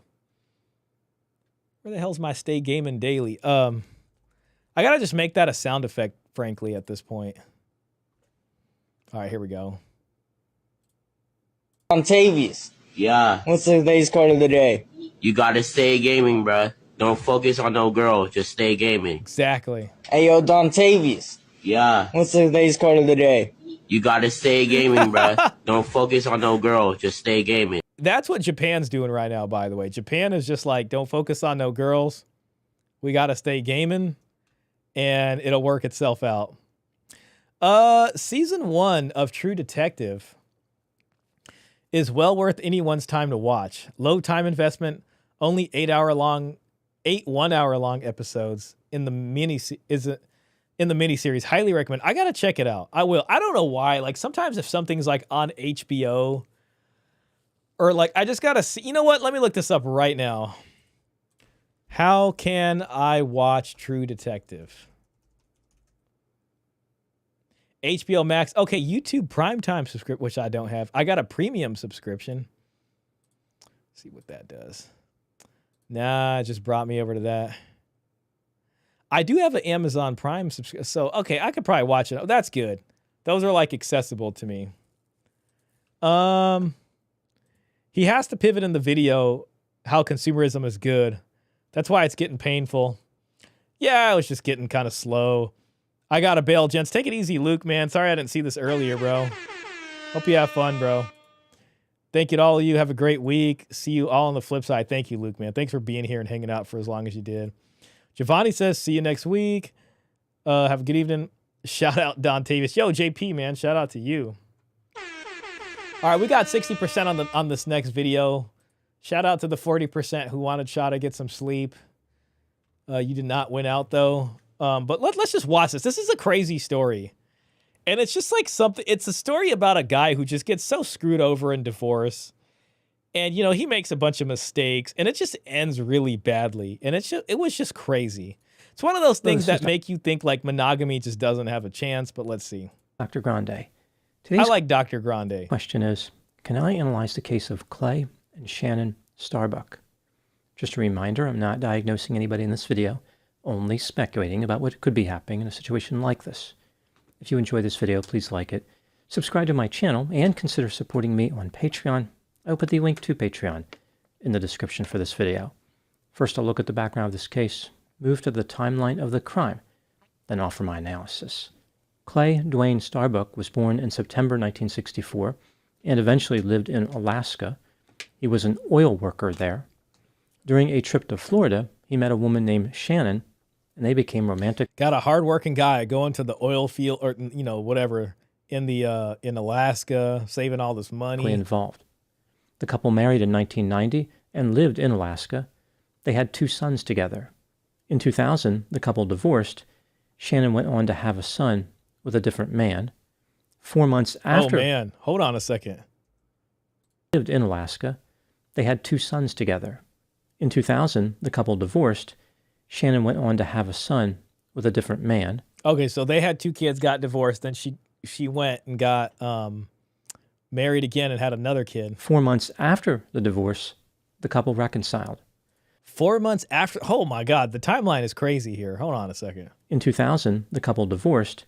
Shannon went on to have a son with a different man. Okay, so she didn't get married to that guy. She just she got divorced, and within this time period of the divorce probably ensuing, and then 4 months after it, she had a kid, and then by some random guy, and then she got remarried to this guy, and this guy took her back, even though she has this other kid now. 4 months after the divorce, wow, the couple reconciled.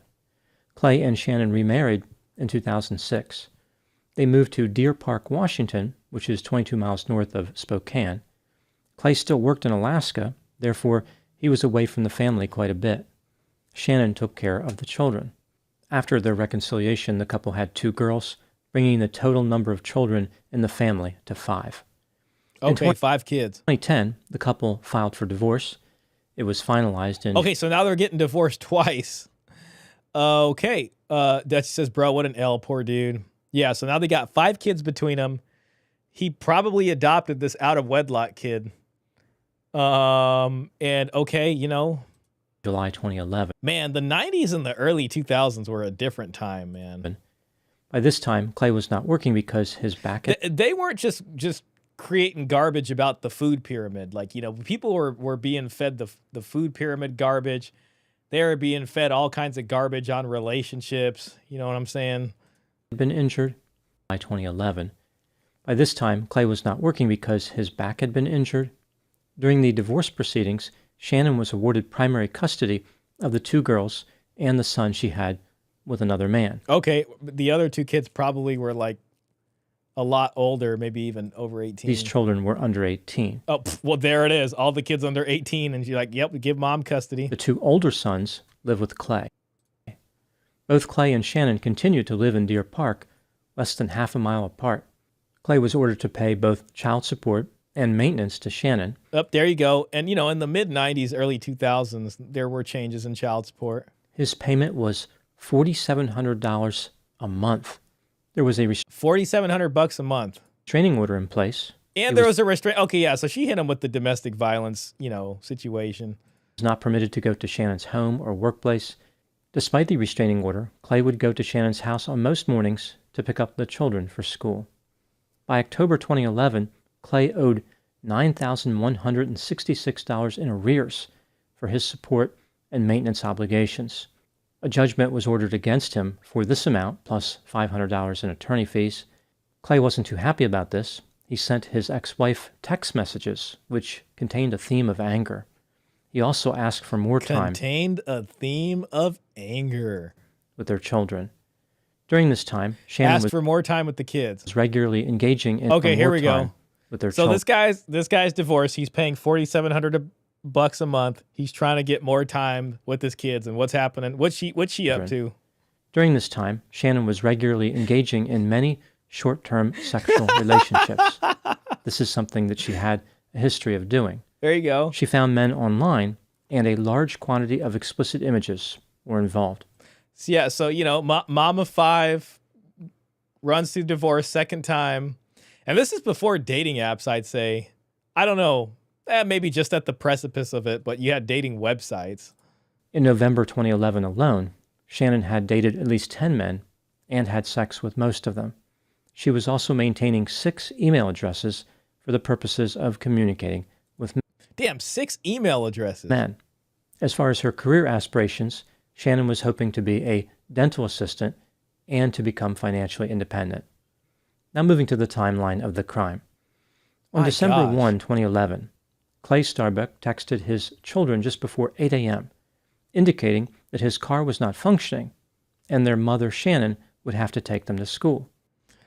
Laying on her back while he works. Yeah, I mean, and this is the thing, too. You know what I mean? It's like, you get married, you lose the game this bad, and you know she didn't have one of these. Your dowry, it's my right. And it's just like, you know, this is the TradCon deal right here.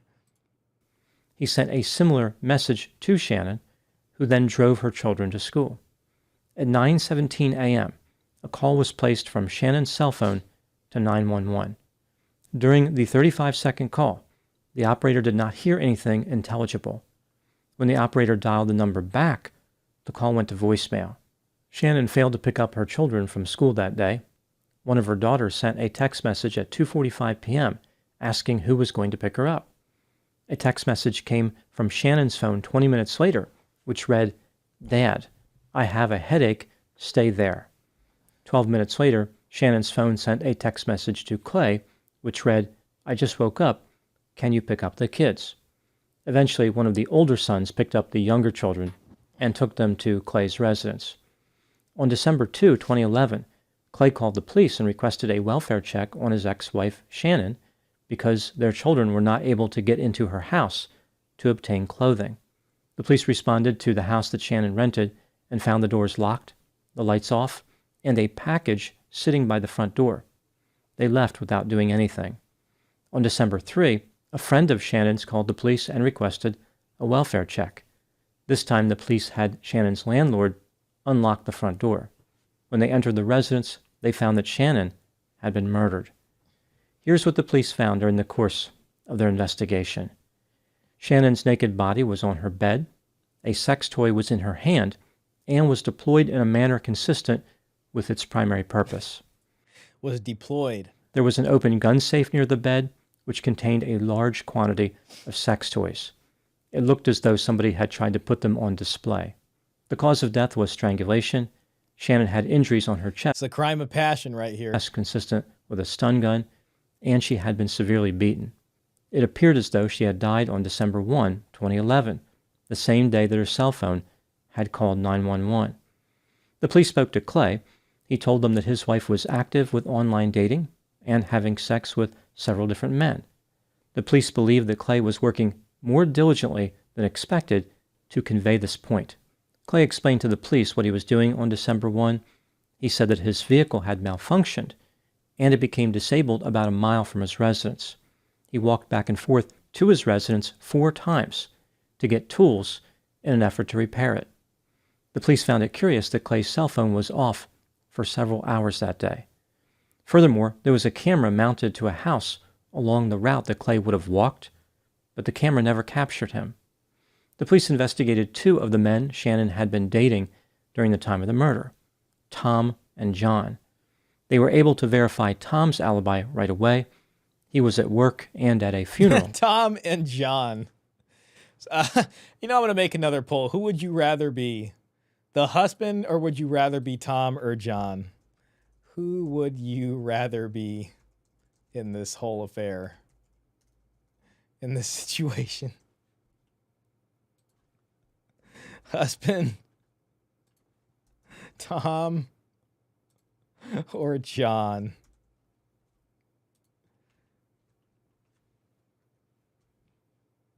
That day, the police had to work a little bit to track John down. He made efforts to disguise his identity, like communicating with Shannon from public places. AKA Chad and Brad. Exactly. And using an alias. He was a married... Like, what is the point of getting married? Like, what in today's legal environment, like, this guy did not stand a chance. Now, he's crazy because they got divorced once and he remarried her. That's insane. You know what I mean? But the blue pill was strong in this. You know what I mean? There was no Manosphere back then. I mean, maybe there was to some extent. I forgot the dates exactly. Maybe there was, man. If he would have found some of the guys, man, this could have been a lot differently. Neither of them. Giovanni says, or Tom. Yeah, or I'm sure there's plenty of other names. High school teacher, which may explain his furtive behavior. John told the police that he tried to connect with Shannon on December 1, but she did not respond to phone. Yeah, marriage is pointless. Why would you take a woman like this that brings nothing to the marriage, especially in the era of no-fault divorce? Like, look what can happen. And this is such a horrible story. I feel bad because it's just so bad, and it's like, it is kind of blackpilling a little bit, but it's like, why would you put yourself in this position to like get screwed over that hard? You know what I mean? And then her choice is, well, I'm just gonna dip out of here and just find Tom and John from, the online stuff and just have a good time. You can continue to pay me. No, you can't see your kids more. I'm out here seeing all these guys rotating in and out. No, I don't want you to have more custody of the 3 kids that are under 18. Sorry. You know what I mean? Phone calls or knocking at the front door of a residence. So John admitted to being at her house on the day police believe that Shannon was murdered. When John left, he received messages from Shannon's cell phone. One message invited him to come by later that night. Uh-oh. It was a setup. I'll date someone till I die, but married, no thanks. Yep. Why marry a dowerless woman on top of that? Exactly. What's the dowry situation? Exactly. Let's get down to brass tacks here. And if she brings nothing, it's just like this option to just leave and destroy everything, and there's nothing you can do about it. And you have to pay them. You have to pay her to make it hard to see your kids and to be sitting here jumping up and down with Tom and John and Brad and Chad and all the rest of it. Why? Why take that deal? Of course men are like, no, thank you.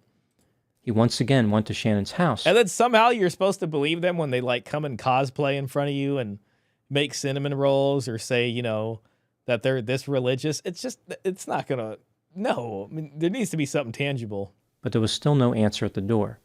Eventually, the police were able to exclude John as a potential suspect because he was at a Starbucks restaurant around the time that Shannon... You know, and it's just looking at it, it's like you just can't, especially if they're bringing nothing, like you can't chance it with someone who wants to be a stay-at-home mom. Those are the worst divorces, you know. Yeah, I mean, if that's the plan is to bring nothing and I want you to pay for everything and stay home, hell no. Sorry. Cell phone call. I would much rather associate myself with working. 911. The police believe that when around the time that Shannon's cell phone called 911, the police believe that when John stopped by Shannon's house later, she was already dead. Eventually, a Pookie and Tyrone would have made the list. I mean, hey, I'm sure they were on the list somewhere. All we know about is Tom and John. Yo, hey, welcome in, Robert. Good to see you, man. Or I should call you Orem. Is being all three a chance? I just got here. I should have put that as an option.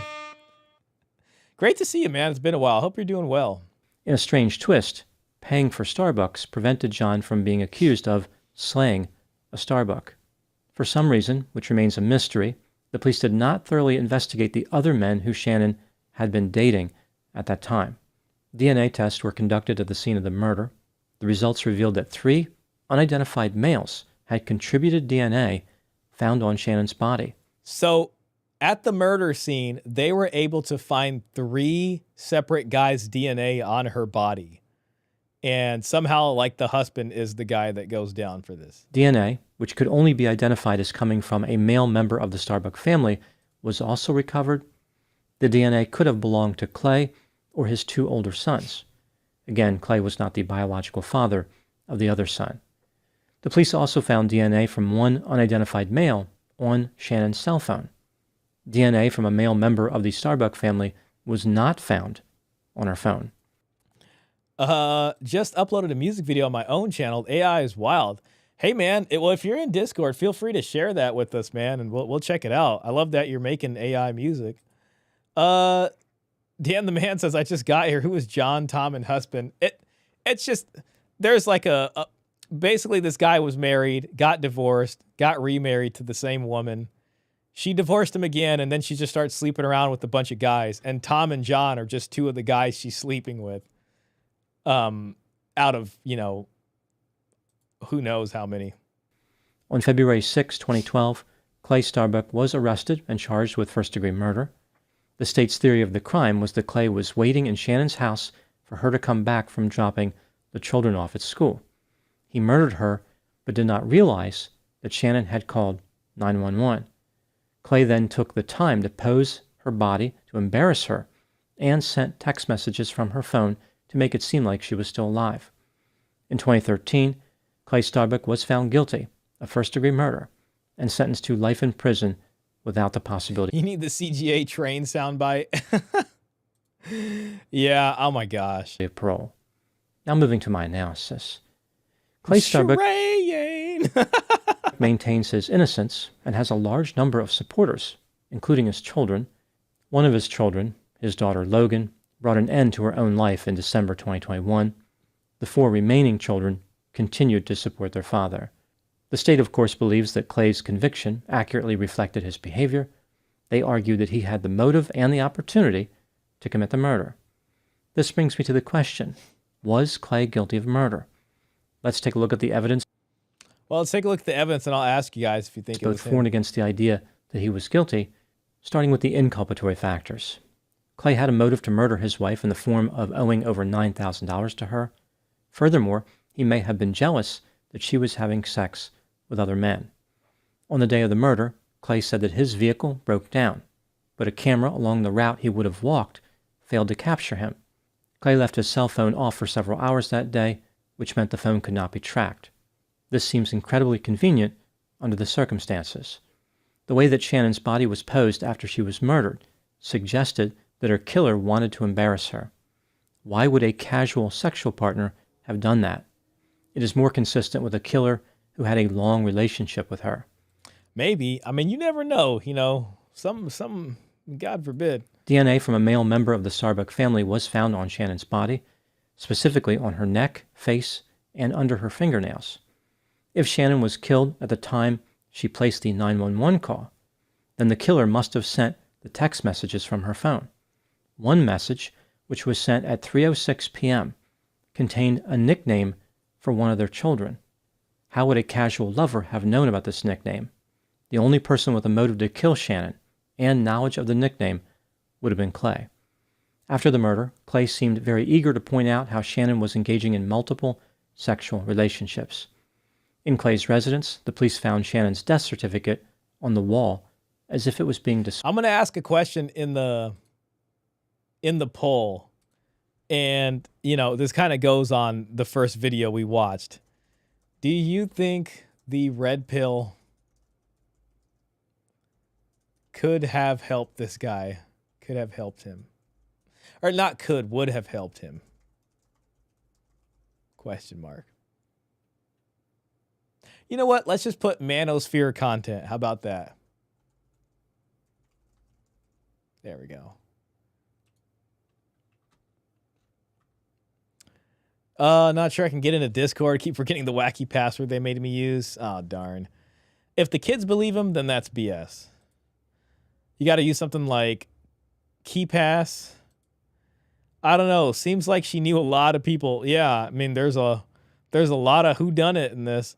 I know. You aren't the first to have suggested it. Displayed. Moving to the exculpatory factors. DNA from 3 unidentified male contributors. It's just woman's nature, bro. It's just woman's nature. It's because of hypergamy. That's why she's out here getting a train ran out on her. You know, it's just woman's nature, man. Was found on Shannon's body. Some of the DNA was on her neck. Unidentified male DNA was also found on her cell phone. Clay's DNA was not there. So this guy, the husband's arrested. I mean, it kind of seems like he did it, but somehow some other guy's DNA is on her cell phone. And they were getting text messages on the day of from her phone. The DNA from a male member of the Starbuck family on Shannon's body could be explained in many different ways. Clay and his sons visited the house often and had contact with Shannon. Around the time she was murdered, Shannon was engaging in many different casual sexual encounters. This lifestyle is not without risk. Strange men were frequently coming to her house. Considering how the primary motivation of the men was to have sex, maybe one of them posed Shannon's body to embarrass her. Even though it is reasonable to believe that Shannon died at the time of the 911 call, there is no way to know this for certain. This call could have been unrelated to her murder. It's also possible that she was in a heated argument with one of her casual lovers, called 911, but then things calmed down. Several hours later, this casual lover killed her. This means that Shannon could have sent the messages from her phone. One witness, I hear that one more time. It's a little convoluted. There is to embarrass her. Even though it is reasonable to believe that Shannon died at the time of the 911 call, there is no way to know this for certain. This call could have been unrelated to her murder. It's also possible that she was in a heated argument with one of her casual lovers. Could be. I mean, some guy could get in there, get wrapped up in this tornado of whatever the hell's going on, and then end up hating this woman so much. It's possible, you know. Called 911, but then things calmed down. Several hours later, this casual lover killed her. This means that Shannon could have sent the messages from her phone. One witness testified that they observed Clay's car on the side of the road, which supports Clay's claim that he broke down. Oh my God. See, like there's doubt that he did it. Yo, Base FCZ, man. Shout out to you. Glad to see you. Yeah, how much hypergamy do you need to have 3 guys run a train on you? Exactly. It's just female nature. You know what I mean? You just gotta internalize that. It's just hypergamy, bro. Hypergamous. When hypergamy turns deadly. That could be like the name of a video or something. How much hypergamy is too much hypergamy? I mean, denial of self-living, or whatever the politically correct term is for YouTube. Self-deletion. Seems like the husband is getting framed. Yeah, there's too much doubt in this case. The investigation of the murder was terribly mismanaged. The police failed to collect evidence and did not test all the evidence which was collected.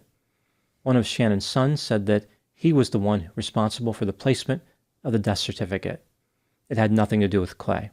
Clay owed Shannon a lot of money, but he said this was caused by him not being able to work due to his back. Yeah, he's got all. See, this guy's got a back injury. He can't do the oil fields anymore, where the oil plant, wherever the hell he was at, the drilling in Alaska, and he owes all this money. Entry. When considering all the evidence in this case, do I think that Clay Starbuck was guilty of murder? In my opinion, he was guilty in reality, but I am not convinced beyond a reasonable doubt. The DNA from unidentified male contributors cannot be dismissed as inconsequential. Man, that's crazy. Especially considering how DNA was found on the victim's neck and on her phone. From the other guys, from, what was their name, Tom and John? I've been here for a while, just been busy. I appreciate that, man. It's always great to have you here. I swear to God, throughout last week, there was one thing where I was like, man, I looked up your channel, I was like, I hope Base put another video. Like, I just had to watch one. So I just watched like an older one. I had already watched the most recent one. But yeah, I'm waiting patiently, man, for the next Base FCZ video. But take your time, man. No pressure, I'm sure it's coming. 2 areas which the killer would have touched. The jury was never allowed to hear the evidence about Shannon's vigorous romantic activity, which doesn't make any vigorous romantic activity sense considering one of those casual lovers could have killed her. It is a reasonable alternate theory of the crime. At the very least, Clay should receive a fair trial, which involves all the evidence being presented. What do I think happened in this case? This is just a theory, my opinion. When Clay and Shannon divorced for the second time, Shannon cut loose a little bit as far as exploring sexual activity. Again, she had a habit of doing this. I'm going to ask, I'll put it in the poll, who you guys think did it. Let's see. Who committed the crime? The husband or a lover? There we go. I got a new video coming out soon. It's almost ready. Heck yeah, man. Yeah, no rush, man. No rush. I gotta just, I gotta be disciplined out here. But yeah, looking forward to that, man. I always enjoy watching your videos, man, honestly. Probably tomorrow. Heck yeah, man. Well, I'll look for it. But perhaps on this last occasion, she was even more energetic than usual. Clay became jealous and thought that Shannon was being hypocritical based on her strong religious beliefs. When Shannon tried Oh my God, and she was religious too. Yeah, this was a tradcon marriage, guys. This was a tradcon marriage. So somewhere in between all the strong religious beliefs was also having a bunch of guys from the internet just come in one after another, just to put get Clay that sent there. to jail based on the arrearages, he decided. When Shannon tried to get Clay sent to jail based on the arrearages, he decided to kill her. Okay, and she was trying to get him put in jail because he owed her $9 grand in child support and alimony back pay. He knew that he would be an obvious potential suspect, but took comfort in the fact that Shannon had been involved with many different men.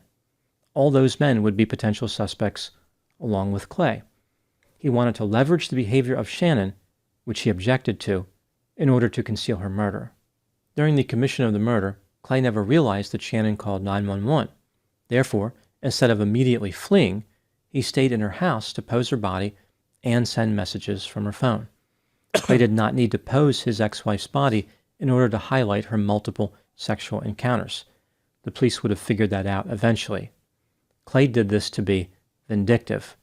To him, this was about revenge. Now everyone would know that his wife was living a risky lifestyle and not adhering to her religious values. If Clay had simply left Shannon's house after the murder, he may not have been convicted. The problem is he could not resist a chance to embarrass Shannon. Now moving to my final thoughts. There is the sense that Clay Starbuck overestimated how offended people would be by his ex-wife's romantic behavior. He thought that he could kill her and everyone would rally to his defense because his wife had casual sex with men she met online. He was fully ready for all those men to be grilled by the police and accused of murder, yet the police kept coming right back to Clay. He didn't understand the strength and obviousness of his own motive, and how murder is more offensive than an energetic romantic life. An energetic romantic life. Well, check out the comments. Divorce court needs a complete overhaul. If you're going to allow no-fault divorce, then you can't hold someone responsible for the other person's lifestyle expenses. Okay, man, shout out to this guy. Looks like the comment section, you know, like when I look at the comment sections of a lot of videos, sometimes it's just like, you know, the Manosphere stuff has really spread far and wide. I mean, they even made it to Dr. Todd Grande. $4,700 a month living north of Spokane. Was the judge one of the guys visiting Shannon? It's probably why they didn't want to hear any evidence about her lovers. Who knows who else was there, you know? Remarrying a person a second time is always a bad move. Leopards do not change their spots. Yeah, that's where he really messed up in this whole thing, honestly. And you know, it might have been the husband who did it, you know, but it's just, she was seeing so many guys. It's just like, I don't know. How can I know for sure? The judge that ordered $4,700 a month should go to jail for being involved in it. Yup. Man, the comments are just slapping on this video right now. This wouldn't happen if the state didn't F over men and divorce. Man, see, these guys are, they're on it. If the state didn't F over men and divorce, women shouldn't get a payday for being evil. Thank you, Craterface666. I don't see how Clay can be guilty beyond a reasonable doubt when there was other DNA and they only cleared one of her lovers. Prosecutors, whose DNA was found in Shannon's body? Forensics, yes.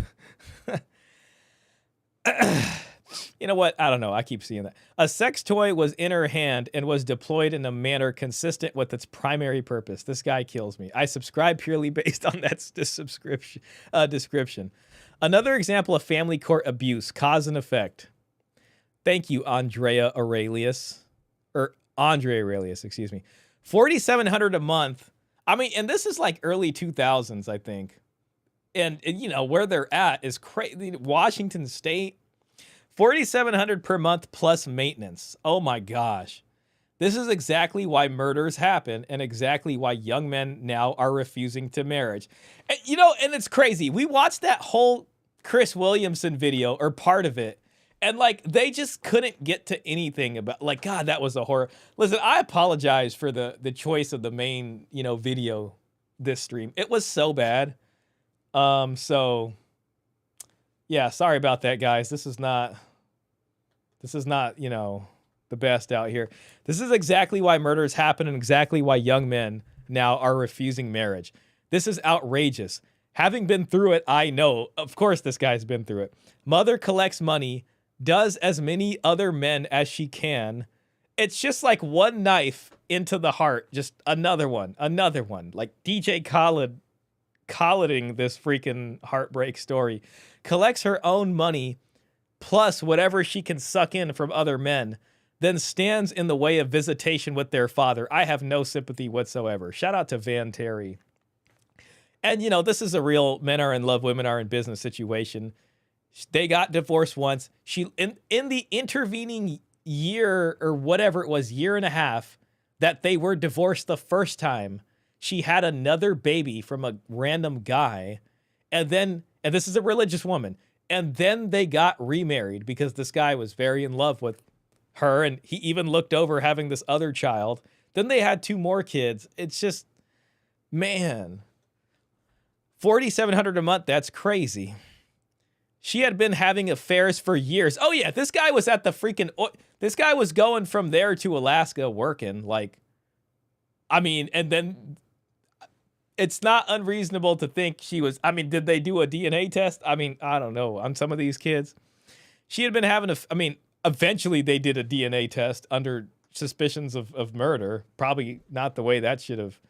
Mr. Pitt says, after she was done acting like Grand Central Station, She was going to walk right back into church and trick some sucker into wifing her up. Yep. Just waiting for that right guy to step up. And oh my gosh, I think I finally met him. Base FCZ says, yeah, not going to lie. It's that other DNA that's taking me out. Couldn't it be the other lovers killed her accidentally? I don't know. I think it's just the worst bad luck for this man. Yeah, I don't know. I think so too. I mean, like, listen, maybe he did it. The strangulation is what, when it comes to the strangulation, a lot of women are into that. I mean, we all know that. Like, that's no secret out here. It could have been one of her lovers, like they got into it so hard, you know what I'm saying? And she wanted to be strangled so hard and asphyxiated that she actually like really died from it. It's possible. Now, posing the body to have like, to be in an embarrassing pose, that, you know, that may have been the husband. I don't know. But would the husband really do that? Like to this woman he had 4 kids with? Yeah, we know he was pissed, but would he do that? I don't know. You know, so there's just so much doubt in this case. It's like really weird. Don't apologize. The first video was a perfect showcase why the left will never get a connection to men. Thank you, Klaus. That makes me feel better, man. I don't know. Like I just thought it was going to be more. I just thought there was going to be more to that conversation. And then like, I didn't want to give up on it because I was waiting to be proven wrong, you know, and I didn't want to like just judge it so early and it was just not good. But thank you, Klaus. I do appreciate that. The guy married a woman that was sexed out and then he might have been framed for her murder. Almighty. Gosh, but I don't know for sure, to be fair. I don't either. And it's like, I get it. Like if I was on the jury for that one, that'd be tough. Religious women means undercover. Yeah. Oh my gosh. She had been having affairs for years, even after the first divorce. Why would he suddenly get jealous enough to kill? That's a good question, too. It's like they got the first divorce. She literally meets God knows how many guys she actually met, but she had a kid with one. And then, you know, he was able to stomach that. Do you have the stomach to watch a girl that you really love? Do you have the stomach to watch some motherfucker that got more money than you, that's more handsome than you? He did watch it, man. He's seen it once. Better than you. Fuck your bitch for a fee. I mean, he stomached a lot of it. He really did, you know? So I don't know, you know? Like, I mean, so suddenly now, like he knew what his wife was. You know what I'm saying? Maybe he was really pissed that he couldn't get more custody with the kid. Like maybe that's what finally threw him over, you know? Any of the other guys knew there was an obvious fall guy in the husband. It's the perfect opportunity if you have the motive. I don't know. Like it could have been that they could have just got too rough in bed, man. Like maybe she was just really into that. And then that guy panicked and he was just like, let me pose her for some reason. Make it look like she did it to her. I don't know. And then all of a sudden they're like, the husband may have, you know, it's just really weird. That's a great question though by Anaza Man. I'm not convinced he did it. Too many unanswered questions about the DNA. Yeah, that they didn't do their full due diligence, which is very concerning. You know, this woman has been cheating on him for years, or had been cheating on him for years. And this is from Jenny. His first mistake is marrying her. His second mistake is remarrying her. Yeah. Another Jenny? I've not finished the video, but I'm confused. They had custody of 2 kids each. She had one additional from another man. He was unemployed and he had to pay her $4,700 a month. That's crazy. Well, the 2 kids are emancipated, so that doesn't count as kids anymore. The one additional kid from another man, when they remarried, he may have adopted that child. It's totally possible. And then when they got divorced, and then this kid, so listen, that kid was probably not even 1 year old when this guy remarried her. So some dude impregnated her. It did not work out between them. And this kid is barely even to consciousness yet, and now the ex-husband is back in the life, right? So obviously this baby is living with them, and the baby knows the dad as the father. So they probably just thought, whatever, let's just forget about this other guy. We're just going to live as our family. When they got divorced the second time, that divorce judgment probably said that the children of this marriage included that kid, because he remarried her knowing she was coming in tow with this new kid, right? So he was paying I'm pretty sure he was paying child support for all 3 of the kids, not just the 2. And this other guy was just gone like, you know, a fart in the wind, basically. So that's what I think happened. I don't think this guy grew balls all of a sudden. That's another point. It could have been a blue pill simp break, man. It could have been like a blue pill rage out where the break just happened. You know what I mean? Maybe. I can't even cope with my one life and emails. Marriage. 10 men and 6 different email addresses. Her biscuits must have been burning. Only owing 2 months of alimony and likely getting close to being done with that obligation seems like a weak motive. Ooh, see, that's a really good comment right there. It's like, yeah, how much time did he really have left? The daughter who took her own life must have been terrified. That's heartbreaking. Damn, I forgot that was even in the video. So one of the daughters took their own life. That's unfortunate. Cut loose a little bit. That's an understatement if I ever heard one. $60,000 a year in child support. Let that sink in for a minute. Man not working due to injury. Doesn't matter. Pay up. Oh my gosh. And this guy probably went through the worst of child support. I mean, child support was revamped in the mid-90s and things just changed. So he was brought up in a time where maybe it wasn't so bad, and then it got like really bad. And then that's when his divorce happened, and he went through like the worst of it. She entertained more semen than Bob Hope. Okay. It's crazy that she was awarded custody with that lifestyle. Exactly. Just a bunch of guys coming like in and out of the house. You know what I mean? It's just that instability is absolutely terrible for children. Your trad wife, ladies and gentlemen. 1 year we were having the family Christmas party at my mom's. Okay, where's this going? I was in the bedroom with an overstimulated baby trying to calm her down. My mom let my son play with the phone, a landline, because it was keeping him busy. It had large buttons on it. Well, he inadvertently called 911. The 911 operator called back to see what was the problem. My mom explained that it was my son, but the police did indeed come out to my mom's to make sure everything was okay. Why did no one show up at Shanine's? Could her murder have been prevented if they had? Well, that's a good question. As a person involved in the law for 50 years, you have presented a great analysis and posed the crucial question. Was there reasonable doubt? I agree there was. Okay. Wait, they divorced while she delivered another man's baby, then reconciled 4 months after, and he took her back with another man's baby? Bruh, what a dope. That was his big mistake. You know, I don't want to call him a dope or whatever, but kind of, you know. Thanks for all the wonderful videos, Todd. I love watching your videos. Yeah, you know, me too. Me too. Thanks, Dr. Grande. And FYI, Adam Montgomery was sentenced today to a minimum of 45 years plus other consecutive sentences in New Hampshire. Oh my, 4,700. I love how most of the comments in this video are just about how egregious the family law judgment is. And it's just, you know, part of me is I'm glad a lot of people can see that, you know, but it's just so much. It's just so much. Oh my God. Clay was probably destitute and she was having the time of her life and Clay couldn't take it anymore.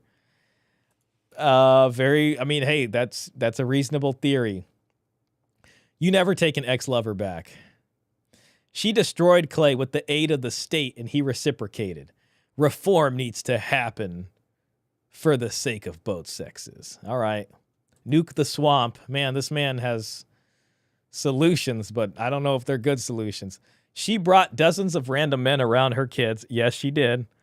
The wife was an aspiring dental assistant. I would not want those hands anywhere near my mouth, with or without gloves. This woman's lawyer, as well as the judge, really should have seen this coming. When you force someone to pay more than they can, you drive them to desperation. Yeah. It's crazy how, okay, we'll stop at this paid comment. It's crazy how they withhold certain information from the juries. I went to jail in the mid-90s for a weapon charge. The person dropped the charges, but the state picked it up. Out of nowhere, they brought up my juvenile record of getting caught skipping school and getting caught out after curfew. They made me sound worse than Jeffrey Dahmer and John Wayne Gacy combined, LOL. If you find your partner is having a relationship with others, it is time to walk away and not look back, man. Love how people disguise cheating as polyamory. Oh, man, polyamory. Miami Chica. I don't, was this polyamory, though? I never heard the word polyamory. I think at least with polyamory, like at least people are honest about it. Man, that reminds me of something. You know what? I think I hit streamers high. I found this subreddit, and it's all about polyamorous regret. It's about people who opened up their relationship and then they regret it. Damn. Oh, man. I gotta find this. Regret. Man, I literally follow the thing. How do I see? Oh, here we go. Oh, beautiful. Okay, let me pull this up. Man, I follow. I'm joined to a lot of stuff here. My God. Or it's open marriage regret. That's what it is. Open marriage regret. Oh my gosh. There it is. Okay, open marriage regret. Wow, and all they do is they look at posts from they look at posts from subreddits like polyamory or ethical non-monogamy. And to be honest, like I don't have anything against that. I mean, I think it's as people aren't lying to each other, then so be it. You know what I mean? But you get a lot of people who maybe started off as a monogamous deal, and then they kind of get bought into this, and then one or the other convinces them to open it up, and then it kind of leads to problems. So whatever the deal was, it wasn't that at the beginning, and then like whatever they agreed to in the beginning, it then changes to something else, and a lot of people maybe regret that change. So okay, let's look at some of these, and then I also have the old Red Pill subreddit pulled up, and I just typed in one-itis, and I was just seeing what the threads were, and I don't know, maybe we'll find something, and we'll hear if we feel like it. So here we go. Wow, my man is a chump. So let's see what happened with this guy. This is from Ethical Non-Monogamy. Can you help me make sense of this? Wife had sex with ex. So my wife, Magnolia, that's the fake name, and we got two 35-year-olds, have been together for 5 years and married for 2. We have been discussing E&M and swinging for a while off and on throughout our marriage. Magnolia had mentioned, okay, well, looks like something was going on. Magnolia had mentioned to me on our first date that she had wanted to explore polyamory. Okay, so at least it was from the beginning. I mean, I can give a little bit of credit for that. And I was open to learning and exploring this with her under the assumption that we would communicate and grow into this together. I did not know much about polyamory, E&M, swinging at all, and had never had a relationship like that in the past. Yeah, oh man. And then they got married, and oh man. Magnolia has had a solo experience with a female friend about a year ago that we had both talked about thoroughly, and I was definitely fine with. The thought of her with someone else does get me excited, especially if I get to participate or watch, so I also wanted to push things further. Okay, so he was trying to go for an easy threesome, so I could have fun too. We had been having some good, productive communication over the past few months, discussing where we'd like the open relationship to progress. I thought our discussions had been centered around E&M or swinging or both, and not polyamory just yet. Damn, I got to get my terms straight. So there's E&M, there's swinging, and then there's polyamory as distinct from both of those, I guess. I was very comfortable with the thought of E&M swinging as it just pertains to sex. Okay, polyamory being like having like actual like feelings and stuff involved and not for just sex. All right, well, thank you for that context clue. I am perfectly fine separating sex from love and intimacy, and I thought my wife and I were on the same page about this. About 3 months ago, though, my whole perspective started to change. You know, that seems to be a thing with polyamorous folks, is that it's fine until one or the other actually starts to like catch feelings for somebody else. You know, and it's like, if you're going to do that, the only way this works is if both of you guys, I guess, have other lovers and are able to procure and play this game of romance with people and be good at it. Otherwise, if one person and it's lopsided, then there you go. Okay. Where are we at here? Oh, yes. I'm perfectly fine separating sex from love and intimacy, and I thought my wife and I were on the same page about this. About 3 months ago, though, my whole perspective started to change. Okay, so what happened 3 months ago? Little backstory. My wife has an ex-boyfriend. We'll call him Dogwood. What a name for an ex-boyfriend. That's the one he made up for him. Who recently broke up with the long-term partner that he had. Okay, my wife was excited to now start spending time again with her ex because they were still close, and Dogwood's partner did not want my wife to see him while they were together. So now they are free to spend time together. My wife is a kitchen manager at a restaurant, and she helped him get a job there. Uh-oh. My wife and Dogwood started hanging out a lot, and I could tell they still had a closeness feelings that lingered from their past. But it didn't bother me because I trusted my wife completely. Oh, man.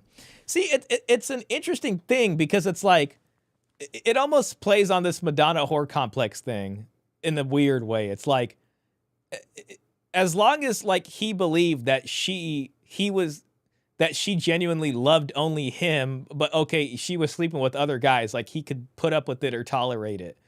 But then as soon as it was like, no, like she actually likes the other person, like maybe even more than me or whatever, I don't know.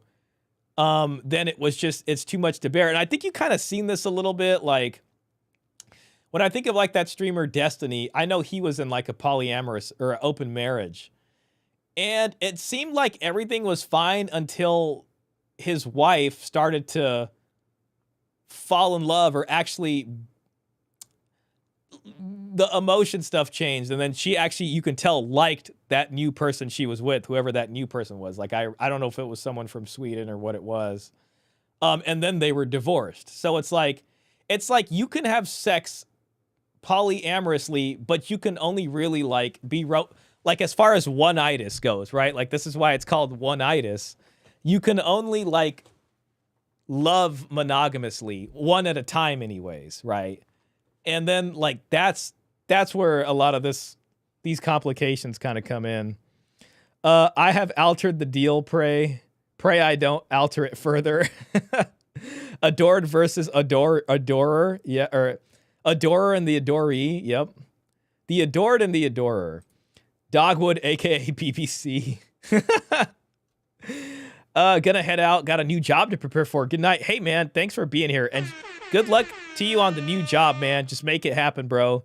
You can do it, man. And just go in there, man. Learn all the stuff. Your brain's gonna be in this like nice plastic sort of, you know, the plasticity is gonna be there, and you're gonna want to even learn new things outside of work because you're just in such a like learning mode right now. That's exciting, man. Congratulations on the new job. Have a good night. Thank you. Base FCZ, I'm the special guy. Exactly. Yeah, that's what he was thinking. I'm the special guy. She comes home to me. Exactly. It's like, bro, why did she leave home in the first place? Good question. Okay, well. Okay, so he trusted his wife completely. Whatever, you know. Okay. About 3 months ago, my wife initiated another conversation about the open relationships dynamics. Okay, so what happened in this conversation? Because I thought they already had some of these conversations figured out. We spoke for a while, and she finally let loose. Uh-oh. We've heard let loose twice tonight now. What I had already suspected. She wanted to have sex with Dogwood, and Dogwood had enthusiastically volunteered for the position. This made me a bit uncomfortable because of their history and obvious feelings towards each other. Uh-oh, man, we got a spurned lover over here. And I told my wife how it made me feel. She pled her case and stated that she didn't feel that way about him anymore and that it was purely for the comfortability of having sex with someone she already knew. Okay, I work out of town a lot. Oh, no. And it was suggested by my wife that we try it out while I was out of town. She told me it would only happen when I was out of town. Oh, my God. Oh, my God. I love only you, baby. She gave me the green light to have sex with women while I was out of town. Now, that's one thing we haven't heard about. Like, has he been successful in getting other lovers? You know what I mean? This tends to be an issue also. You know, it's just... Giovanni says she's starting to grow feelings for the Swedish guy who put red pill boundaries on her. The Manosphere did a victory lap that day. Yeah, that's how I know, because I remember seeing all that stuff.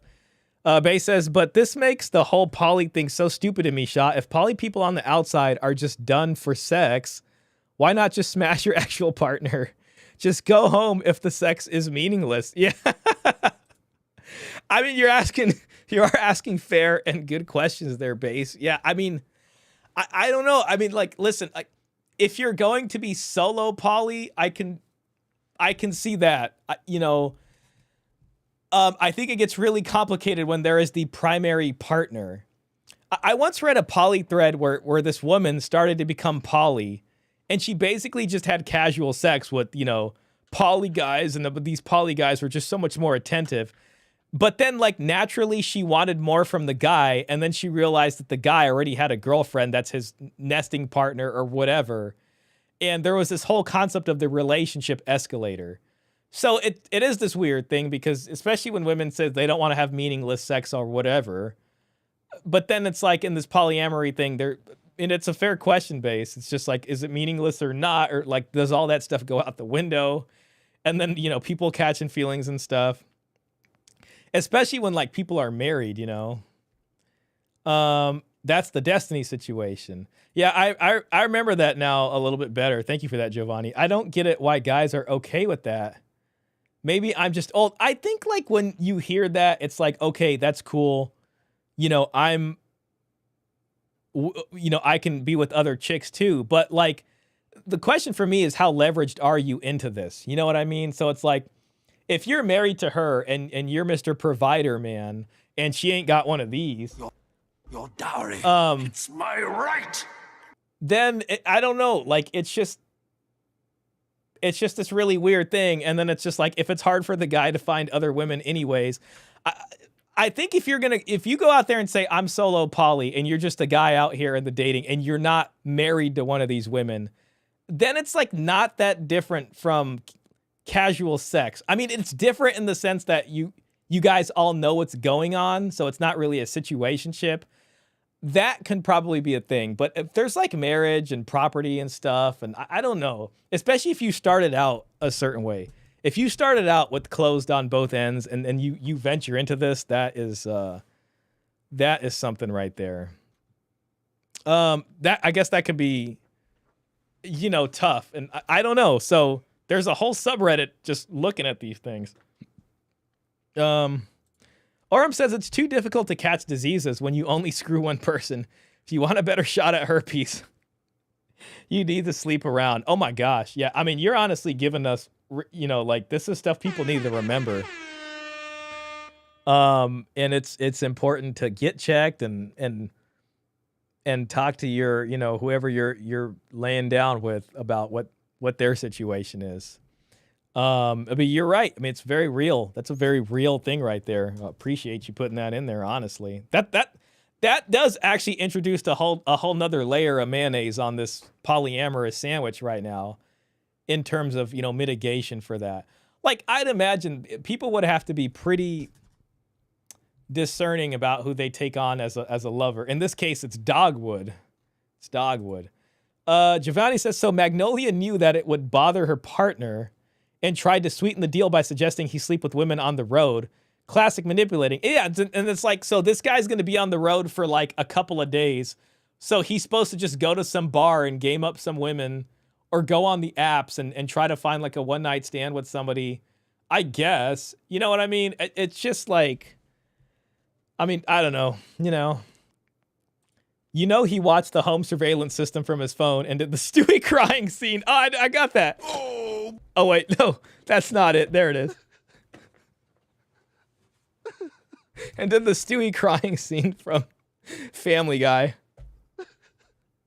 Oh, no, that's rough, man. Yeah, you're right. The Ring camera. Pulls up the Ring camera, and he's just like, man, he can just see that other car on the driveway. Like, the guy was like, he didn't even park it on the sidewalk. He was just bold enough to pull up on the driveway because it's all good, right? I mean, it's polyamorous time. And then, like, you can just hear in the Ring camera someone walking in with, like, the really just crappy Ring audio. You know what I'm saying? Oh, my gosh, man. Oh, my gosh. Yeah, that's a whole nother thing right there. Okay. Okay, so hold on. So where are we at? She wouldn't rub it in my face or let me know what or when anything was happening. She told me it would only happen when I was out of town. Oh, here we go. She gave me the green light to have sex with women while I was out of town, but that she didn't want to know about it. She does not care about him having sex with other women. She's just saying that to try to create some kind of parody as if she'd actually be hurt by him having sex with other women when it comes to this whole ex situation. I told her that I still felt uncomfortable about their history and making things awkward when we all hang out together. She suggested that I speak with Dogwood about the situation, and I agreed. Uh-oh, so here comes, ooh, man. This is a long story, right? Okay, we're almost there. So now he's going to speak with Dogwood about the situation, and I agreed. She asked if she had a green light, and I mentioned that it was a green light. Okay, so they didn't speak to each other. The green light was given. But I wanted to talk things over with Dogwood. Oh my gosh. It still made me uncomfortable, and I wanted to talk more before anything happened. What is that conversation going to look like, Do you and my wife still have feelings for each other? Be honest with me. Be honest with me. Like, I do wonder what that conversation would look like. I just do. She got that dog in her. She got Dogwood in her. Bae says, something hit me. Wouldn't the poly person smashing other people just have to be kind of cruel to know damn well they're making their partner jealous? Male or female? That sounds so cruel to me. Yeah, I mean, I think that's definitely true. They would probably be lying to themselves, though. Like, they would probably be saying, no, everything's good, like, they would find some way to justify it to themselves to kind of push back on that feeling and not admit that that's what's really going on. Like, there's going to be a lot of, like, all types of mental gymnastics and acrobatics going on because they really want to sleep with that person and they know deep down what it is. But I get what you mean, though. They do know it's going to hurt. Like, see, and now you're playing with the possible heartbreak situation here. So let's see what happens here. Okay. For the 2 months after our conversation. Okay, so give us more about the conversation. My wife had been having sex with her ex-boyfriend while I'm away on business trips. Oh, yeah, there was business. Without me knowing it all. Oh, wait a minute. Hold on. For 2 months after our conversation, my wife... Okay, wait, he knew it was happening, but this is just going in line with him not wanting to know. So they did have the conversation. Oh, wait a minute. Hold on a second. This is the conversation with his wife, not the conversation with Dogwood. Okay. I think I got it straightened out. For the 2 months after our conversation, my wife had been having sex because he gave her the green light with her ex-boyfriend while I'm away on business trips without me knowing at all. No conversation happened between me and Dogwood, which I was patiently waiting for. Okay. Yeah, Dogwood just was not feeling that conversation. I was under the obvious assumption that the conversation needed to happen before they had sex. Oh, no. Okay, my wife says that because I never explicitly stated, now she's an attorney now, right? Now she's like getting real technical. You know what I'm saying? Well, technically, You never stated this. And, you know, the other thing, my wife says that because I never explicitly stated that a conversation needed to happen beforehand, that she was free to do this without my knowledge. No conversation even happened at all, even after the fact. Speaking with Dogwood after this, about this after the fact, he made it clear that Magnolia did tell him about the need for conversation, but he neglected to do this. He realized that he messed up badly in this regard, and he apologized profusely. My wife never followed up with him about having this convo either, so it's also a bit of her fault as well. Man, I want to hear about this guy's escapades. Like, is he doing anything with other women? Like, what's going on? Give us the freaking background. Like, do you got people that you're seeing too? I found out about them sleeping together when we all hung out at a festival with another couple in Dogwood. During the festival, my wife kept laying in Dogwood's lap, and they would caress each other. Without knowing any underlying info, I said to my wife that it made me a bit uncomfortable and that I wanted to talk more about what was happening. After a weekend of talks, arguments, and misunderstandings, I finally learned the full truth. Oh my God, there's more to this story? Okay. Now, my wife having sex with Dogwood really ticked me off because I thought that I had made it clear. Oh wait, the full truth is just the 2 months. Made it clear that I wasn't ready for her to have sex with Dogwood without more discussions first. But I was beginning to rationalize the situation in my head. She thought I already knew. She thought I was okay with this. We had bad communication, and that's partly my responsibility to make sure my thoughts and feelings about things are firm and to the point. I was feeling better about what was happening, but then I remembered a few days earlier. Uh-oh. Dogwood, a.k.a. Dontavius. Exactly. He's just been staying gaming. I came home from work a day early. Uh-oh. Our child, oh my God, they got kids too. Our child was at my in-laws' house for the night when I flew home. I called my wife to surprise her that I was getting home a day early. She seemed happy, but informed me that she wouldn't be home. She was going to spend the night with Dogwood. Uh-oh.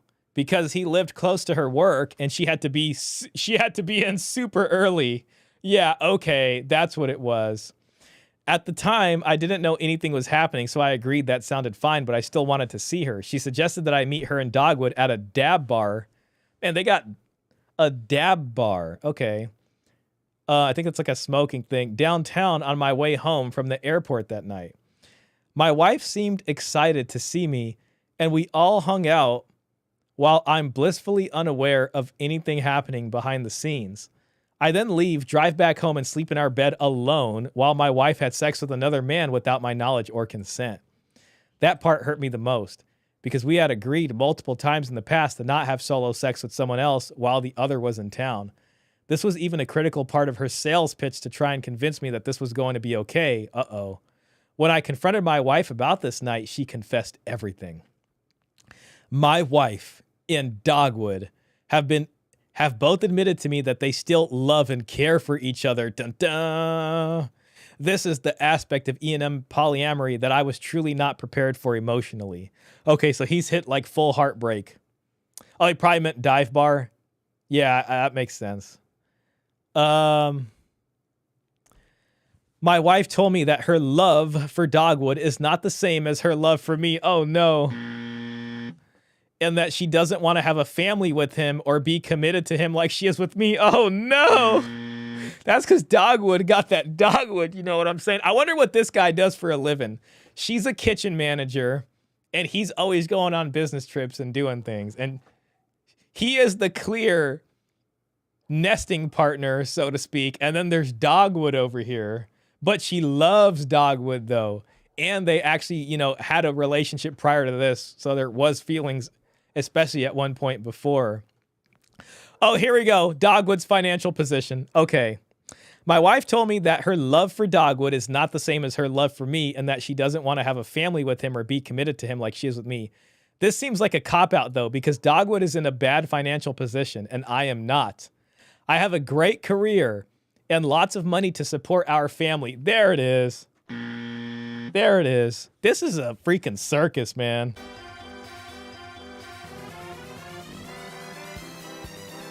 There are probably so many of these. I have like all my energy back too. Like I feel like I could just go through these threads for like another hour. I'm just, oh my God. Dogwood is in a bad financial position and I am not. I have a great career and he needs to just, man, they already have a kid. Oh man, I have a great career and lots of money to support our family. He simply cannot be a provider at all. It does seem to me that the difference in love stems from my ability to financially support Magnolia and our child. My stepson! Oh, it's his stepson. Okay. So it sounds like he adopted that child too. Now, they're married, because he's been referring to him as son. He's held out to be the father. If the stepson was especially below a certain age, or there was no legal father, and he's holding out to be the father, because he's never mentioned the child's father. Who is the child's father? That's never been a topic of conversation in this so far. Oh, man. Yeah, this one is bad. And this is all, another thing, like when women or tradcons try to convince you that you making money and that money is a part of this attraction equation, I don't buy that all the way. You know what I mean? Like, this is an example of a guy who has the great career, but she is actually, her true love and attraction is for this Dogwood guy who has a crap financial situation. This is some real cake and eat it too stuff right here. But you know what they say about that. I just feel so lost right now, and I don't know what to do. I'm in therapy right now. Oh, to try and process everything and also work on some stuff with me. This whole experience has completely turned me off from pursuing swinging, E&M, polyamory at all. Man, he's on the hook for this kid too.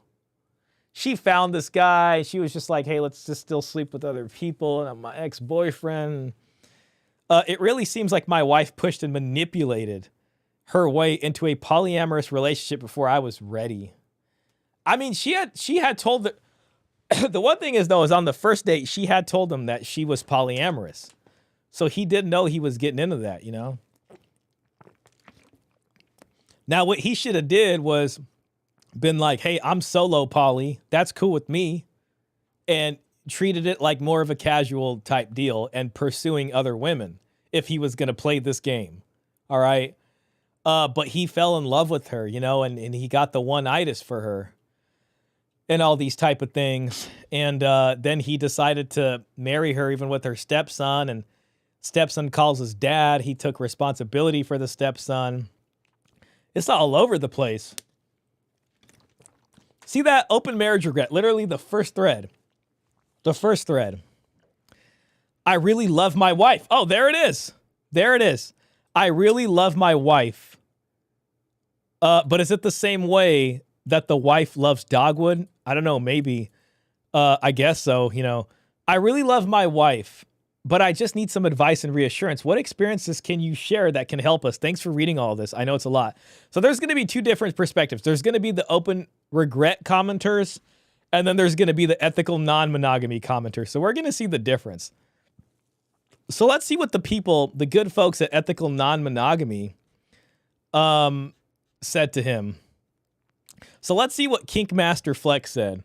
Because I don't like to sugarcoat anything and prefer to be honest and blunt, it's time for both of you to go your separate ways. Okay, well, I can give her credit for that comment, or him. Based off what I read, your suspicions were right all along, and you should have trusted your gut instinct all along. Trust your gut instinct. She's using you. Move on. I think he's going to be on the hook for child support for this kid. That's what it's looking like. I could maybe give her a pass on the miscommunication about speaking with Dogwood first, but sleeping with him while you were in town seems like basic cheating stuff here. Okay. Good God, man. Get this one gone. To explore swinging, polyamory, or any type of wife swapping, you first need to have excellent communication. You need to be open and honest. She took advantage and pushed this onto you while she was lovey-dovey with her ex. Honesty is shot. Trust has been destroyed. There's nothing to save here. She'll justify sleeping with him again and again. You can do better. Cut ties. Okay, so probably not that different from what the rest of these folks are going to say. So he's the wallet. Yup. There it is. He's the wallet. And I just got to keep bringing up the kid situation because he took on this woman's child. It's his stepson. And he's going to try to extricate himself from the situation. It's going to be really hard, or just impossible. Let me just catch up with chat real quick. What could have possibly... Oh, God, forgive me for laughing here. What could have possibly gone wrong? Yes, that was what could go wrong. Again, why would this guy put up with stuff like that? Because you got that dog in Shah. This guy is the simp king, man. You know what it is? In the beginning, he had mentioned that this woman had polyamorous experience and he did not. This is what happens when inexperience meets too much experience. You know. Do you have the stomach to watch a girl that you really love? Do you have the stomach to watch some motherfucker that got more money than This guy you, had less money. that's more handsome than you, that's built more better than you, fuck your bitch for a fee? Okay, do you have the stomach? The wife went from "it's just sex, I don't actually love him" to "I love him in a different way" in 3 seconds flat. Yeah, I know. I mean, truth, I kind of didn't even notice that. I forgot about it, but that's so true. Like, it just went from, like, the lion, man. It's crazy. If Dogwood, a.k.a. the bull, ever wins the lottery, it's game over for the husband.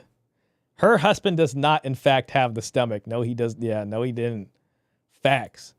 It's crazy to me that a woman can operate like that, but we're still going to call the man a chump, simp, or cuck. But, like, fam, she was an ungrateful demon.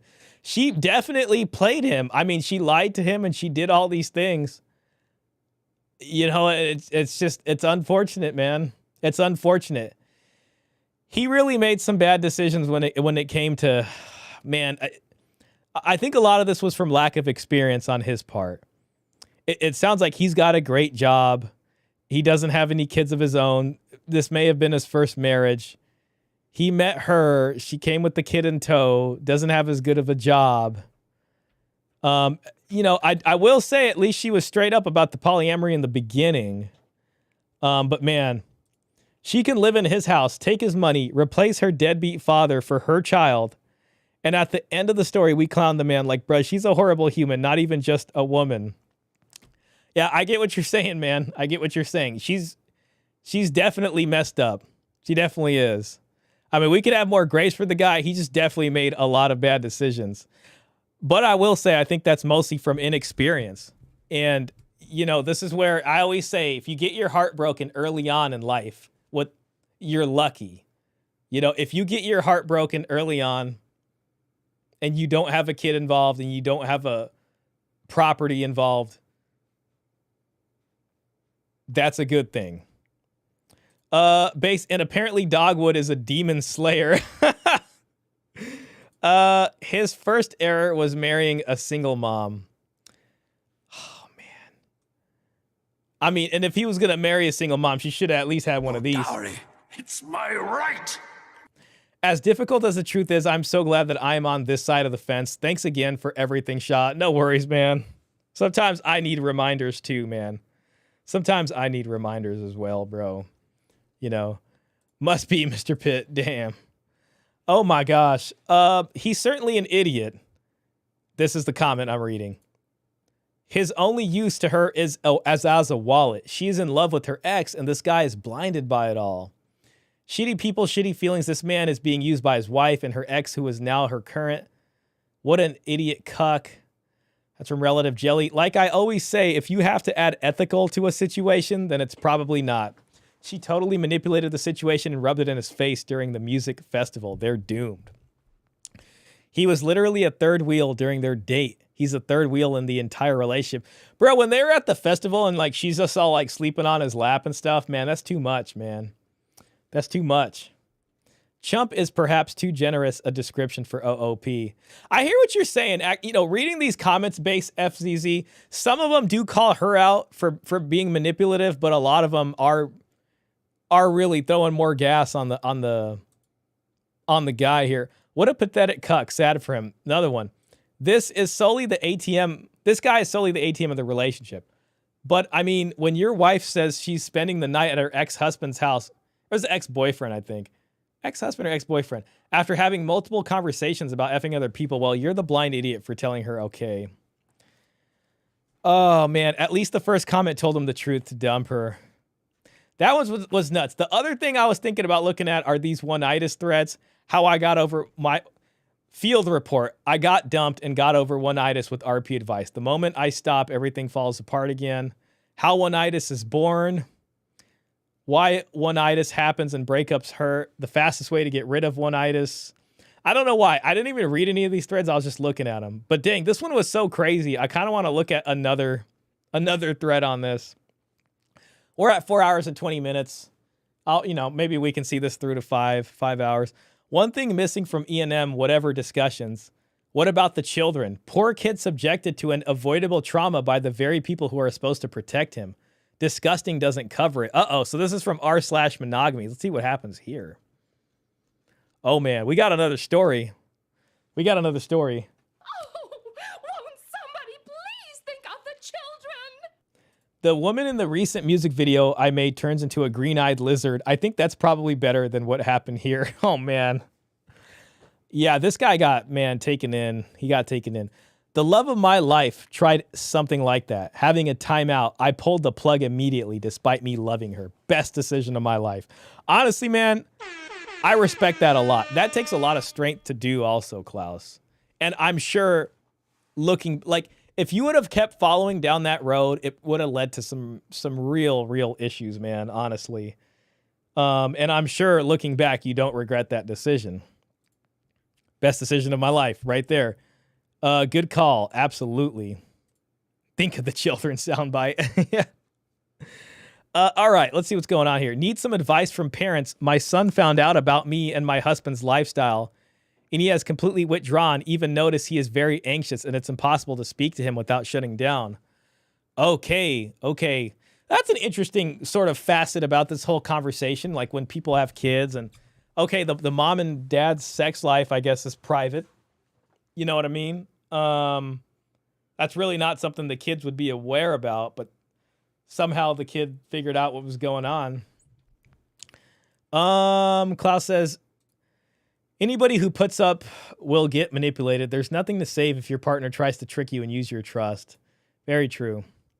I am a woman in my mid-40s. My husband as well, typical suburban couple with a 15-year-old son. Okay, let's see what's going on here. We have partners outside of our marriage, and it works for us. However, my son came to find out some details that to his teenage mind could be difficult to wrap his head around, and he has never acted out in any way. Okay, so what's happening here? One of those partners he knows and wants nothing more to do.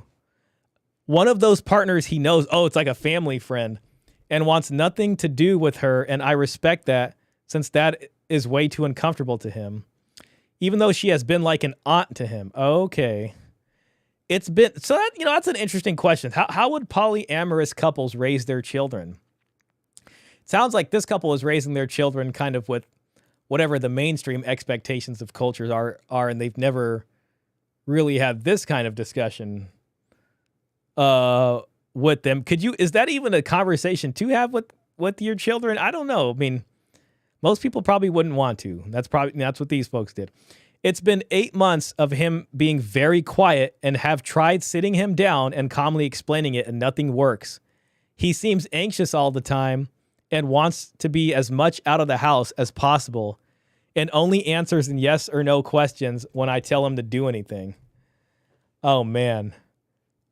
He is not dealing with this well, and I am sorry he found out in the way that he did, because he had apparently known for quite a while, and me and my husband connected the dots. When he refused to spend time with our partner, the woman I mentioned, and made up excuses after excuses to why he did not want to go. She had been in his life since he was 6 years old, and she is a dear friend of mine who I love dearly. He just does not want to talk to me, and my husband tried to have a guy talk with him, but nothing worked, and at least answers in full sentences to my husband. But to me, he just nods when I ask him to do anything. Like, can you take out the trash? He nods and does it without saying a word.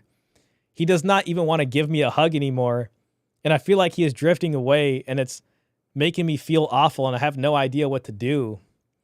He found out by accident because I got careless, since we, of course, wanted to keep him out of it. I honestly just feel lost.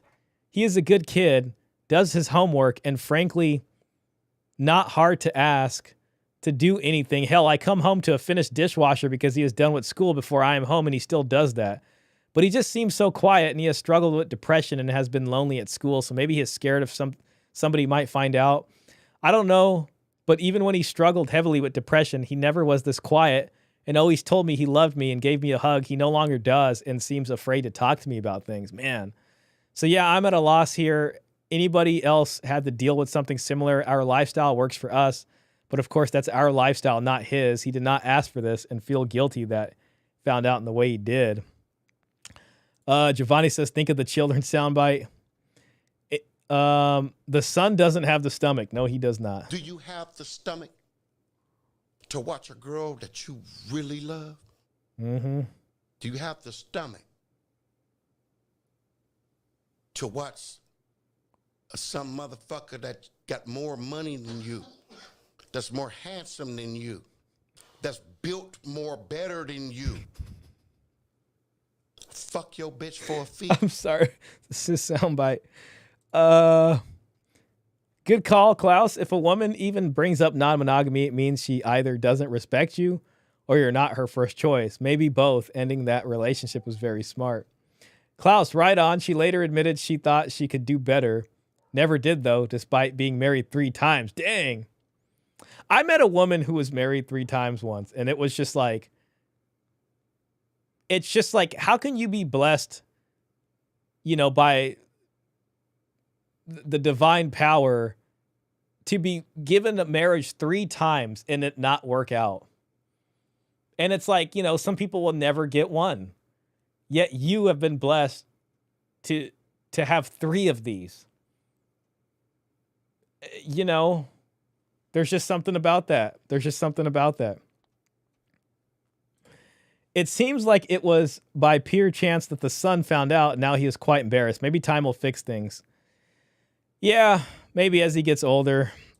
God forbid this woman just stop smashing other people. No, instead, let me ask Reddit to help me talk to my son who hates that. Yeah. I wonder what they told her to do. Like, what did the non-monogamy folks say? So I know when I was his age, I'd have had a hell of a time processing this. I would have lashed out too. I was such a total prude. I don't know if this kid's a prude. I think you should let him take some space without trying to force things. And then I think a family therapist is in order to talk to everyone separately. And then as a group, let him have his space. At his age, we were all brainwashed that there was only one true love and sex was only meant for true love, monogamous relationships. Gosh. That is, what are these folks saying? They're saying it's abuse. These guys are not about it. Oh, whoops. People choosing this lifestyle should never have children. And if they already have children, they are choosing themselves over the health of their children by pursuing this foolishness. Can these people control their animalistic lust even for the sake of their own progeny? Interesting question. There's a staggering amount of people who think they can have kids and nothing about their life needs to change. Then they get mad, upset, resentful when it turns out that having kids does indeed change your life. It seems like these people are very childish and selfish. I've always believed a long-term relationship is about commitment and sacrifice for each other. So he saw his mom making out with his, like, an aunt. Jesus, how could that not F up a teen? My guess is he'll push them away until he's 18 and then he'll join the military or find some other way to get the hell out of that house. Post is at least 3 years old. I'm guessing the Army or Marines got a new recruit a couple of months ago. Son, why did you specifically request Alaska for your posting? Because it's the furthest I'll get away from my screwed up family dynamics without becoming an astronaut, sir. My parents weren't that careless with each other until we were adults. Affection was always strictly G-rated anywhere we might see it. Hell, my parents, even though they're divorced and with new partners now, are still more careful than whatever OOP was doing. And all of us are adults. Honestly, their new partners are great people, and I'm glad they're happy with them. It's just common decency to be honest. I'm also of the belief that people who are polyamorous really shouldn't have kids since it's just such an unstable environment to bring a kid in, but that's just my opinion. Oh, man. She was good looking until her mid 40s. Yeah, that'll do it right there. That'll do it. Yeah, that is just so... Happened to my late husband. It messed him up. I said we got time for one more. Let's check out... Okay, hold on a second. I mean, well, this is a completely different one. This is from Waiting to Wed. You know, that's that subreddit I keep looking at. Despite having kids together, Cristiano Ronaldo said he won't marry his girlfriend of 9 years until he feels a click in their relationship. And as you'd expect, people have thoughts. Still waiting for a click after 9 years and several children together is crazy. What he's waiting for is this. Your dowry, it's my right. He asked the government to make an exception for them to live together. I'll ask for Saudi Arabia. Let's see. Oh, gosh. Yeah, well, they ain't happy about that. All right, guys, which one-itis thread are we looking here? I like the older ones. I don't know. It's been a long time since I've seen the Red Pill subreddit. 9-year secret tricks for getting over... All right, guys. Are you guys ready to learn secret tricks for getting over your one-itis? Here goes, everybody. Everyone here knows the typical advice for moving on when feeling blue about the one that got away. No contact, lift. All right, just lift, bro. Go F 10 other women. Meditate, bro time, approach, which is actually easier during one-itis. But I'd like to share some little-known tactics. Change your surroundings. Okay, rearrange your furniture, put up new wall hangings, alter your soundscape. Okay, remove all reminders. Change the very air you breathe. New hobbies and new friends. All right, that was an interesting post. Let's see. Effing my former one-itis and what it made me realize. All right, 7 years ago field report. W. Cristiano Ronaldo. We'll do a couple of these, then I'll call it. I'm going to keep this short and sweet for you guys. No fluff or fan fiction style, overly descriptive sex paragraphs, just my simple description of events and the knowledge I gained. Back in high school, I had severe one-itis for a girl. Man, I'm going to put this in the poll right now. Did you have a case of... I want to use the word. Did you have a severe case of one-itis in high school? Question mark. My answer to that is a definite yes. Many years ago. Back in high school, I had severe one-itis for a girl. Let's call her Julia, and thought that being a nice guy TM was the way to win her heart. Obviously, it failed miserably, leading to her rejecting me when I declared my love for her. We lost touch for the most part, and a few years passed. In those few years, I've gained probably 25 pounds of muscle, revamped my fashion, and have adopted TRP principles when dealing with women. All of these combined have made me a lot more attractive to them than before. So this past spring break, I was in Miami with a few friends when I got a text from Julia out of the blue. She saw my Snap story of me in Miami, and it just so happens that she and her college friends have rented an Airbnb there as well. She invites me and my friends to go clubbing and crash at her house. We arrive at the Airbnb, and I started flirting with a few of her friends. Not because I wanted to make her jealous, but because why not? I could tell she was expecting me to be falling head over heels for her like back in high school, but I really couldn't care less. Yeah, she's still hot and all, but I've effed hotter at college. We go out to the club, yada, yada, yada, flirt and dance. I use TRP techniques like push-pull to make her even more interested. We all go back to the Airbnb. I scoop her off her feet once we get inside, take her into her bedroom, and we F. And while I'm effing her, I just start thinking to myself, this is what I spent months and months agonizing over back in high school, below average P. 17-year-old me would have creamed his pants if he'd known that a few years later I'd be effing Julia with the fistful of her hair in my hand. But all I was thinking was that it was nothing special. I think it was at this precise moment that I knew my viewpoint on women had changed for good. I understand this is common knowledge to TRP veterans, but for all the newbies out there with severe cases of one-itis, listen up. Your mind is doing mental gymnastics to prove to itself that she's the one, or special when realistically there are tens of thousands of girls like her out there for you. So this is your abundance mentality. TRP recommends going out and effing other girls to deal with your one-itis because it works. The tradcons do not like this. One-itis usually comes from a place of pussy scarcity. Gosh. So the solution is simple. Increase your pee supply by going out and effing different women. There it is. So that's the F50 different women. And step 1, realize that one girl isn't all that great. Step 2, realize that every girl isn't that great. Step 3, when they try to pressure you into marriage, pass. I don't know. It's just interesting reading an old red pill thread. And it just makes me, I don't know, I think I look at it a little differently, especially with a gold pill perspective. I believe he has her on payroll. He pays her $1.2 million per year. Smart man. Yeah, I refuse to use that term. And I wouldn't trust Reddit neckbeards claiming regarding anything. It's a good point too, man. Shout out to you. All right. Okay, dude, bros, thanks for the TRP lesson. Yeah, exactly. I don't know. It's just interesting. I think back then, man, like back then, compared to now, it's like we have so much more backdrop. But if you put yourself in the shoes of somebody back then who stumbles upon that, and there wasn't much else out there, at one point, that was cutting edge. And I know that sounds crazy to say, but at one point, that was like, oh my gosh, yeah, that does make sense. You know what I mean? And it took a lot of time to get to where we are. You know what I mean? So, and I get what it's saying, but it's just, I don't know, it's just interesting looking back on that. Okay, dude, bros, thanks for the TRP lesson. W gold pill, W after pill. Let's go and get some music going, man. We'll go ahead and just wrap this up.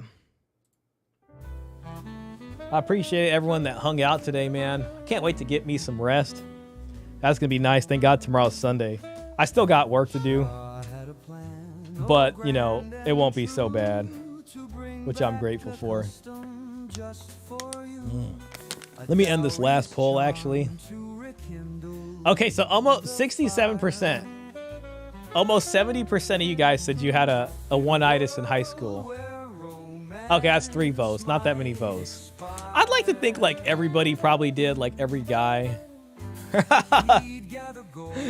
Oh my God, Orem. Gosh, man. Oh. Man, Mr. Pitt, I love this song. I still need to post the song, by the way. I did post another standalone, so I gotta post the AI music. I'm gonna call it the Gold Pill album playlist. So this is gonna be track 1 of the Gold Pill album. The country song's gonna be track 2, and I'll go back and get some of the other songs, and that'll be track 3 and 4, and then I'll put them in a public playlist so people can find the Gold Pill album playlist, basically. I know you gave me AI art for the songs too, man. I'll have to go find those. With every coin and jewel so bright, he'd prove his love in the soft moonlight. His dream was simple yet profound. Thanks everybody for hanging out tonight, especially the folks, man, that stayed with me the whole time, dude. That's a lot of time. I hope you guys were chilling and just, you know, hanging out, having a good time, and doing whatever y'all do. You know, one of you guys probably do like really professional painting for high-end toys, you know. So maybe it helps to have somebody on in the background while you just got like the big magnifying glass on and you're just like really giving this thing, you know, a good paint job or something. Or maybe you're doing other stuff. I want to follow. Is that Suno? Look me up. What's your channel name, bro? Put your channel link in here. I can't click on your channel from where I'm at for some reason. Give us your channel name. Oh, hold on one second. I think it's the same thing. So if I type dash Orem dash. Nope, that ain't it. I don't know, man. I can't. You got to give me your... Take it easy, Base, man. I appreciate you, bro. Thanks for coming in, man. I'm always happy to see you in here. And I'm looking forward to that next video. He spoke of tales from times long past, when gestures grand made love. No, that's somebody named Autumn. Oh, there it is. Okay. Cal Trope 69. His dream. Man, I might listen to this song. Oh, here we go, bro. We got our brother's channel here, man. Let's subscribe.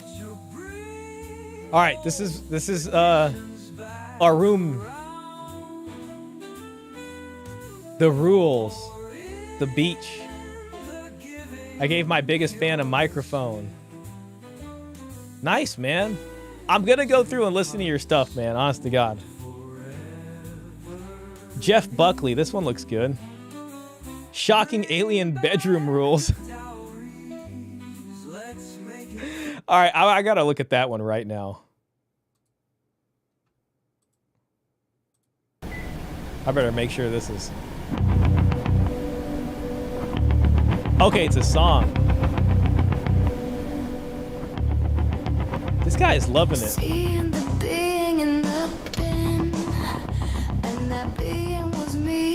You know what this kind of reminds me of? This reminds me of that band Garbage. You remember Garbage from like the late 90s, early 2000s? Has been being that I was no longer me. I thought about what the new me should be. We follow these actions and they... Nice, man. Is this your AI music? Dang, I heck I want to listen to the jazz song again. You know what? We're doing the jazz song twice tonight. It's just so good. And then we'll call it. Man, Mr. Pitt, I still got to get the Gundam model. I got some other ones. I got like other models, but the model kit stream needs to happen, man.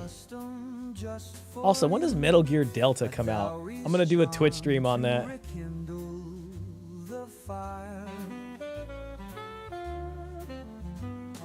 Come on, give us the release date. August 28th. Okay, we got time. We got time.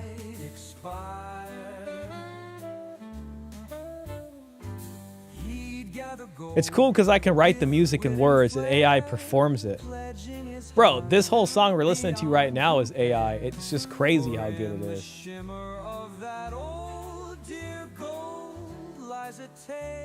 This is such a smooth song.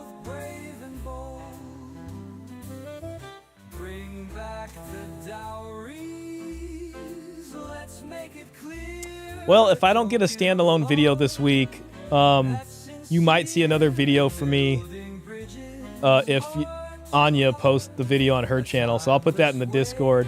I'm going to try to get another standalone. I enjoyed making the last one. And so hopefully we'll get some more stuff going there. I know I got to still do some other collabs with some other folks.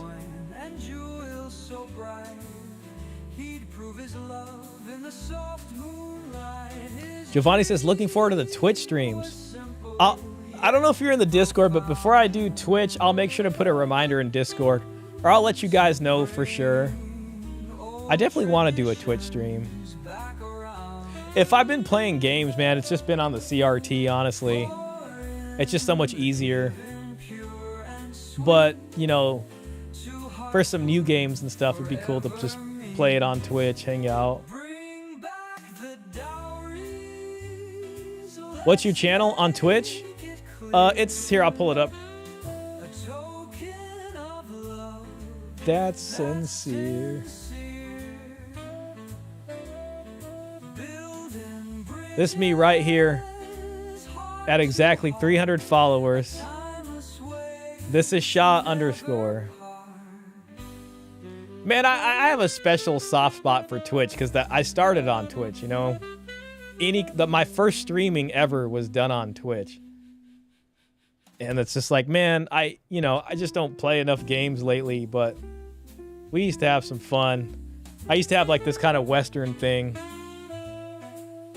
sort of thing, and I never changed it, but I did change my name. It used to be Outlaw Shah. My schedule was supposed to be every Wednesday at 7 p.m. was what I was gonna do, but I haven't kept to that. Twitch was cool, man, but like YouTube live streaming is just YouTube's just the better platform. This is like strictly streaming. Yet profound. This is a video from 6 years ago. That's me playing Tetris. Yo, Caesar, man. Thanks for the super chat, bro. Good to see you. What's up, Shah? I was just reading Dr. David Buss. Just kidding. Yeah, exactly. Just watching Michael Sartain videos, reading Dr. David Buss, enjoying the evening. Thank you, though, man. I appreciate that a lot. Honestly. All the links are in the description. You can also find them in the Discord social media channel. I meant Suno, but I'll follow. Oh, Suno. I don't have a Suno. Or maybe I do have an account. But yeah, all right, guys. I think it's time. I think it's time to call it. It was fun, man. I enjoy Saturday nights. I wish I had a little bit more energy. Like I felt a little fatigue in the middle, and then I got my energy back. Like I need to figure out the formula to go 5 hours with no issue. You know what I mean? A lot of it too is because it's been summertime. So it's like I'll have the AC on, then it'll turn off as it goes from daylight to evening, but my room stays hot. So if I don't have the windows open, it just gets tough in here. So as the weather gets cooler, I think that'll help out the 5 hours. But anyway,